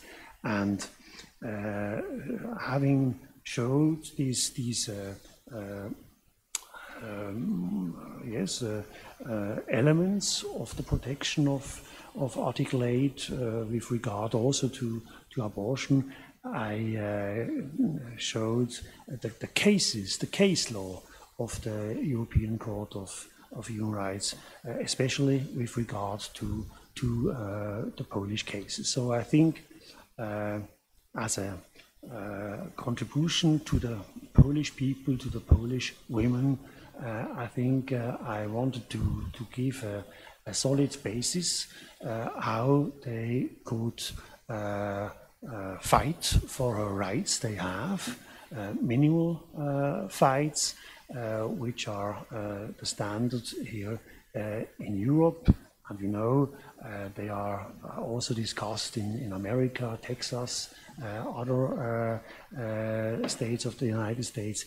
So the discussion will go on, but here in Europe, I'm pretty sure that the European Court of Strasbourg will show the red card to the Polish legislature to say, even if you want to be more restrictive, even if you want to be more traditionalist, and even if you are hesitating giving the rights to access of abortion and to abortion, then you should respect the minimal guarantees, which are the minimum standards of the European Convention of Human Rights. And it's on the one hand now a pity that you are no more active professor and no more active judge, but I'm sure and I hope and I urge you to continue with your legal writing, with your giving interviews here and there with regard to such questions. It is important that voices like your voice are heard, are loud, and I'm sure that the very, very good Liber Amicorum with all these contributions in it are read here in Poland, and I'm sure that these minimum standards, not only in abortion but also in other human rights spheres, are heard. Thank you because of you too. Thanks so much.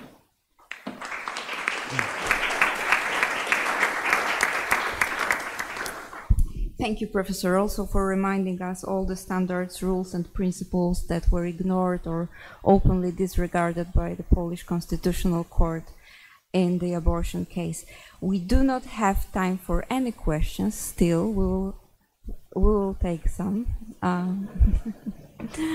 I will take the first from my boss, Dr. Katarzyna Sękowska-Kozłowska. Kasiu. Thank you very much. Oh, thank you. Thank you very much for giving me the floor. My question is about the last presentation on abortion. Thank you very much for selecting this topic. I think it's quite important to us. And I was wondering, what are boundaries of European consensus in your opinion? Because when we look on the map of abortion law in the world, it's like, you know, the Poland is like an only island in the Council of Europe, and I think it's quite interesting because, you know, the Western states and also the previous Soviet states, you know, abortion on request is allowed in all of them. So Poland and Malta these are the only countries with really restrictive abortion law. So I'm wondering what level of European consensus should we achieve to have the judgment of the European Court of Human Rights saying you should follow the European consensus on abortion? Thank you. It's a very good but very difficult question, and I cannot give you a good answer. You can state that with regard to a question that there is a consensus, and you can say, on the other hand, there is no strict consensus. And in the middle, you have all the discussions. And here, with regard to abortion, you see the legal writings, the political statements, and even judicial decisions, which shows that there is no consensus on. We heard about the principle of subsidiarity. We have the questions and the discussions and the difficulties with quite a few states following the jurisprudence and the judgments of the Court of Strasbourg. And we had quite a few conferences in Interlaken in Switzerland and in Brighton in Great Britain that helped us to have the principle of subsidiarity in the 15th protocol. But it's quite difficult to see where are the clear boundaries. But I think with the questions of coherence of the protection of human rights all over Europe, also with regard to the Luxembourg Charter of the European Union on the one hand and the Convention, I think there is a common view that these questions must follow to a certain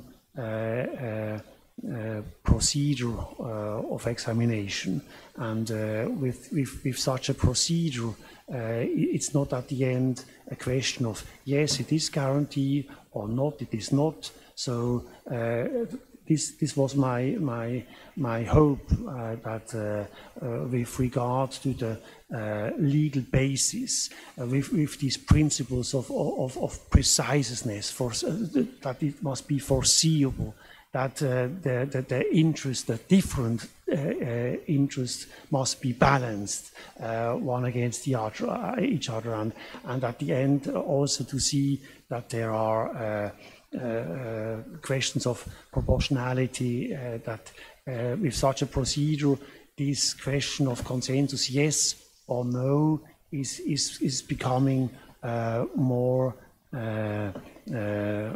correct, and the arbitrary process of saying yes or no is not at stake.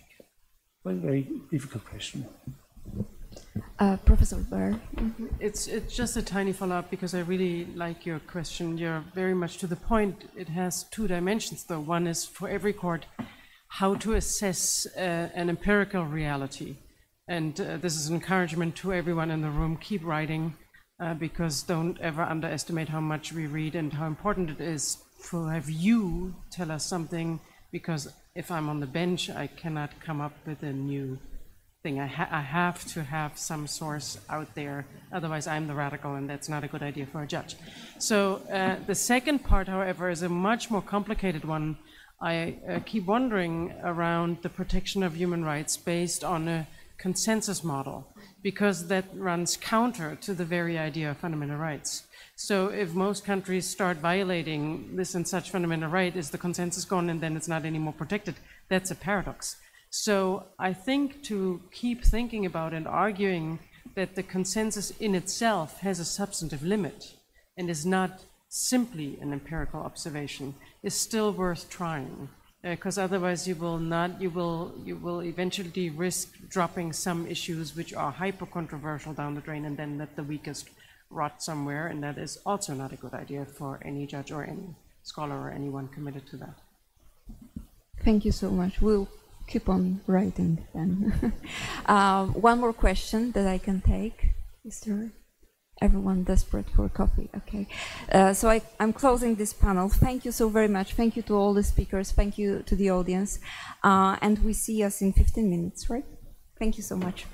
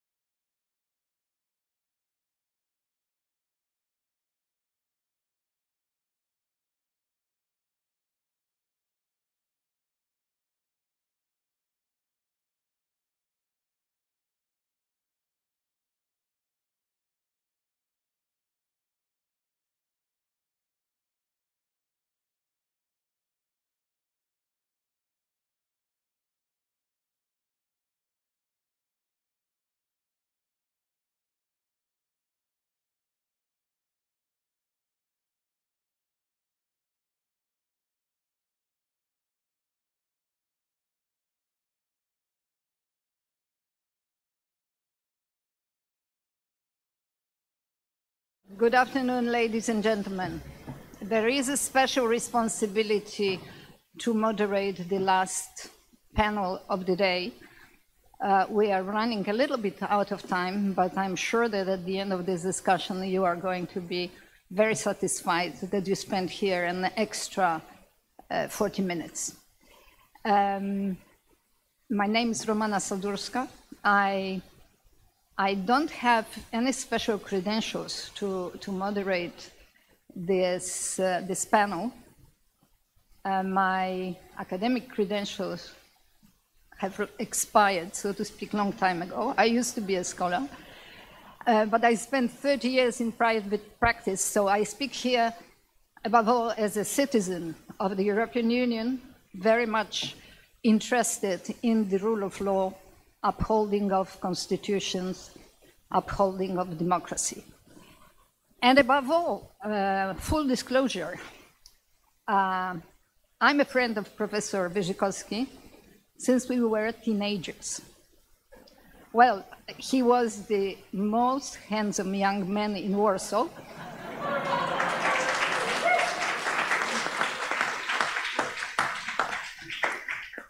I fell in love, and until today.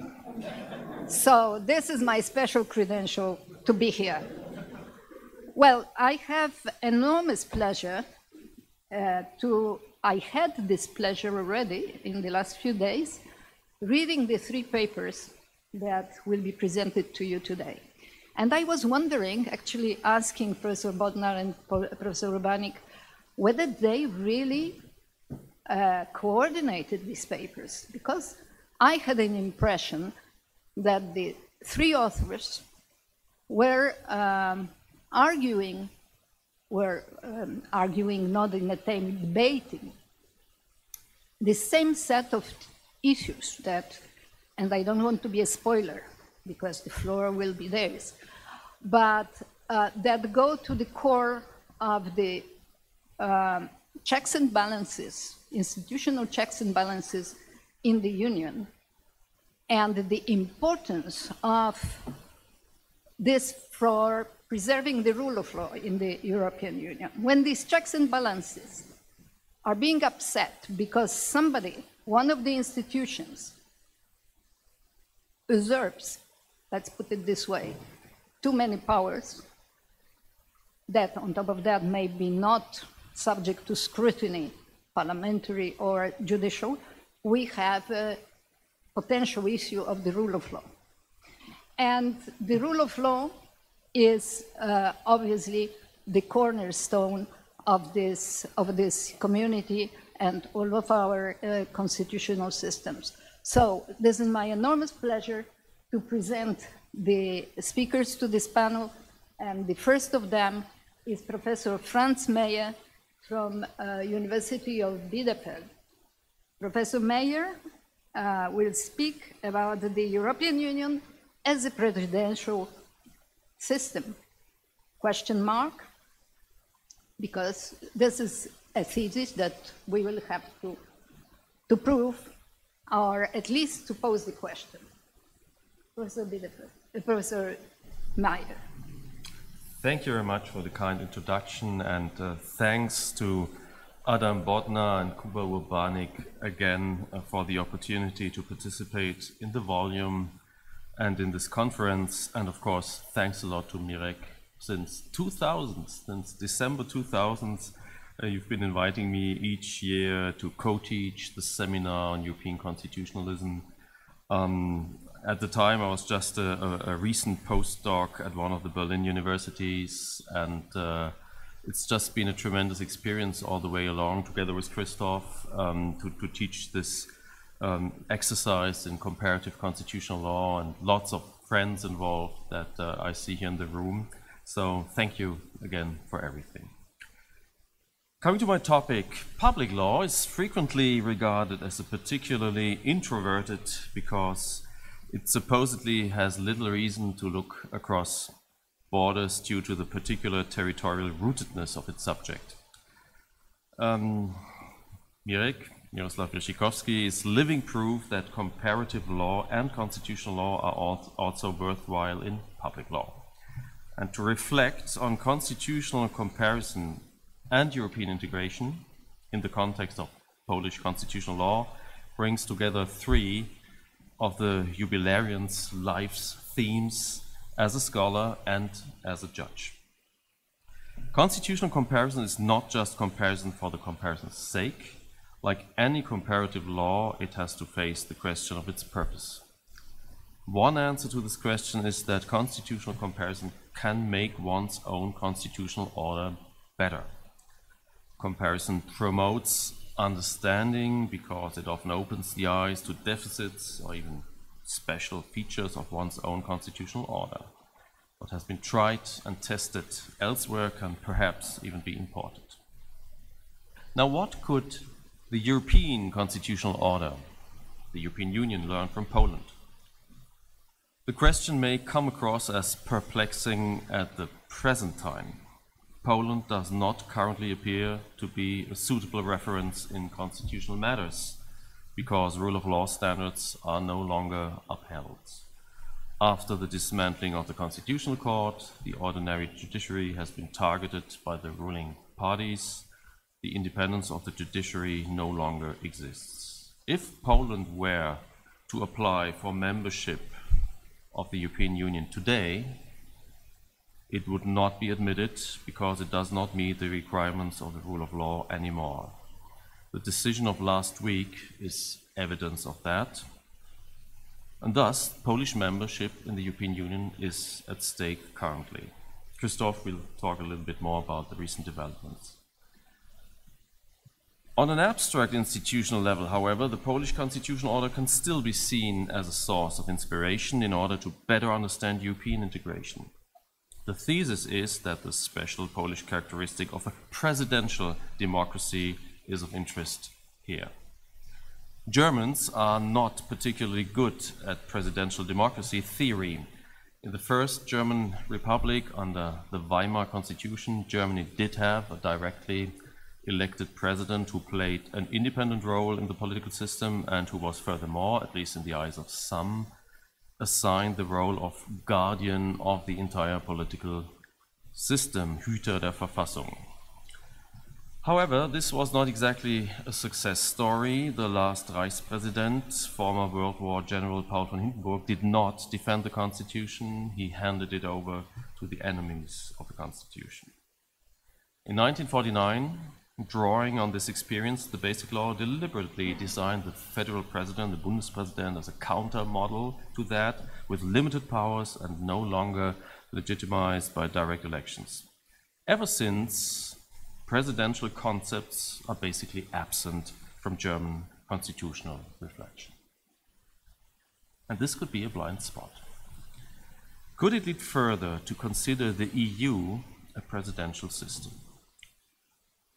What could it mean to consider the EU as a presidential regime? On the subject of presidents at the EU level, it is striking how much the European Union is characterized by strong presidential figures in a number of places. This is true of both the European Commission, the European Parliament. The European Central Bank is also known for its presidents, not least because their signatures appear on each and every euro bill. A full-time president was created for the European Council with the Treaty of Lisbon in 2009. The European Court of Justice is also characterized by a strong presidential figure. And then the presidency is one of the standard concepts in the European Union. This usually refers to the Council presidency, which rotates every 6 months. However, I'm not concerned with this multiplicity of chiefs, even though it seems worthwhile to examine the similarities, differences, and interactions of these presidents in more detail. I would like to suggest a different view of the European Council.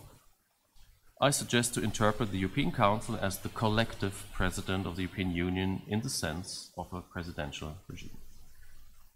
The European Council may need some explanation since it is already terminologically overshadowed by the Council of the European Union, the Council of Ministers, and still runs the risk of being completely confused with the Council of Europe in Strasbourg, classically international organization, with 47 contracting states, the confusion of Council of the EU, Council of Ministers, European Council, possibly even Council of Europe, still occurs even in the quality press, at least in Germany. And even among German ministers, I have seen it happen that a German vice chancellor mixed up the concepts in a hearing in front of the German Constitutional Court. Now, the European Council is the meeting of the heads of state and government of the EU member states, where Angela Merkel and Emmanuel Macron and others meet their counterparts. In addition, there's the President of the Commission as a member of the European Council without voting rights. And since the Lisbon Treaty, there has been the full-time President of the European Council, this currently former Belgian head of government, Charles Michel. The entire construct goes back to 1974. Basically, there were summits before, but as of 1974, Helmut Schmidt and Valéry Giscard d'Estaing kind of triggered the development of this summit into a genuine institution. Now to my core thesis, which is to conceive of the European Council as a collective presidential figure. A central political actor who has no parliamentary accountability, a player who cannot be voted out of office or deposed and yet occupies a central position of power in the institutional structure, but at the same time does not sit on a government bench in parliament, a player whose EU-level legitimacy is not derived from or dependent on other EU players, such as parliament at EU level. Sounds familiar? Well, maybe if you are French. The description that I just suggested does resemble a description of the Président de la République, the President of the Republic of the Fifth French Republic. Of course, there are numerous objections against this interpretation. In the contribution to the volume, I explore that in more detail. Issues of legitimation, representation, whether the European Council isn't closer to the pattern of a constitutional monarchy. Now, I'm not a royalist, and in the constitutional law of the constitutional monarchy, we are even less practiced in Germany than in the constitutional law of presidential regimes. But to interpret the European Council as a kind of collective monarch in the sense of a constitutional monarchy would just not do justice to the European Council's actual power, which, if I see it correctly, is denied to the monarch in current constitutional monarchies. Other objections to my approach include the power objection. Is the European Council really that powerful? The plausibility objection. Is the idea of a collective president, a collective presidential figure, plausible in the first place? Well, I believe it's possible to answer all these objections. Now, what are the consequences and implications of the interpretation of the European Council as a collective president in the sense of a presidential regime? Here, one can first explore what changes for the other institutions. Again, I have to point to my contribution where I explain this with regard to the Commission, the European Parliament, leading, for example, to the insight that the Spitzenkandidaten model is wrong and empowering European Parliament further and further will not lessen the democracy deficit. It's rather the national parliaments that matter here. The Bundestag election in Germany, for example, also decides how the European Council is composed, who will co-determine European policies for Germany in the European Council. The Court of Justice is also not unaffected by an interpretation of the EU as a presidential system. This is not only because a shift of emphasis towards the European Council as the center of power gravity when it comes to the EU governmental structure must inevitably affect all other supranational institutions of the Union. There's also a more general constitutional theory aspect here. In Germany, during the Weimar period, a central issue of contention was about who was the better guardian of the constitution in a presidential republic. The Reichspräsident, according to Carl Schmitt, or Constitutional Court. That was Hans Kelsen's view. In Weimar, the matter ended quite clearly. The president did not guard the constitution at all, handed it over to the enemies of the constitution, I said it already, and since then it has not only been clear in Germany that we better not try out strong presidential figures, it's also largely undisputed today that Kelsen was right. A strong constitutional court should guard the constitutional order, preferably in cooperation with the open community of constitutional interpreters, die offene Gemeinschaft der Verfassungsinterpreten. Others have gone the opposite way. In France, for example, the Constitution of the Fifth Republic in 1958 even explicitly gave the President the task of guardian in Article 5 of the new Constitution. Quite a paradox, initially also entrusting a former general, a former war hero, de Gaulle. In France, it worked out better than in Germany. Nevertheless, a core problem remains. Even if the ECJ is and remains, in principle, the guardian of the European constitutional order, it has no grip on the European Council. So how is the power of the European Council to be limited and controlled? My answer: the containment of the power of the European Council can meaningfully take place only through counterpower. Power requires counterpower. Macht und Gegenmacht. Where the ECJ itself is not able to act as such a countervailing power vis-à-vis the European Council, it is up to the ECJ to strengthen and protect countervailing power elsewhere. That's something the ECJ can do. This concerns first and foremost other supranational actors, for example, the European Commission, the EP, but also, for example, the European Central Bank. And it's against this background that the German Constitutional Court's PSPP decision of May 2020 proves, once more, to be enormously short-sighted, because the German court completely overlooks the countervailing power aspect of the ECJ's wise decision to keep the ECB on a long leash. In order to better understand the potential or the risks of my approach, the comparative perspective mentioned at the very beginning of my contribution can be deepened further. Even in the contribution, even in the book, I cannot explore that in detail. It cannot go beyond a research agenda. The candidates for system comparison are obvious. The United States, with its model of a presidency independent of parliament, which has been tried and tested for over 2 centuries. France, Fifth Republic, with the strongest presidential figure in a EU comparison, at least at the outset. And this is also where Poland comes back into view, because the reintroduction of the president here was based on the French example to some respect, as Article 126 of the Polish Constitution of 1997 seems to indicate. Now, the next step would be to examine the conditions under which the respective presidential systems arose and developed, always with a view to the usability of comparative findings for European constitutional law. And particular attention would be paid to questions of experience with building up counterpower in order to find out how best to establish countervailing power to the European Council at the European level as well. The current Polish experience could prove fruitful. It's true that in Poland the president has not so far been the driving figure in the dismantling of the rule of law.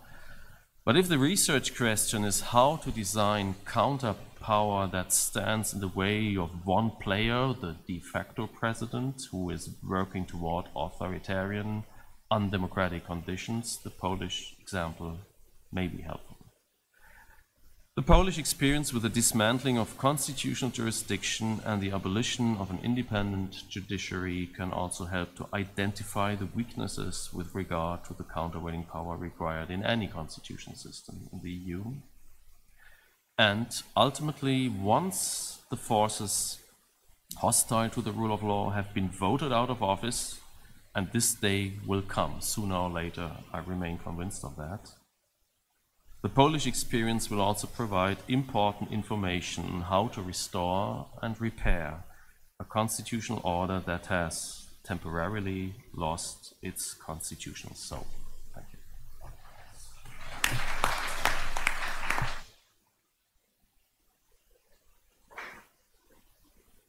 Thank you, Professor Meyer, for this optimistic note at the end. I hope it's not just our collective wishful thinking. So our next speaker will take up where you left in the point of this sandwiching of the other institutions, or encircling of the other institutions of the Union, who are legitimate depositors of the legislative power by some of the actions of the European Union, or European Council. So I give the floor to Professor Christophe Illon, who is going to talk about Empowering the filibuster, the EU general conditionality mechanism in the European Council. This is original title. You were writing away this last few hours. I hope you didn't change the title. Thank you very much, Romana. I didn't change the title. I simply changed the topic. It's really an honor to be sitting here, and very important to, given the rather extraordinary moments Poland and the European Union are going through. So I'm very grateful to Kuba and to Adam for their invitation to take part in the book and in today's events.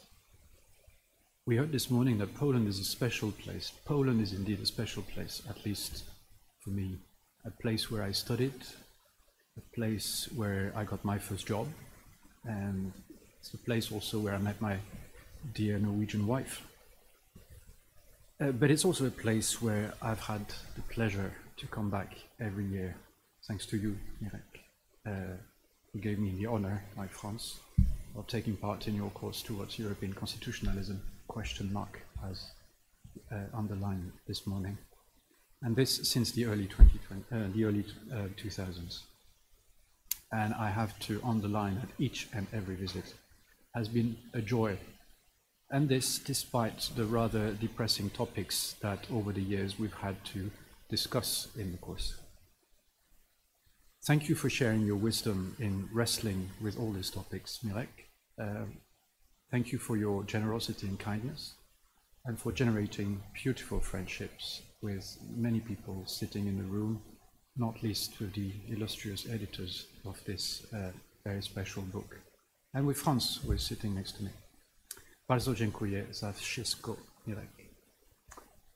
I had planned to talk about, indeed, my contribution on the European Council misguided compromise of last December on the so-called General Conditionality Regulation.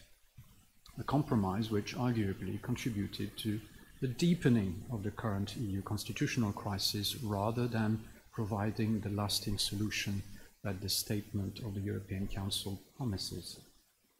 After last week's decision of the so-called Constitutional Tribunal in this country, I decided, as I alluded to at the start, I decided to change my topic a bit, only a bit, and speculate a little bit on what legal avenues that may be followed to address the deepening of this constitutional crisis, thus remaining within the parameters of the book. As you all know, in its decision of last week, the Polish so-called Constitutional Tribunal considered that the provisions of several articles of the Treaty on European Union, namely Articles 1, 2, 4, 3, and 19, as interpreted by the ECJ, were incompatible with the Polish constitution. At least this is what I could draw from the English version of the verdict, which has been published on the Constitutional Court's website. Given the importance of the treaty provisions considered unconstitutional by that constitutional tribunal, Polish membership in the EU is being questioned. How indeed is it possible for a state to remain a full member state while defying the basic requirements of membership, embodied in the very treaty provisions which are deemed today unconstitutional in this country? Various commentators have already said that this is not possible, among whom Jean-Claude Piris in a tweet yesterday. A choice has to be made. Polexit and Article 50 have been since regularly mentioned in social media, in the commentariat over the past, by the commentariat over the past days. It's even been alleged by some commentators that the withdrawal procedure of Article 50 has already been triggered, while others dispute this. To be sure, there is an ambiguity in the current situation as to whether the conditions for activating Article 50 are fulfilled.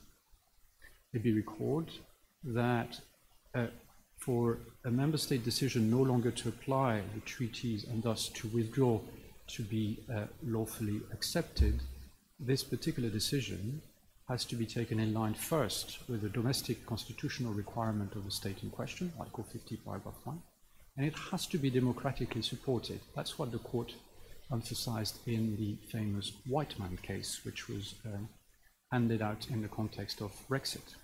Now, you will forgive me if I question whether these two requirements are being fulfilled in our case. So it's rather what the Polish authorities are going to make in the next few weeks of last week's decision that will determine whether or not Article 50 is indeed triggered. But given the lingering ambiguity, and unless the Polish government indeed quickly gets even more explicit about its intention no longer to fulfill the basic requirements of membership, which, by the way, is the definition of withdrawal in the context of Article 50, paragraph 3, it is arguable that several legal steps may have to be taken in reaction to last week's decision, in line with EU rules, and before one may fully enter the realm of Article 50. These steps, I would argue, are required by the general duty of the EU institutions and the member states to preserve the membership of member states and to preserve the EU citizenship of nationals of that member state. A duty, I would argue, which is articulated again in the Whiteman case of the Court of Justice, the Whiteman ruling of the Court of Justice. So what are these steps, these intermediary steps I've been alluding to? I'll mention three, it's not an exhaustive list. First, the classic infringement procedure. Second, a required clarification within the European Council. And third, the duty to unleash the full potential of Article 7 of the Treaty on European Union. I'll start obviously with the first one, hoping that I might have a bit of time to say a thing or two about the other two procedures. So first, the classic infringement procedure. Now, it seems straightforward, but it's not straightforward, precisely because of what we heard this morning in a very eloquent way. It is indeed questionable whether the decision in quotation mark of the Constitutional Tribunal, also in quotation mark, as the authority of a court's decision, given the zero-flaw decision of the European Court of Human Rights, which has established that the Constitutional Tribunal is not lawfully constituted. In other words, one option for the European Union and its members, the other member state, would simply be not to recognize the authority of last week's decision. The trouble, of course, is that this decision has now been published in the official gazette of the country, and it's quite difficult, therefore, to ignore it altogether. So should it be regarded as some kind of official decision by the EU institutions, I would argue that the Commission, or indeed the Member States, following a proposition that Dimitri has written about eloquently in a paper we published on Article 259 a couple of years ago, the Commission and all the Member States should start an infringement procedure against Poland for the decision taken by its Constitutional Court, following the Köbler line of ECJ case law. Now, the Polish government has welcomed the decision. Some public declarations seem to suggest so. Unsurprisingly so, given that it was the very Prime Minister himself that asked the Constitutional Tribunal to test the constitutionality of the EU primary law provisions that we are talking about.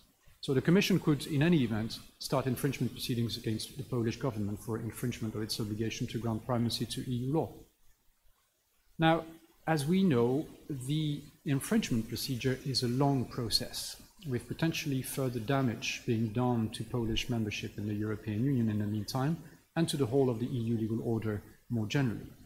So the Commission could ask, as it's done in the past sometimes, it could ask the Court of Justice to order the suspension of the application of the decision, pending the decision on the infringement case, potentially accompanied by a penalty payment to ensure compliance with that very order.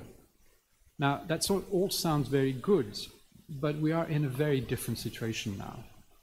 The Polish government has already shown that it does not necessarily intend to follow the decisions of the European Court of Justice. And so even if the court was to order the suspension of the decision in question, or indeed to impose financial penalties, there is no guarantee that this decision would be complied by the Polish government. Indeed, I would argue that the Polish government might indeed be even less inclined to follow the European Court of Justice's decision this time, since the Polish government sought precisely judicially to tie its hands to be able to ignore EU law, allegedly to respect the Constitution. So even if the financial penalties could produce more pressure, the Polish government could simply decide not to follow the suspension order and not to pay the penalty. Would then the Commission withhold the money, as it's been sometimes argued, notably by Kim Scheple? Would that achieve the results that one seeks in terms of compliance with European law? Probably the situation would further escalate, with citizens seeing their rights progressively eroded, which on the one hand would allow them to realize how much their benefits in the European Union are very much connected to membership, and in turn how much they are eroded by the politics of their government. But on the other hand, it could have exactly the opposite effect of a rally around the flag sort of attitude, particularly with the support of a very, very efficient propaganda machine, which we have seen over the years in this country. One may consider, I'm returning to an element I evoked earlier, one might consider that Article 259 might have a bit more potency if all the member states started to an infringement procedure against the Polish government. Perhaps the government would pay more attention to the outcome of at the level of the European Court of Justice, but this is not guaranteed. So this scenario, which I've just tried to articulate, epitomizes the limits of the specific EU enforcement mechanisms that we have in the treaty to handle the present constitutional crisis. The classic mechanisms were not catered for this type of crisis. The moment a member state does no longer respect the authority of the European Court of Justice and the primacy of EU law, then EU law is obviously emasculated. The EU can no longer defend itself against the recalcitrant member state. But then this scenario could lead to other reactions, some which are set out in the EU treaties, others not.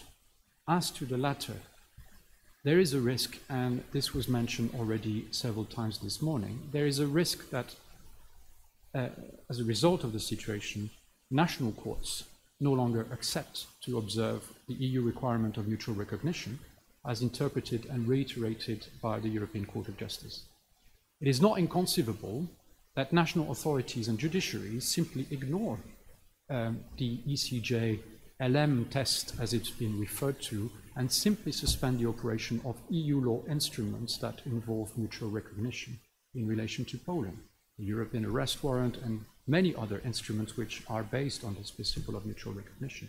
And sometimes overlooked, let's not forget that third states courts might also start questioning the reliability of the EU in general and of Poland in particular. Don't forget that a country like Norway is part of the EEA agreement. It is also part of the system established by the European arrest warrant. Now, of course, those courts would start wondering whether they can trust the Polish judiciary. There is, in other words, and at the risk of sounding rather alarmist here, a potential knock-on effect of the Polish violation of the fundamental requirements of membership. Sorry, the Polish government's violation of the fundamental requirements of membership. National courts may start taking their own decisions not to apply mutual recognition. Potentially, I see my time is up. Could I ask for your clemency and have a couple of minutes more? Thank you.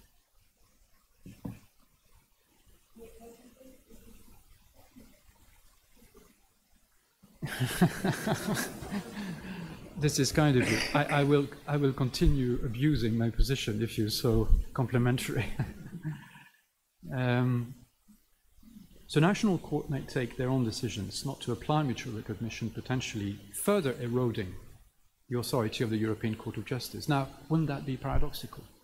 That the attacks which are encapsulated in the decision of last week, could paradoxically be followed and indeed assisted in their corrosive effect by the decisions from other member states' courts and institutions, in turn catalyzing the erosion of the whole EU legal order as a whole.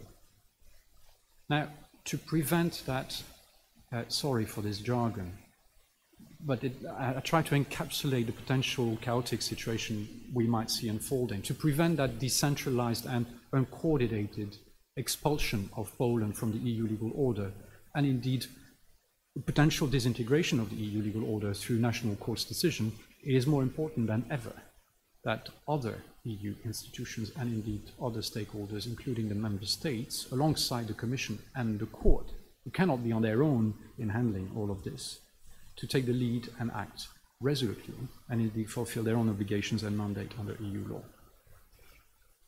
Just a footnote.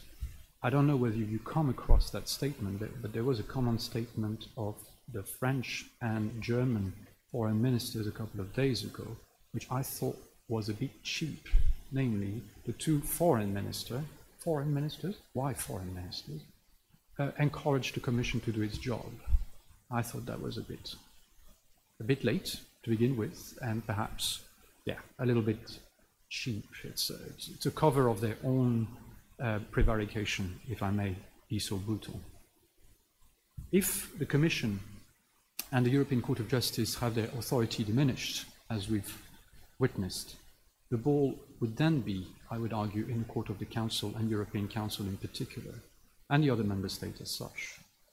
But the question is indeed, can these institutions and member states close ranks and defend the EU legal order the way they were remarkably able to do that, to do it in the context of Brexit?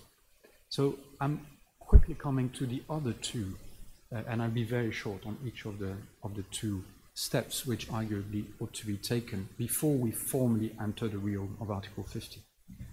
At the level of the European Council, there is a meeting taking place in a few days' time, the 21st and 22nd of October. One could expect that this next meeting is an occasion for the European Council to show its determination to protect the EU legal order and to ask Poland, the Polish government, what it intends to do following the decision which it has welcomed. I would argue that it would be very difficult for the President of the European Council not to put that point on the agenda. In any case, we can trust the Prime Minister of the Netherlands to bring the issue up. Mark Rutte has already declared that he will make his views known on that occasion. Now, there are two possible options at this European Council meeting. The first one is that the Polish government shows that it wants to find a way out of the current predicament and this very delicate situation.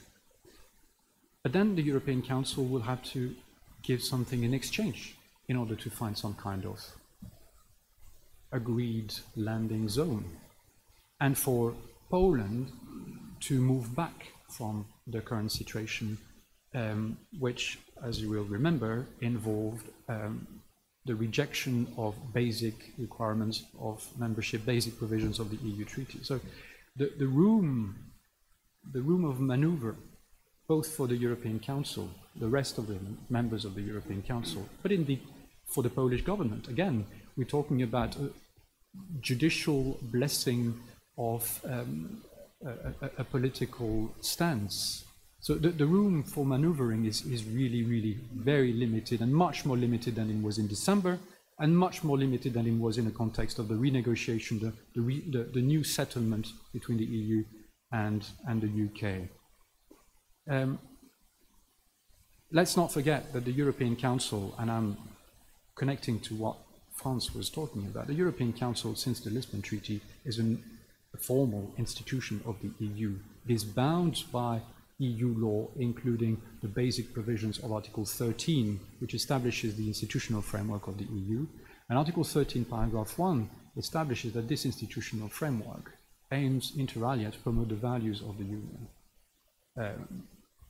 which comes in addition, of course, to all the obligations in terms of institutional balance, which the European Council has shown in December is ready sometimes to ignore. Now, if the Polish government is not willing to seek a compromise to get out of the difficult situation we are all in and stick to what the Constitutional Tribunal said last week in terms of leaving aside a number of provisions from the treaties, then one would also expect the European Council to react accordingly and fulfill its mandate as one of the institutions of the EU bound by, indeed again, the provisions of Article 13, paragraph 1 and paragraph 2.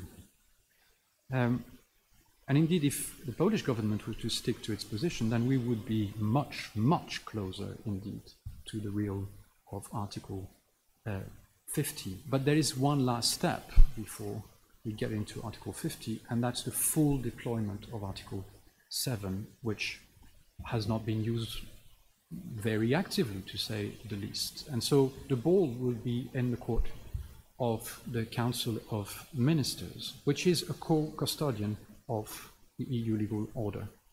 It is critical that the Council proceeds with Article 7 more resolutely, starting with paragraph 1 of that article.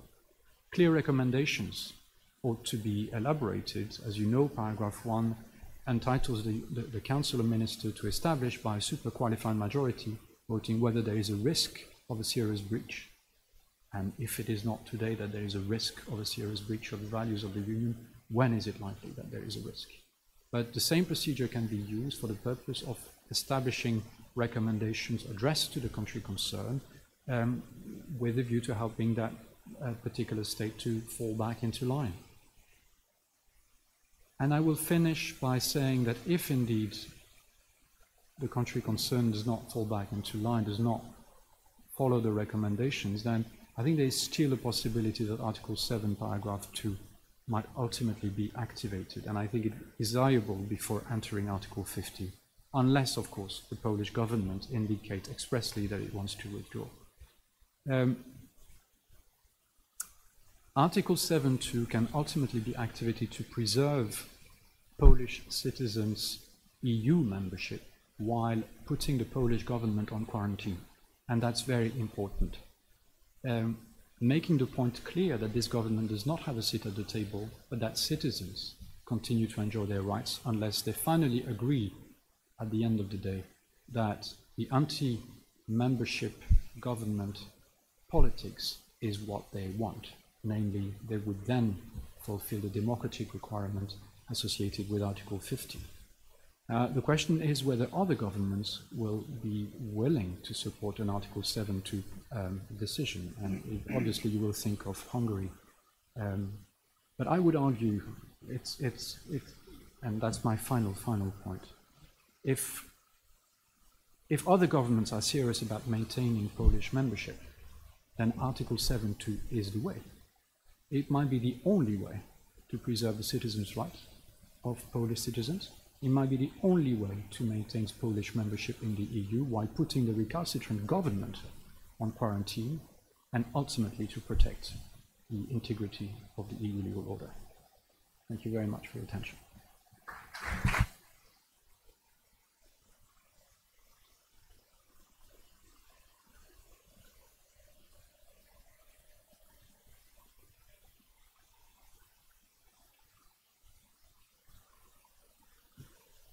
So, this is now up to Professor Kochanov to talk about the rule of law, as the program of the conference says, as a tool to claim democracy. Actually, the paper is as a tool to claim supremacy. As you can see, the rule of law is a good tool for almost anything. So, let's go ahead. Thank you, Chair. It's truly humbling to be here. Mirek, you're an example of the, not the last, but probably the gentleman of this world. And I think you are a true example for the majority of those in the room and your friends and your former students outside of this room who watch this now online. So for me, it's really an emotional moment. And being in Poland, what you said, I subscribe to, is also quite dramatic, because I also taught at the College of Europe here in Poland for for several years, it was always a delightful country to come to because there was no economic crisis, because everything was booming, because it was superbly proactive in terms of upholding the law. It's not anymore. And then what is almost crazy to realize is that 20 years ago we read Weiler, we read Kuhn writing that such kind of absence of any dialogue between the courts would actually be the MAD, the mutual assured destruction. This is something that cannot happen. This is what Raymond Aron referred to when he was writing about nuclear strategy. That you pile up your nuclear arsenals, and then by doing this, you basically make sure that the war never happens. Now we are, and of course it takes to be mad, which is an abbreviation, in order not to realize that. And these mad times are unquestionably upon us. And the fact that the Constitutional Tribunal is in fact not a real Constitutional Tribunal makes it an even more mad story, an absolutely crazy story, because it takes a non-institution in order to activate the mutual assured destruction paradigm that everybody mentioned as a footnote as something that can never happen in real life. It is with us.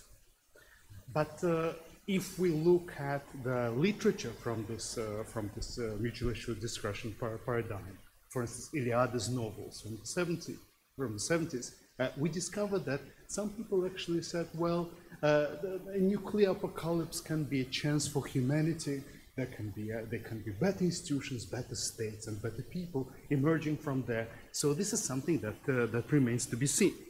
But for now, I would like to focus on how the rule of law works in all this, in the context of the mutual assured destruction, and how typical or atypical the behavior of national courts can be when they're compared with the standards as we apply the standards of Article 19 as we apply them to the Court of Justice itself. So first of all, to start with, following Iliade and his crazy post-apocalyptic novels, in fact, what we're witnessing is a positive story, because I have no doubt whatsoever that the European Union will come out reinforced from this. Poland is absolutely ostracized. Polish government. Polish government is alone. Polish government is laughed at and frowned upon. There is no way, in terms of rational thinking, that anyone could argue that this decision would really spread to the real constitutional courts all around the European Union and will be taken seriously. So the Union will be a better Union as a result. And the Union had to embark on this way of becoming a better Union, also from the point of view of very basic constitutional doctrine and constitutional thought. Because usually when we speak about constitutional systems, we speak about upholding the real values. We speak about having real institutions that actually can cooperate among themselves and project power in such a way that the values that they were established to uphold are actually the reality that all the citizens live under. And this is something that the European Union has been missing.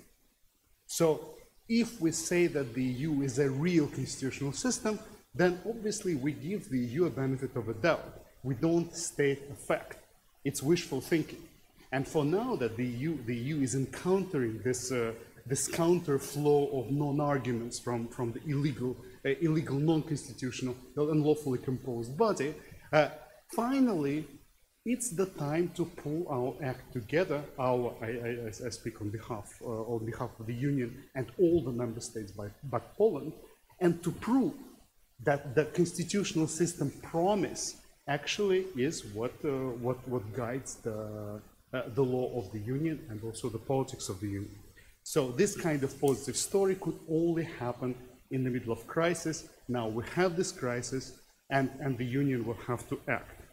And this have to act will also necessarily result in a significant upgrade of the understanding of the rule of law, both at the national and at the supranational level.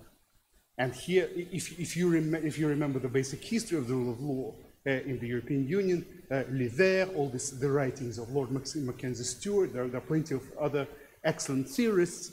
What they actually give us is what we heard from Mr. Stavros in the morning, and what was, I think, was a brilliant finishing line for that panel: legality. And now we see that legality is absolutely insufficient in order to uphold the rule of law. Why? Because legality is circular.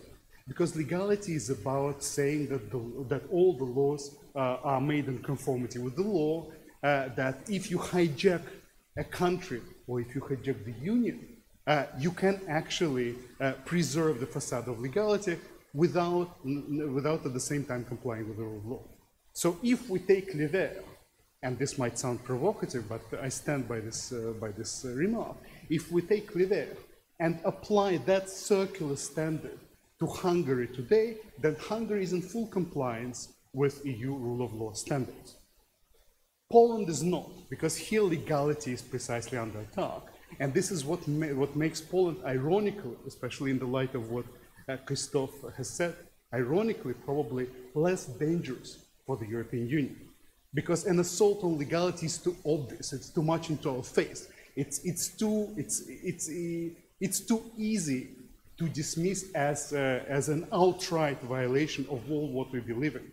But when you stick to legality, while dismantling the rule of law, this is a totally different story. So in this context, there is nothing new that would happen in Poland, and this mutual assured destruction is not really surprising, and all this non-surprising story is leading us to a kind of rebirth for the European constitutional system, which is already happening. And here both courts work together. I'm not speaking about the European Council that has been facilitating the disruption of the rule of law and legality in Poland and in Hungary. I'm not speaking about the European Commission. To quote Professor Laurent Pech, the Commission is indeed guilty of overwhelming acts of omission, where it had plenty of tools at its disposal to intervene. I'm not really speaking about the European Parliament, because the European Parliament could do obviously little, but the court has done a lot. And here all this case law on the reinvention of Article 19 is a light in the end of the tunnel. This is the first time when the circularity of Lever has been broken. So the court has given us a hope that the rule of law, as we find it in the very beginning of the treaties, actually stands for something more than legality and Lever, and that the rule of law, as formulated by the Court of Justice through their interpretation of Article 19 and other relevant provisions, is actually the principle that can, at a certain point, catch Hungary, not only Poland. But then, if we look at how this new principle of the rule of law has been applied at different levels of governance, here question marks start. Because if we think about the rule of law, moving it beyond legality, then it's necessarily a story of two types of law: gubernaculum and jurisdictio. This is what the classical English doctrines, but for the most recent restatements, you just need to open Krieger's works or Palombella's works. And when the conflict between the two types of law is alive and kicking, we have a robust rule of law system. What does it mean? It means that, in fact, the sovereign, no matter who the sovereign is, a democratic ruler, an autocratic ruler, a proclaimed people, the member states, as long as the sovereign, rightful sovereign, doesn't have the omnipotence of power, we're speaking about the rule of law being alive. And here legality doesn't help us, because once again, legality switches off the conflict, potentially. So this kind of conflict between gubernaculum and jurisdictio is something that the European Union has to make sure it preserves at the national level and at the supranational level. And here I really applaud Professor Meyer's contribution. We don't think about the EU as a potential usurper, as a potential piece at the supranational level, but I think we might be wrong, because the powers of the Union are constantly growing, and the neatness of the institutional structure should definitely correspond to the potential dangers and potential injustices that could also come from the supranational level. So what I would stick to in terms of a potential response to the stated need of what we actually need in terms of the understanding of the rule of law is legality is not enough. Let's move towards the new Article 19 case law and apply it at both levels, at the national level and at the supranational level.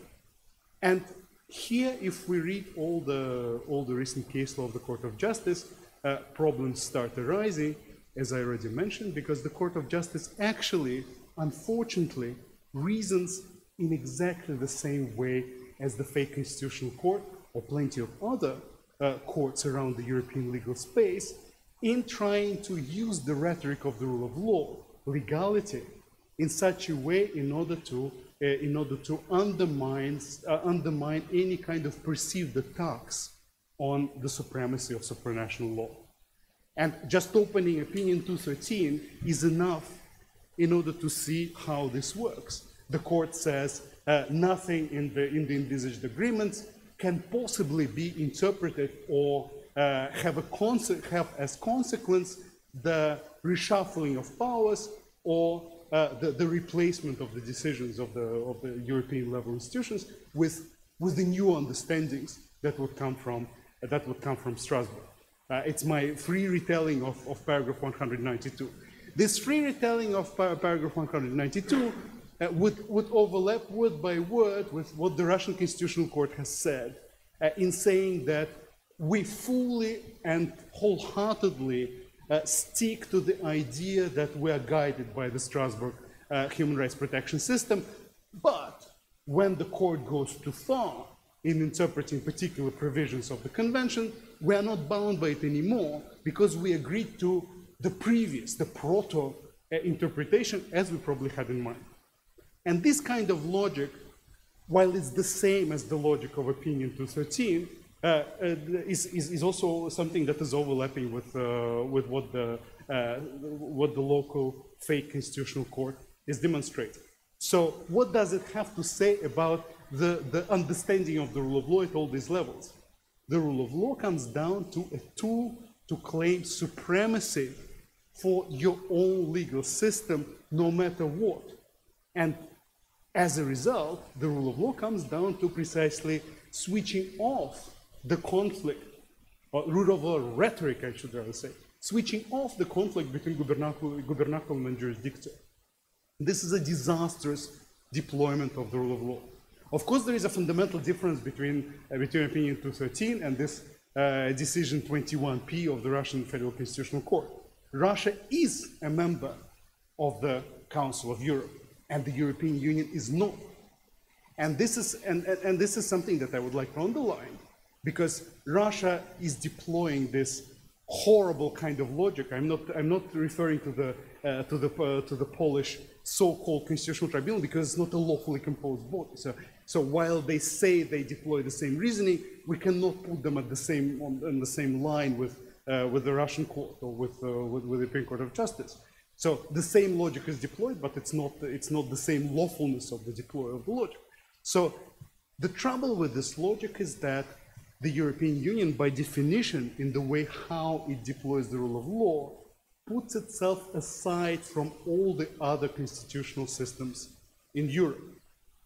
Well, if we don't take the Polish one, the Polish decision seriously. Why? Because the Court of Justice openly states in its opinion that it should not be bound by universal, continental human rights guarantees.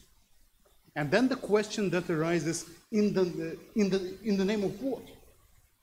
So what kind of democracy, what kind of sovereignty is being protected at the supranational level that we would find so cherishable that we would agree in principle that legality is the right standard to be applied in order to tell European citizens that they should not necessarily benefit from the universal continental protections of fundamental rights as coming from the Convention once they deal with the institutions of the European Union.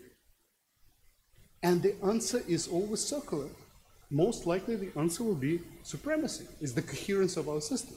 So when the question is asked, which is a question of substance, the answer that is given is an answer that is given in the procedural key. And this is the potential trouble that prevents the rule of law from being applied without any distinction to both levels of governance in the European Union, to the national level and to the supranational level. And before this is bridged, it will be very difficult to make a true leap towards a uniform understanding of the rule of law, which is going further than legality. But I believe, given the necessity of this fundamental move, that it is bound to come. So I'm actually quite sure it will. And this is something that allows me to sleep in peace, as it were, because the European Union at this point is too large to fail, and too many interests are tied into it. So Poland, in my opinion, cannot possibly disrupt the successful rethinking of the rule of law in the European Union. And the last point, what I'm overwhelmingly happy about, is that there is not anymore the law, that the European Union has moved on, and the rule of law is not equated with legality, ladies and gentlemen.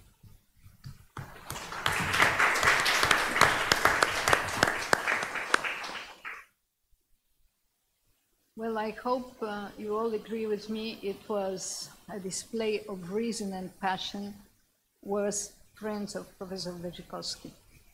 And now, if you would like to pose some questions, we take some questions or observations from the floor.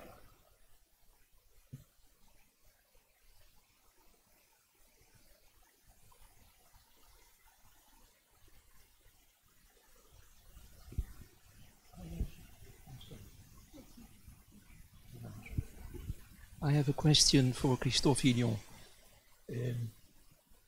You point out 3 avenues for what can be done now in terms of EU law and EU governance. And basically the first one is the lawyer's way, and the way which has proven totally fruitless in the Hungarian case, and slightly more successful in the Polish case. But it leads to a delay of 5, 6, 7 years. So that would mean for me, take the royal road, which is the political road. But there is this big problem that, of course, we don't get unanimity in the European Council, let alone in the Council.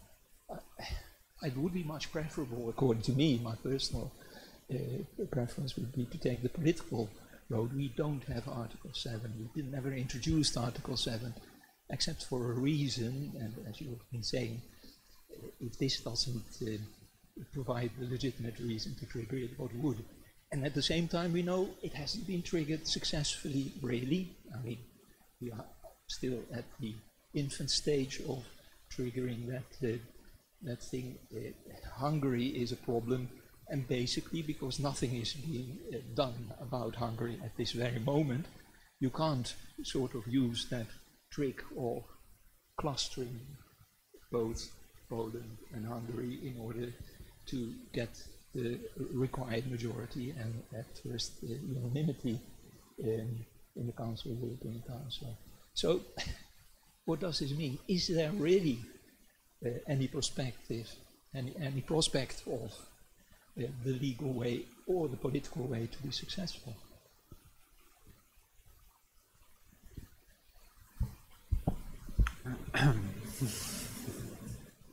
Thank you, Leonard, for your excellent question. The failure of the legal way might put pressure to be a bit more resolute in the political royal avenue you're referring to. Whether that will materialize, I don't know. I've tried to depict an understanding of Article 7.1, but also of Article 7.2 in a way that would preserve the membership of Poland as a state in a way that is supported by both the Polish government and the Hungarian government. not using the mechanisms which are available would, to me, be problematic, and that's an understatement. Again, we've been hearing Article 50 politics for quite some time now, and I suspect before we get to that stage, these avenues which are set out in the treaty need to be activated, and perhaps more than activated. That's only a wish. Maybe it's wishful thinking, but I think we cannot afford to circumscribe those and letting the situation, which is pretty dire, frankly, when we think a little bit about it, it's pretty messy. And if the powers that be are not capable of using those mechanisms, then I'm afraid we're close to suicide, complete destruction of what we have. So I just hope that we don't get to that point, and that some red lines, at the very least, will be established at the European Council, which cannot be crossed. I hope that lessons can be learned from 2 processes, if not 3. The empty chair policy perhaps is something to be learned from, but the 2 others I have in mind are obviously the renegotiation of the terms of membership with the UK, which in my view was a completely fruitless exercise and a very dangerous exercise. It created a precedent, the temptation to renegotiate the terms of membership in a way which is at odds with the EU constitutional framework. I thought lessons were learned from this particular exercise when, one could witness a pretty remarkable closing of ranks of the other 27 member states when the referendum took place in the UK. And by the way, it's very interesting how much they were ready to close ranks the day after the referendum. They did not wait for the formal notification to start rallying and to start preparing for this unprecedented process. I thought those lessons were learned. I thought there is a remarkable precedent that could be tapped into in order to address the situation until the European Council meeting of 2020, where I thought that this political royal avenue was quite abusive of the system. The basic principles of the EU legal order in terms of checks and balances, and I'm making a connection to France's paper, the basic requirements of checks and balances in terms of the European Council being an institution of the EU, obeying by the EU legal standards, let alone not interfering with an ongoing decision-making process with the political backup and the democratic backup of the European Parliament and the ministers. That broke my hope that indeed lessons would be learned. And so it's not an answer. I'm sorry, Leonard. I'm just trying to figure out how to get out of this mess. And for me, it's very important because I still believe in the EU as a community of law, as based on the rule of law, that whatever mechanisms exist in the treaty, from infringement to Article 7, through to the political dialogue which can take place in the European Council, although I think, as many commentators, including Dimitri, have emphasized many times in the past, this idea of dialogue, which Chancellor Merkel called for again before we start thinking of suspending money. I think the time of political dialogue is reaching the end, and that again, red lines have to be established. Otherwise, we are going to lose the trust of citizens in this European Union construct. And it's not as if this trust is, in great supply at the moment. So if trust is to be restored in our ability to live by the rule of law and not fall in the trap of basically catalyzing the anti-rule of law, anti-constitutionalism rhetoric coming from the governments we're talking about, it's important that we set those red lines, and important that we show to our citizens that institutions, some type of legality, some type of rule of law is important. I'm afraid I can't tell you more than that.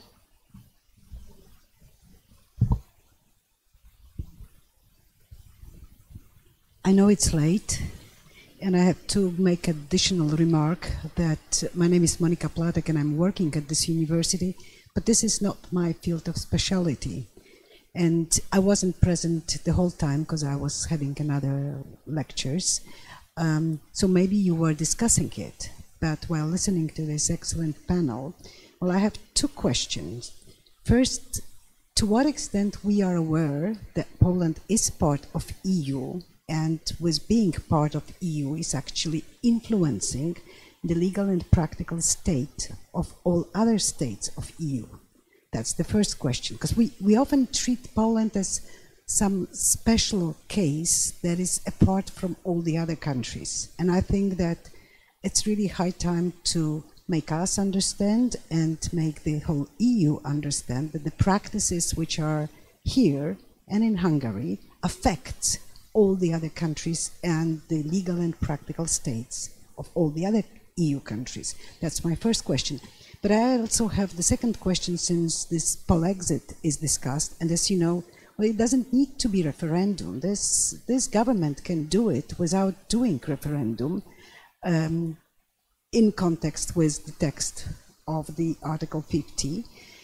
But therefore, there is this moment in the law which says that we, as a citizen of EU, we have a right at that moment, or at which moment, to ask for asylum in the EU countries. Well, what I'm practically asking for is that, you know, that we've got government as we got, but you have also 80% of the citizen which wants to belong to EU, and which would rather move to EU than stay in the country that will be outside EU. What are the perspectives and possibilities really to use that part of the legal text to actually enjoy being citizen of EU, even if that tragedy, which I hope will not happen, would happen?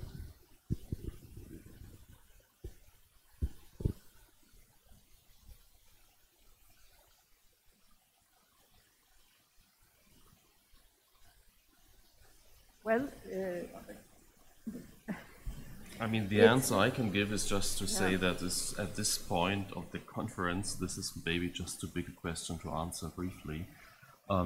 Just on the citizenship thing, the British try to play that, arguing that citizenship is just something that goes even beyond the point of Brexit in that respect, and we saw clearly limits of what the union citizenship can be used for. But still, what you're raising is a big topic here on how to legitimize a Polexit decision.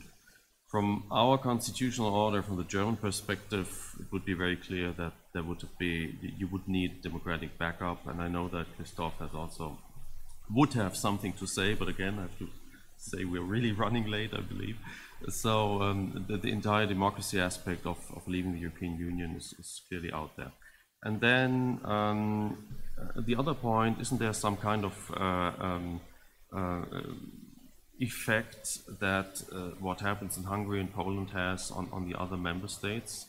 Well, of course, it's not a one-way street, and I guess there's multiple elements and observations that one could bring up here. I mean, just take the obvious. A government like the Hungarian government will at some point send judges into the ECJ.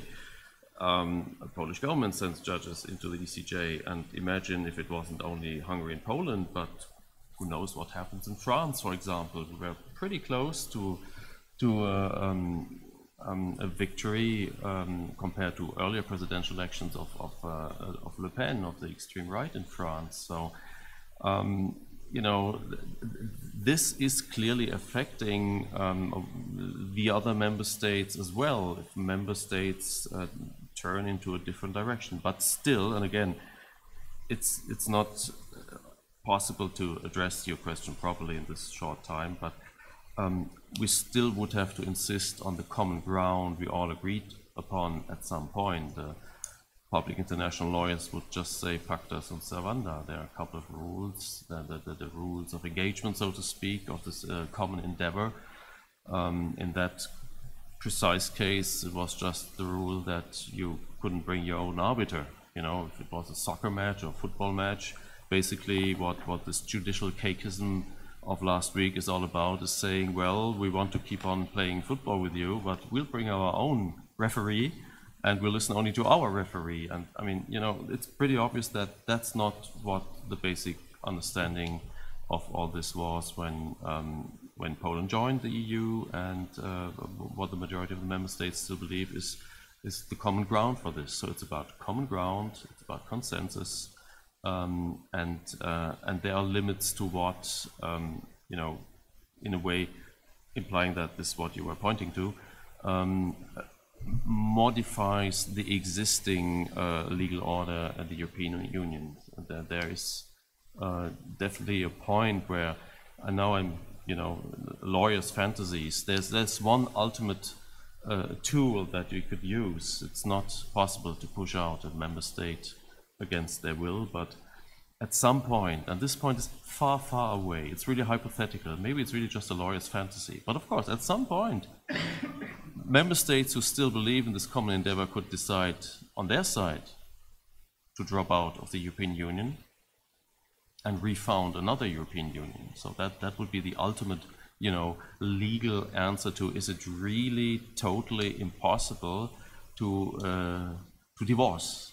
There is this very, very hypothetical idea out there, but again, we're pretty far away from that. And just one final sense on this, we didn't talk much about the money aspect, and in terms of the conditionality mechanism, the next generation EU funds and penalties that may be applied following treaty infringement procedures, that will hurt the government here, I believe. And so let's wait and see. Lawyers tend to be rather pessimistic, but who knows? I mean, the money thing could be helpful. And then it's a power play, of course. And that's why I believe we must be, you know, there are limits to dealing with the decision of last week in legal terms. Trying to deconstruct the arguments that were brought forward last week in legal terms is probably not, doesn't make sense. It's not really a legal statement, it's a political statement, and we're in the realm of power politics here. Well, thank you very much for this very interesting panel, I guess. Everybody agrees with me. And as we see, ultimately the issues, the interests that are vital interests of a nation probably cannot be resolved in a purely legal way. This 80% of Poles who want to be members of the European Union have to unite and to stand up for that. Thank you.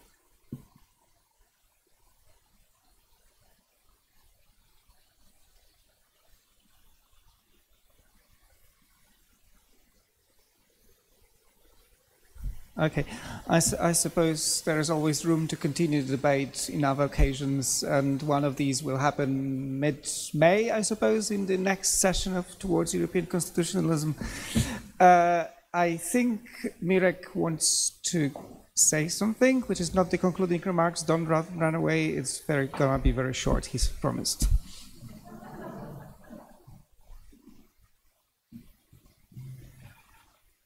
Ladies and gentlemen, as you know, all what was the preparation for this conference was strictly confidential for me.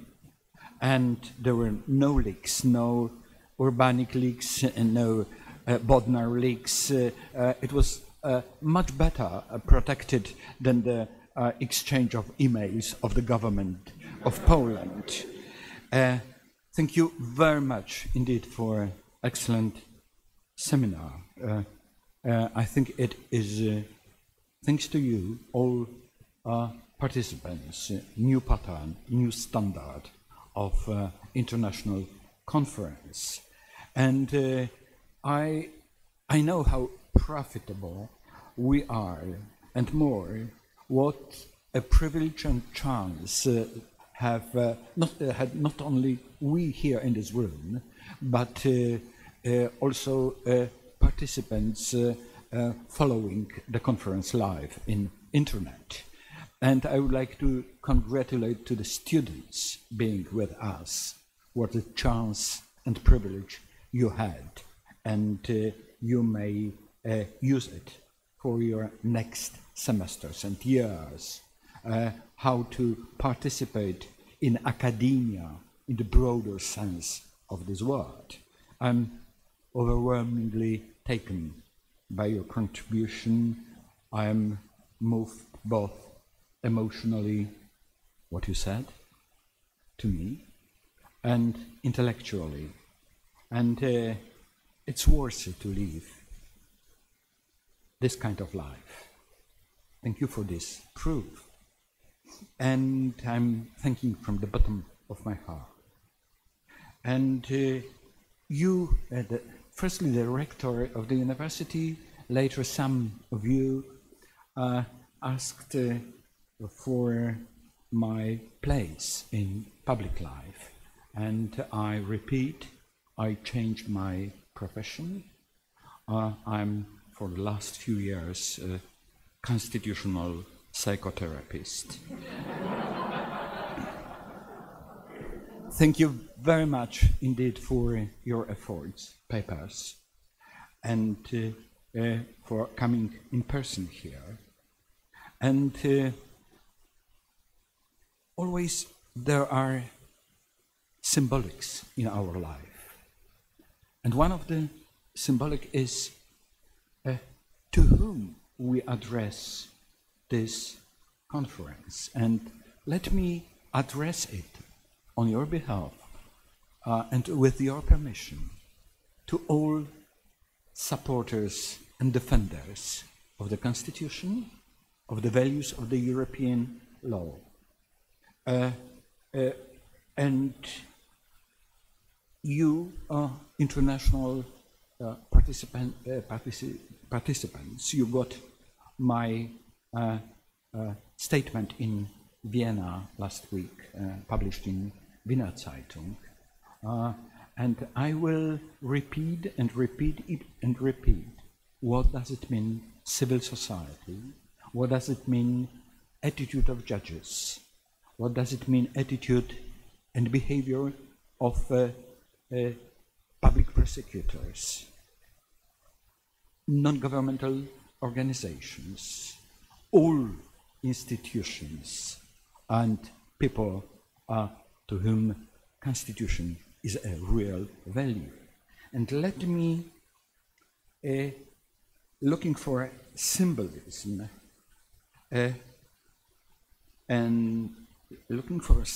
let me call two names. Firstly, it is Adam Bodnar, and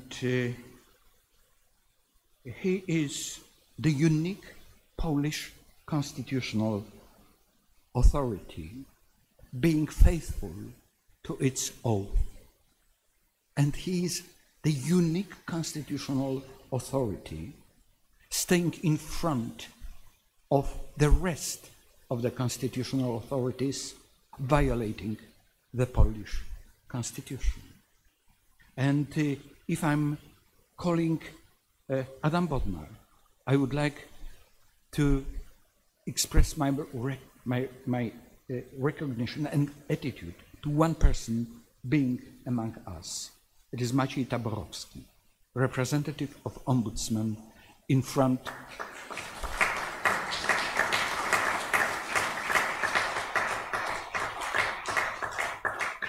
together with Mirosław Wróblewski and Mr. Filipek, Paweł Filipek. And what happened in the Constitutional Tribunal last Thursday, it was a situation in which the Prime Minister, together with the President of Poland, together with the Parliament, and together with the public prosecutor, attacked not only the European Union and European Treaty, they attacked the Ombudsman Office. And what happened then is, as a behavior of the judges sitting in this room there, and as an outcome of their deliberation, is a situation in which they're institutionally and morally committed successfully suicide. And I'm talking about another iconic person, not being with us here, but being with us if he's not sleeping, because it is 8 hours time zone difference in Australia. Wojciech Sadurski, scholar, citizen, a person who wrote many books, comments, and who is now a victim of state chicanery. And he is a subject of lawsuits, civil lawsuits, trial, and even more criminal charges. And we owe him, all citizens, so much that Wojtek, thank you very much. You know what is a price you have to pay for your statement and your position. So, it's the end of the conference. Once again, thank you very much indeed. And see you later, but not in a few months, few years, in few hours. At 7 o'clock p.m., we will see each other, all of us, in Las Restaurant, and it will be a space and time to continue our meeting. Thank you very much once again.